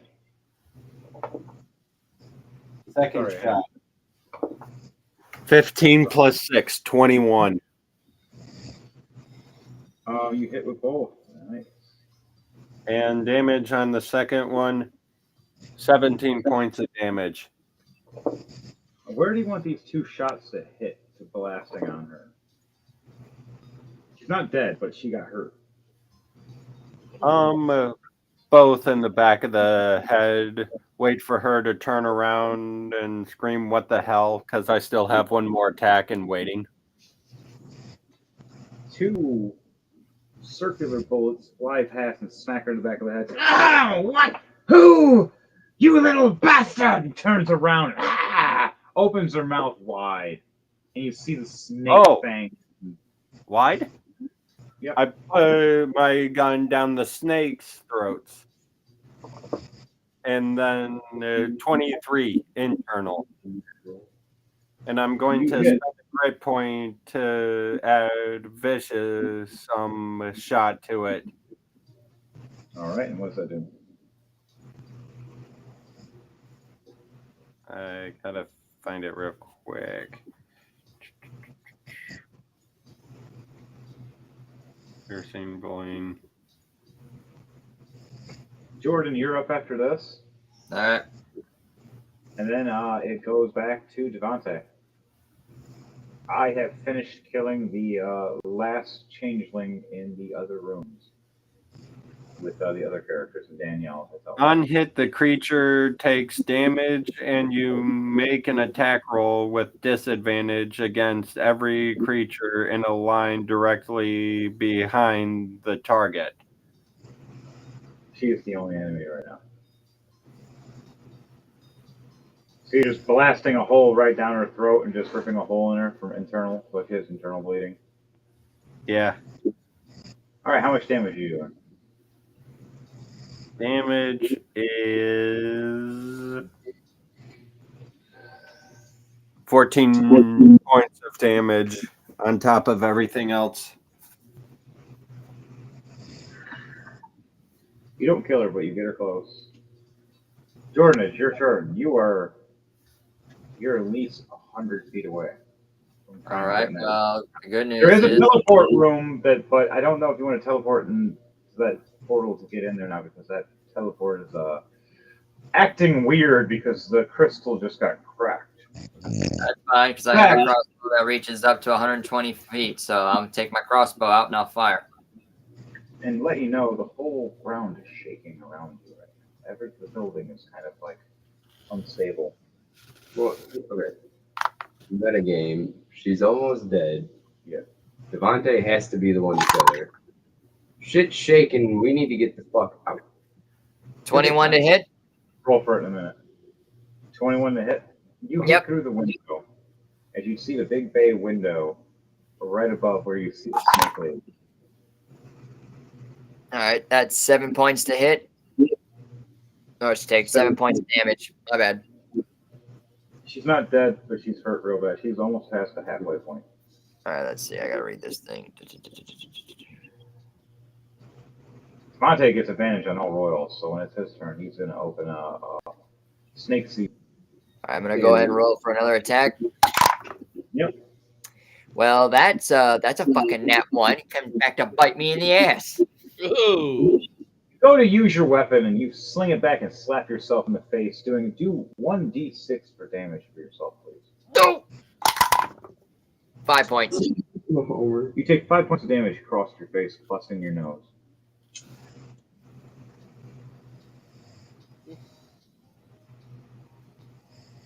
Okay. And that is... I don't think I have a bonus action. Let's see. Everybody has a bonus action. Hide. Can't tell me there's no bonus action. Everybody has a bonus action. Based on what I have right now, I can either hide, I can either dash, or I can disengage. That's my 3 options I can do. I'm going to go ahead and dash. I'm going to go ahead and fireball. No, I'm joking. Oh, all right. How many feet do you dash? I got 30 feet of movement, basically. 30 feet of movement. That's after dashing? No, that's what I have. I think, yeah, if I do dash, I believe it's double, so that means 60 feet. Yeah, so I got your actual character. You make it to in this room. All right, and that's all I can do for that. You see a pile of shapeshifters and other kinds of said creatures of different types. All piled up dead now, and you see Captain Treasure Guard Daquan looking, going, "Yo, man, this is fucked up. They infiltrated the shit out of us. We can't let the newspaper know." He infiltrated the shit out of us. He just looks over and he just nods. And he's like, "Yeah, the shit out of us." And he hands you Jordan. Yes. He hands you 3 diamonds. They're worth 300 apiece, and says, "You might need them." And he walked away. And he opens the door, and you see a lever with an alarm. And he looks at everybody and he goes, and he looks at his watch and he has to wait until a certain number has happened to them. He has his hand on the lever to raise an alarm, but no one knows yet. All right, Devontae. All right, Now your so turn. I have Sneaking a is up. question for you to see if I Yes. could do this. So I have 2 attacks per action, and then the bonus action. So I was wondering if it was possible if I could load all 3 attacks into my bow, because it's all going to be bow attacks. You're pulling a Robin Hood Men in Tights. We're men in tights. Well, because it's rolling to die, and I like your charisma. Roll me 2d20 and I'll let you know. A 19 and a 9. I'll take that 19. All right, so you pull out of your special quiver these arrows. You drop it, and they drop down Robin Hood style. Pull them all back. Roll 3 attacks. What was your roll for the beginning of tonight? It was a 16 and a 5. So close to it. I'll give you advantage on the first one as a sneak attack. She is very distracted. The second and third attack, though, she will know, and they'll be regular attacks. Unless you have advantage on your attacks. Because if it says A I next to it, then don't. you have advantage. Okay. But my attacks, the 3, were a 20, a nat 20, an 18, and a 17, and it's all plus 11. And that 20 was during a sneak attack, so it's quadruple damage. So it's double damage, and then it's also double damage because sneak attack plus crit. Yeah, that's a big fucking why. That's why rogues and rangers are so dangerous. Yeah. Because a rogue or a ranger can sneak up, either sneak attack, stab you in the back with a knife, do ridiculous damage, or with a bow from a distance, like Ryan's character. He made his a sniper straight up. He's dangerous with 2 swords, but his distance is what he's really dangerous at. He'll pop you before you get to him, and by the time you get close, he can whirlwind you and you're dead. You're low of health by the time you get close. Yeah. Or be a dick to shoot you in the knee, make you a down guard. The first one, the critical, is 13 plus 21 before the doubling, like before the second set of doubling. 13 21, so that's hang on, let me do that math real quickly for that's double quadruple. So It's 33. Or wait, 34. 34. 34 is doubled again. 68 damage. So this is going to be behind her back of her head or her area. Where are you shooting this arrow? It's going to be like right at the base of the neck. Like where the spine bone meets the shoulders. Yes. All right. And then You the see this second arrow going through her neck, and you see the arrow point shoot through her larynx. Blood trickling. basically it's going to be a straight line from that's basically the center. Now, what are the other 2 shooting? The other 2 were going one above, one below, and the damage is. Wait, just take out the eyes? What, each eye? Sure. Oh, God, that's going to be hardcore. So it's 12 plus 11 for the next one, so 23. And 10 plus 13, so another 23 for the second one. Devontae, my man, for the final creature of the night walk, so we think. How are you going to do this? One through the neck, and the two are going through the eyes at the same time. Yeah. Funny enough, Daniel, you're right in front of this, watching this happen as you're sleeping. As you're awake, you just randomly get just go what? And you wake up, the blood splattering. You see this as well. Well, no, you're not in the room anymore. You just did. Jordan, you're just opening the door. Pando, you're at the door, seeing this happen too. Now, Devontae, how do you want to do this? So as I get the sneak attack, as she's turning around, she turns around to two arrows flying simultaneously as they penetrate right through her eyes. Nice. Open mouth, bleeding everywhere from these bullets from Pando. Looks at Pando and looks at Leiden and at Daniel, and you just see an arrow through the neck. Her look down and try to say something but can't, and look up at you both, and her eyes right at the end of both of these arrow tips. Both these arrows right through. As she drops her magical staff of snakes. Hell yeah. Summoning giant snake. What do you guys want to say while the all of the commanders and leaders of the Cobalt Soul are in the room with you all in shock, while everything's starting to shake slightly? Devontae, you have been the royal demise again. They will vouch for you that a royal killed a royal. Also giving you another marker on your pedestal. You want to take that staff of snakes? Yes. All right, Devontae can put that in your inventory and you look later for a staff of snakes. You now can summon a giant snake.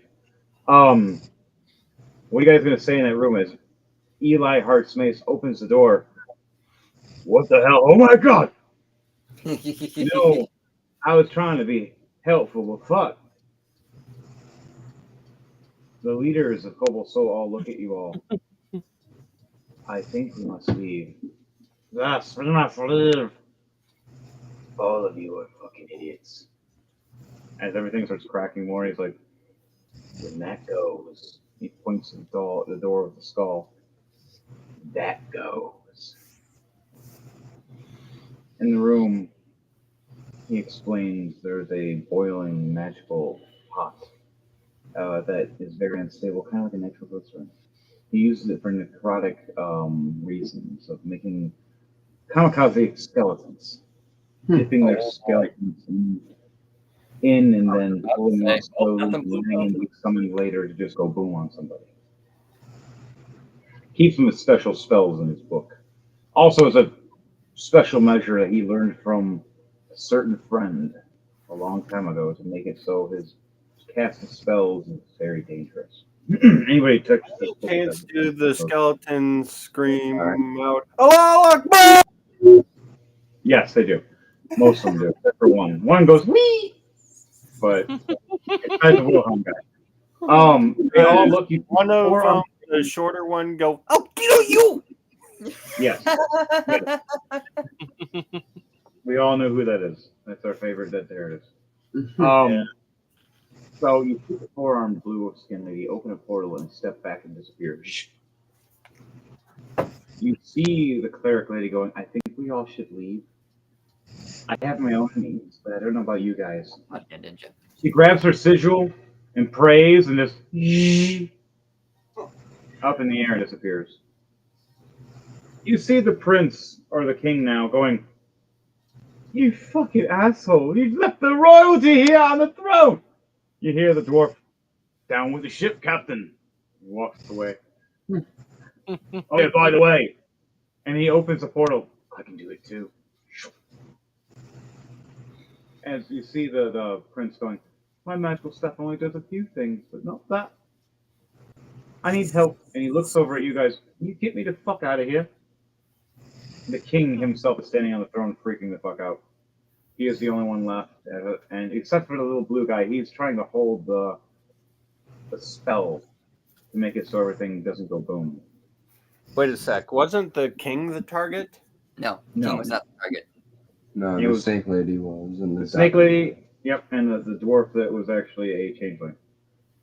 Yeah, we had a few You changelings. look over and you see the little Stitch-looking guy going, "Alvar," and you see him raise all 6 of his arms and cast magic that you've never seen before, with weird numbers and sigils, trying to cast a shield over this giant swirling sigil, like a tornado of broken magic, breaking and shattering everything around.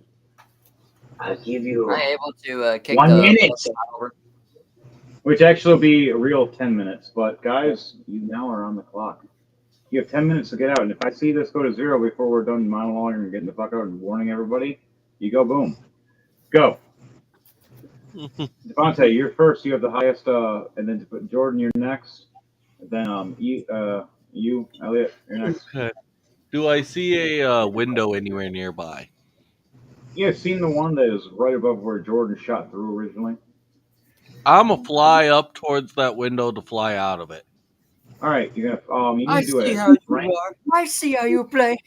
save to bust through this window, please. There's only a couple holes from the arrow. The arrow didn't shatter it; it just put holes. So do a strength save for me. You have disadvantages because you're at a short distance. A save or a check? A check. This is you flying into it.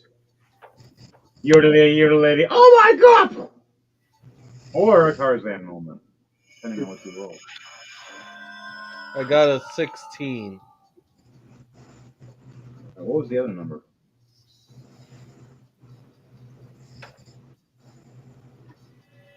$17. Okay, so there's 16 and 17. Okay, so you smash through this window as it shatters through like a cool 1980s movie. You see this Mage Hunter Golem turn around all in confusion, shattering glass. Good thing it's a Mage Hunter Golem and not a person, or they would have been blind. Oh my god! Speaking of, that poor beholder. That poor beholder turns around with numerous eyes, glass. I'm blind! Rolling a 4, a 2, and that 1, and a 13. Yeah. Oh dear. Glass. Even the big eye. Now he's blind and screaming. Does the timer still go while the DM monologues? Yep. Yeah, go ahead. Now you guys can get your chance to move each. Do you guys want to start warning everybody that everything's about to go? That's what I'm doing. right, I'm just going to fly up right behind Devontae. You too. I see how you all play. Eli turns around and runs to the people at the water that killed the other changelings, and says, "Yo, homies, get the fuck out. We're gonna have to." I said that. I just holler, everybody get the fuck out of this building or get left behind. You can see the whole camera doing it, because the whole round of. It shows the effects. I love it. We get real quick effects. And I'm gonna haul ass out of the building. What's everybody's speed? Mine's 30, but if I do dash, it's 60. Flying, I have a speed of 50. Same. I also got the speed boots of speed, so I can click my heels and double that. Ooh, nice. I have 40, so I can go 80. I'm resistant to cold. Nice. All right. We run out screaming and yelling at everybody to get the fuck out. I'm going to use. Oh, what's not sure. No, you can do an action right now if you're doing something. Well, yeah, I was going to use the. So I took the actor feat, so I can mimic a voice. Yes. So I'm going to use the guard that was yelling at everybody. Yeah. All pissed or not pissed off and everything. Captain Glitch.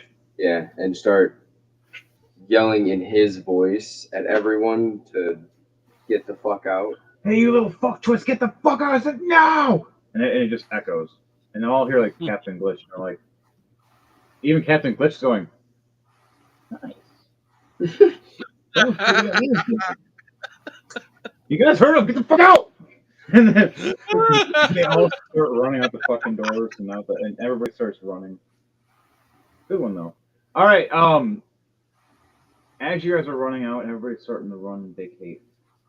I want all of you to roll 2 survival checks for me, and then when you get to the next level, 2 more.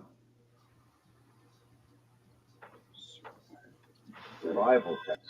This is to get the hell out, and then the last thing is an acrobatics check to see if you actually make it out the door. Okay. Oh, my dice do not like me on the survival. That's 20. Nice. All right, you get through. Devontae, what'd you roll? An 8 and a 9. The ground and the ceiling is starting to crumble. 14 and a dirty 20 for Pando. Pando flies past like nothing. Devontae, you take 15 damage from debris hitting you while you're flying. At 20 plus 2, 22, baby. 22. Jordan, you get the hell out of the way. Mayhem. Sorry, not Mayhem. Not Mayhem. Eli the Heartsmace. 19. He's good. We all start moving, getting the hell out. You see the Mage Hunter Golem using his clamp to clamp one of the tentacle eyes of the holder to pull him away. This way, this way, this way. My eyes! You see some people just teleporting through portals. You even see Abner's older brother. The fiery portal opens up with his hand. He raises it up. Jordan, as you hear your brother's your Abner's brother. Nervamex. Yep, Nervamex. You see him as you're all vacating. Open a fiery portal and vacate out. Jump out. Realizing he's still alive after 30-something years. That's a neat, crafty trick. He smirks. He looks a little older than he should be, though. All right. This might be the other brother. This might be the 100-year-old brother that went through time.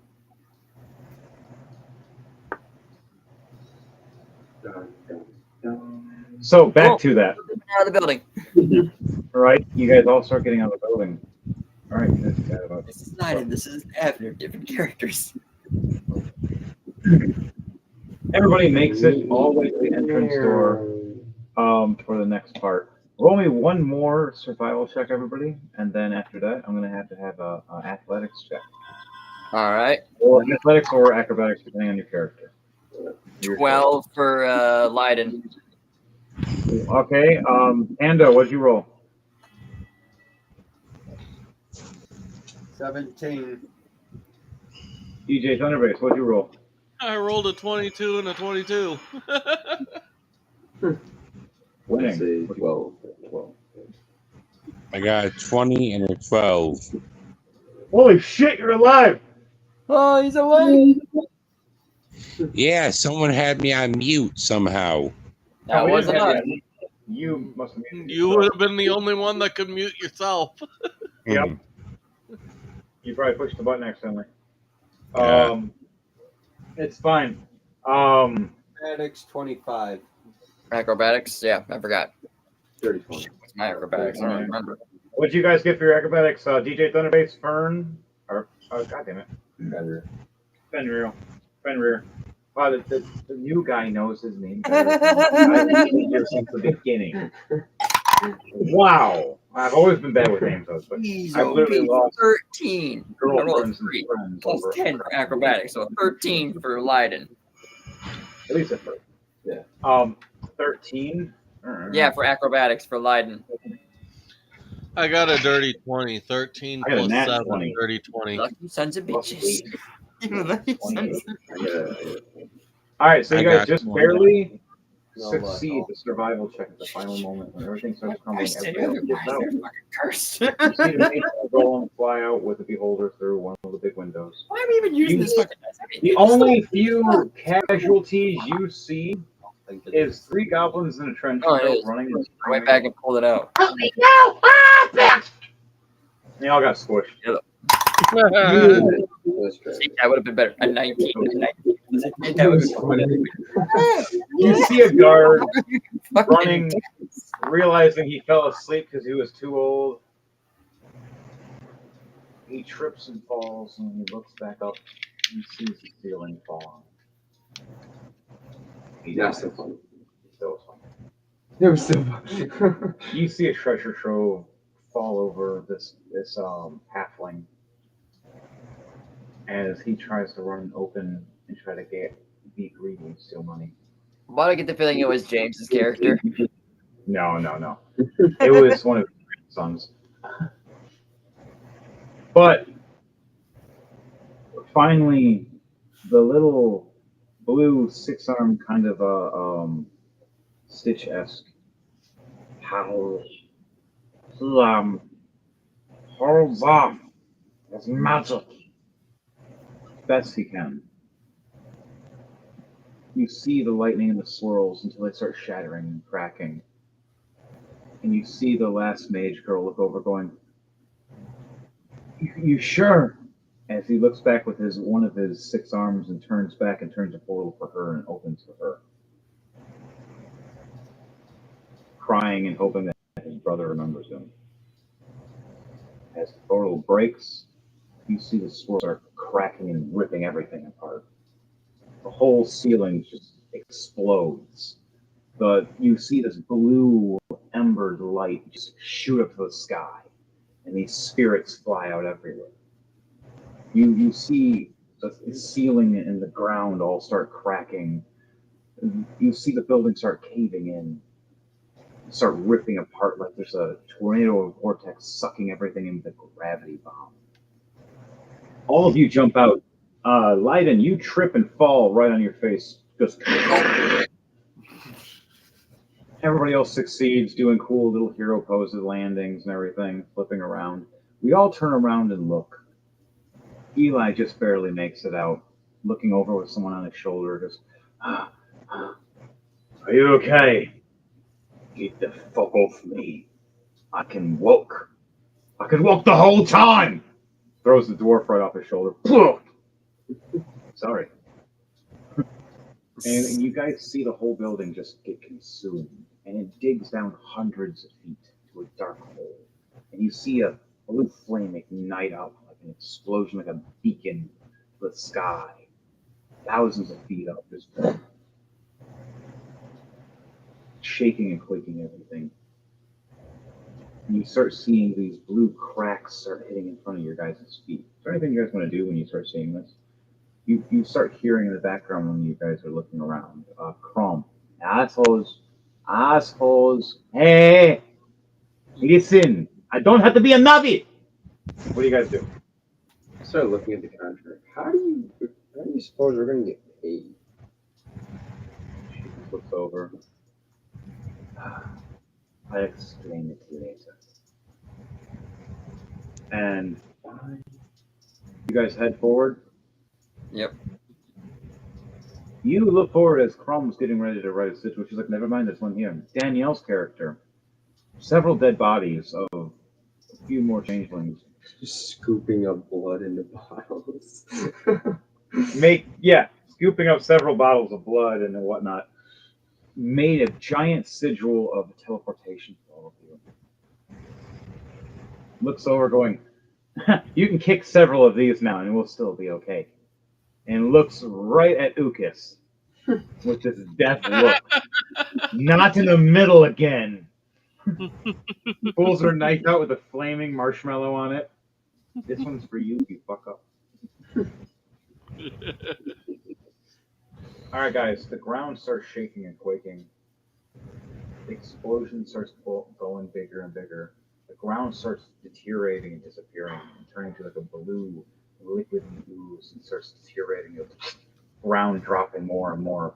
as you guys start running to the sigil and getting to it. I want everybody to do an athletics check or a acrobatics check to make sure they can actually get there. And everybody gets a roll with advantage for this one because everything is prepared. I got a 22. 21. 28. 29. That's 22. Nice. What'd you get? 21. Jordan, what'd you get? 24 for me. 10 plus What was 14. yours, Devontae? 15 plus 7, 22. What was yours, Daniel? 20 plus 9. 29. Holy shit. You guys all get there and you stand there in the sigil. Now everybody roll a D100 for me. For your teleportation. Oh dear. Oh dear. 100. Holy shit. For once, I'm glad, but at the same time, son of a bitch. 64. Wait, huh? 24. 77. So, Jordan, looks like you gave the 7s today. Yeah, it looks like I get the My 7. D100 does not like me today. What happened to you? I just rolled another nat 1. Oh, shit. Oh. Oh, no. Wait, you rolled a nat 1 on a D100? I feel so bad. Yeah. So this is what's going to happen. All It of you that happens. succeed, make it in there first. Here comes I get an 83. Renzo. Here comes Eli. And here comes Lucas trying to fly like a missile. He trips, flapping his wings as he flew a little too low, slapping the ground a little bit, twisting right into both of us with his wings, catching both of us, slamming us both right into the portal, sliding into the one that Daniel asked us not to hit. 3 of us. Like the Three Stooges. And you see Danielle. You son of a... Oh, I want to see who reacts into this. The portal pulls up, shaking, all of us fucking rattling, going nuts. Us 3 at the very bottom holding each other, going, ah! Rocking like we're getting ready for a slingshot of death. Everybody roll another D100 for me, please, because now everything's... Oh, dear Lord. Because the explosion just happened at the same time, breaking the portal. Yeah! Don't tell me the impossible. You rolled another nat 1, didn't you? Yes! 3 nat 1s and a 100. You're going to have a net. Yeah, what a fucking phenomenon. I rolled a 60. I rolled a 40. It's been nice knowing you, buddy. 99. Nice. What'd you get, Pando? 40. It's been nice knowing you, boys.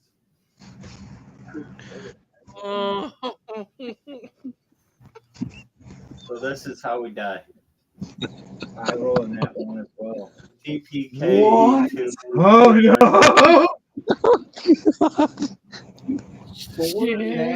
4 nat 1s and a D100s in the night. How is this What fucking in the possible?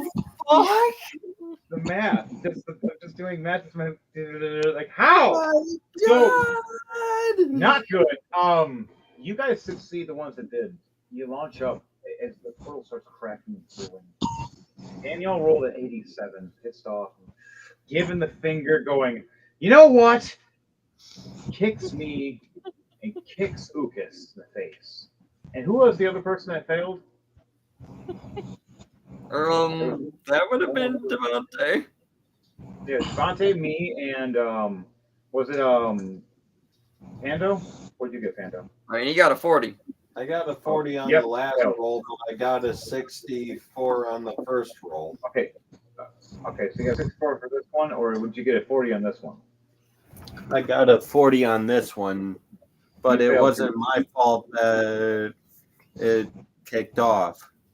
No, it's not. It's not your fault, but you just happen to be a guy lingering, hanging out with me, and hanging on with Ukas. No, I wasn't on the ground because I got a good roll to get to the portal, and Okay.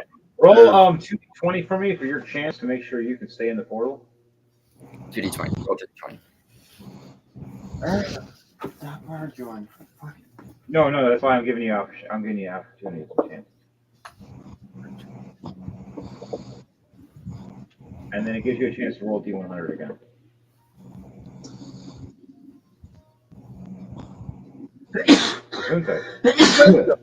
Oh shit! Who's talking shit about you?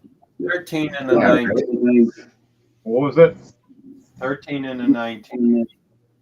The 19 section. You stay in the portal as it's pulling, but you are hanging off just barely as you look down and see Daniel's character kick down both Eli and Ukas out of the portal within rage and anger, just mad at them for messing up her portal again because it messes up her god and her patrons. As you see both of us launching off, we don't know where yet. I'm going to have to roll for that. We're going to get an episode sooner or later of just me and Devontae's characters, the assassins, just lost for maybe a couple episodes. Because we're just, I already know I'm going to go splat. You're the one who can fly. Fuck you, I can't fly. I'm the one that's going to fly. Yes, I got to enrage myself and maybe survive. But multiple nat ones in a row on a D100. True. So, by the way, all the rest of you first. I got to do first. This is going to sound wrong. You teleport, and I had to have everyone rolling acrobatics or athletics for me because you're coming down fast, like very fast. That is a 28. Nat 20 for Danielle. What'd you get? Oh yeah, I gotta put down. Kevin failed. Dom failed. 20. Okay. What'd you get, Pando, and what'd you get, Leiden? Roll for what again? Acrobatics or athletics? Acrobatics or athletics, what you said. I'm good at acrobatics. 15 altogether. Success. All of you land safely, except for Kevin and Dom. They both crash. You guys look over and you see Daniel pissed off, kicking another skull, going, "Can't do that." And looks over, seeing a spirit lingering behind her back, putting his hand on her shoulder, going, "One more time. I own your soul." And you see it disappear in front of all of you. Devontae, you and me are coming down like a meteor.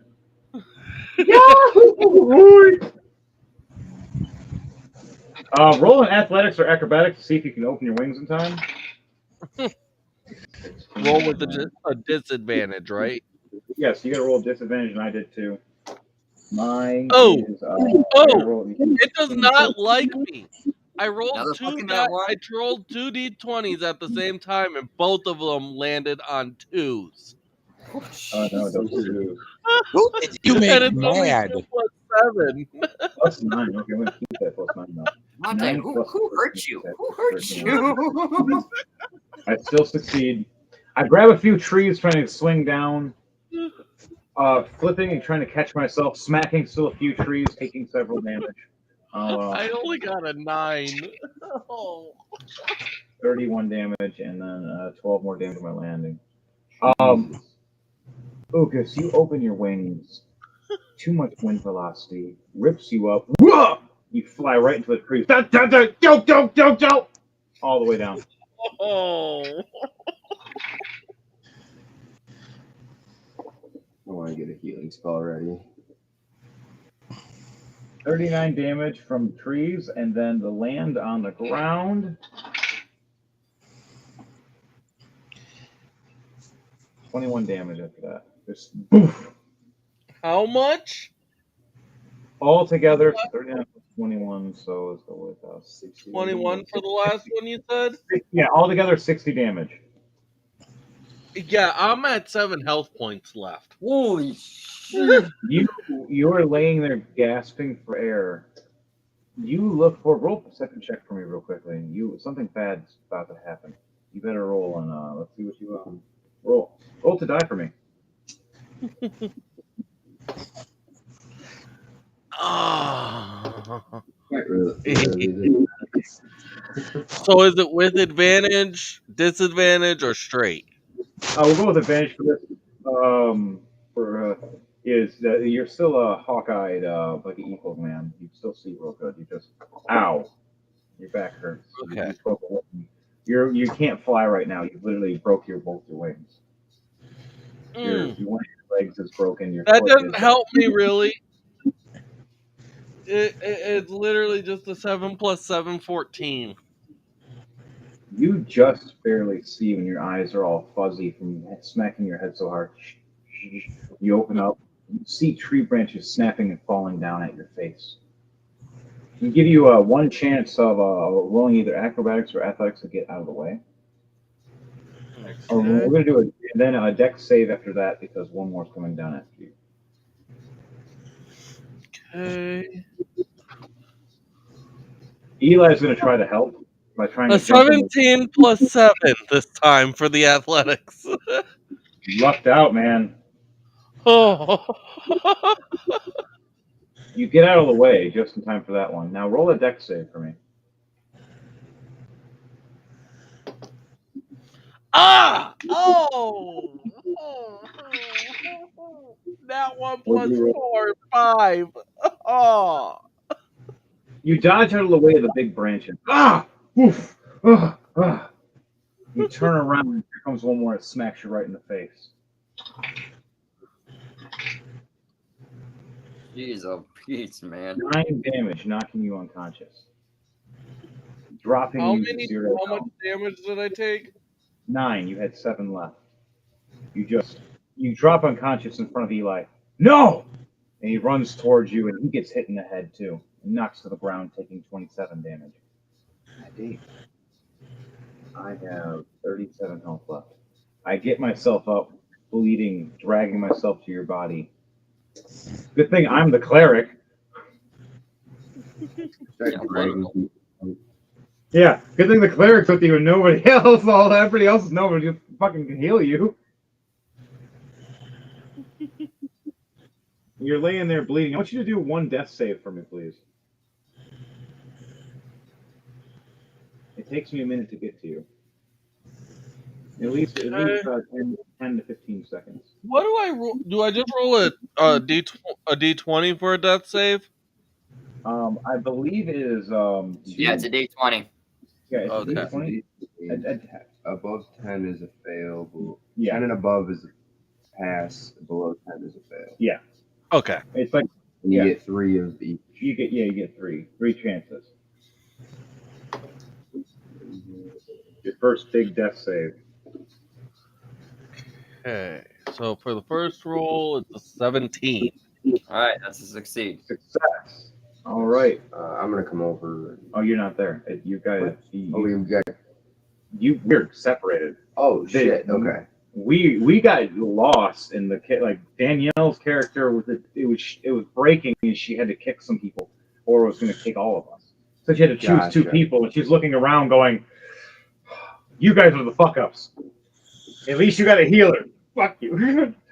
Just go down. Just bunted kick your soul.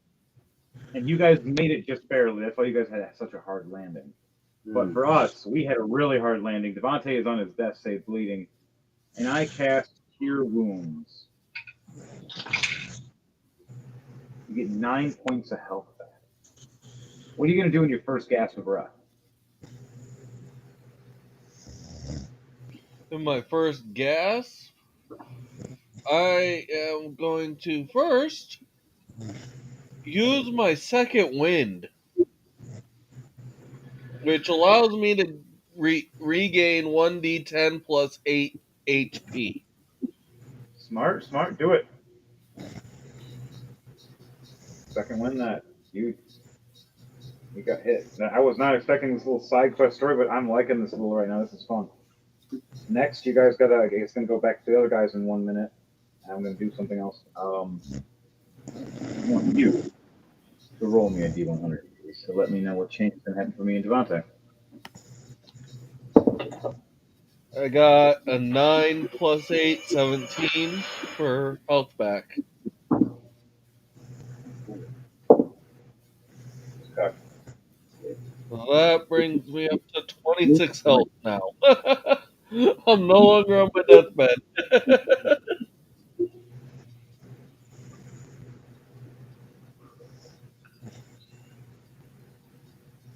So you heal and you stand up. I look at you. I do healing hands. 29 health back. I heal you, and I look at myself and I do healing hands. I only have one more slot for this. I do How 27 much health. health did I get? 29, and I gain 27 for myself. And I look at you and I go, "You want to do it one more time? I'm gonna save it, just in case one of us fuck up."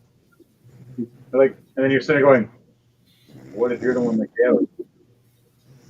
I didn't think about it. So I had him roll a chance for me of 93 out of 100 of us running into something. 93% chance. You and me, Devontae. It's gonna be fun. You, you see, we're in a stony rock area at first. You look around.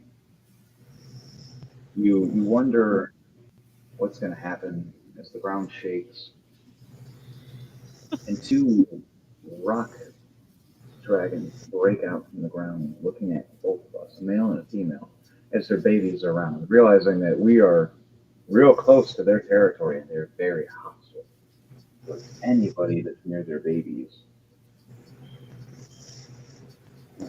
As you and me look up, going, "This is going to hurt." Now back to you guys. I reroll. He's like, "I want to be there and fuck that up." No, this is gonna be this. Me and Devontae are gonna play that episode later, or we can play it later tonight, depending on if you guys want to keep going or not. I'm getting extremely exhausted. Yeah.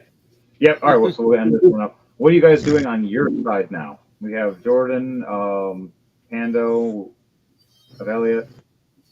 We have yeah, just you guys right now, plus whoever else says NPC with Daniel, or Danielle and Daniel, which they're all. Daniel, I think you're probably sleeping again. He's All right. sleeping. Yep, Danielle. Looks to you going, "I'm sorry, but I had to. It was that or all of us." Do you know exactly where you sent them? Ouch! I fixed my face from being flat faced on the floor. She looks over. "No, does anybody have a spell to find them?" Not exactly. I feel like it would have been easier just to send all of us. She looks down and just goes, "We might have not survived all of this." Well, at least we'd have a better chance altogether. And she just, "True." Instead of 3 on our own. An old lady walks up with magic sigils. What is it? What is it? Oh, what did you guys do? And where is Lucas? I have his prize. Where's Eli? What did you do? She looks over the sigil and sees it's all damaged looking on the floor. She's twitching. What? Yeah, the prize is gonna have to wait. Hey, Crom, I get paid now. Crom walks up to you. I don't think we got paid for this job, lad. Don't know if you don't ask. She walks up going, "You at least finished the contract." Yep. Hands you a bag. Like, and walks up and walks away. The bag of 300 flat. Oh. And she has a little note in there stating it's like, next time don't go to the building. It wasn't your fault, but I mean, kind of. I didn't know what the fuck you would do, and instead of playing it safe, I was like, I'm gonna be cool about this. It was a cool. It's a cool way to finish off somebody. Yes. would I do it again? Probably not, but you know. Probably not. I will. Twice. Hell, I was waiting for the drop, and something worse would have happened. I was gonna make a big boom. You guys were all there. You had one reaction, and it probably wouldn't have been enough time. Yeah. But how you did it technically saved your ass a little bit. Gave you a little bit of time. You could have found another ways by just setting it down, putting a cork on it or something. It still would have blew up, but you had more time. Yeah. Fuck it. Eat this.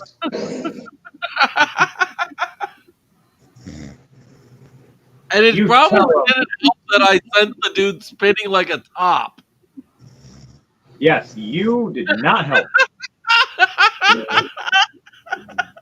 I was kind of more expecting acid than a big ass explosion.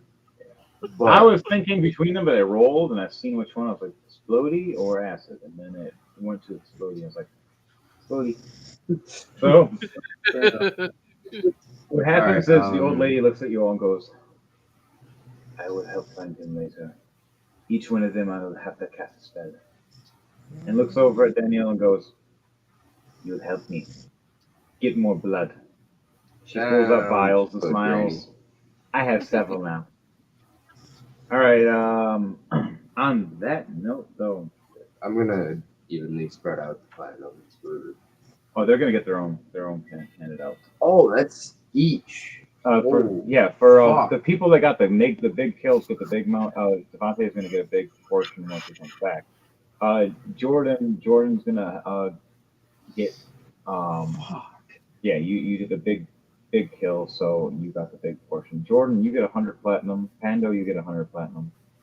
All right. Devontae, you can put in your inventory for you 500 platinum, but you can't use it yet. Oh, for Devontae, yeah, you can't use the 500 platinum yet until we get back. Right. And Daniel, same thing. He got 100 platinum. The people that got the big kills though got the money. You found the changeling, killed him, and then Devontae got the big kill on the royal. Yeah. And then after that, you guys got out of dodge and survived. And she's like, "Here's a bunch of money. Like, where do you get this money?" From that. She just walks away. Anybody that did roll anything high in history of Crom realizes that she's very old. She's lived for a long time. She's not a normal tiefling. She used to be an ancient queen of something. She gave up her queendom and her powers just to have immortality and just run around the world living. She didn't want to die, but she still worships one god that terrifies her / controls her. But it makes her powerful and heals everybody.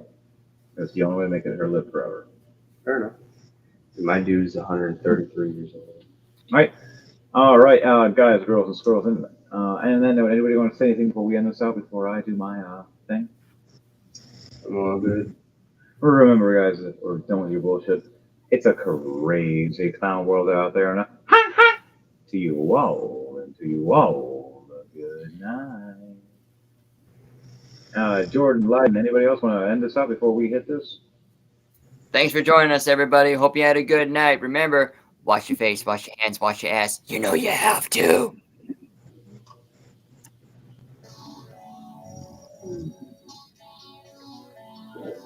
I got it, yeah.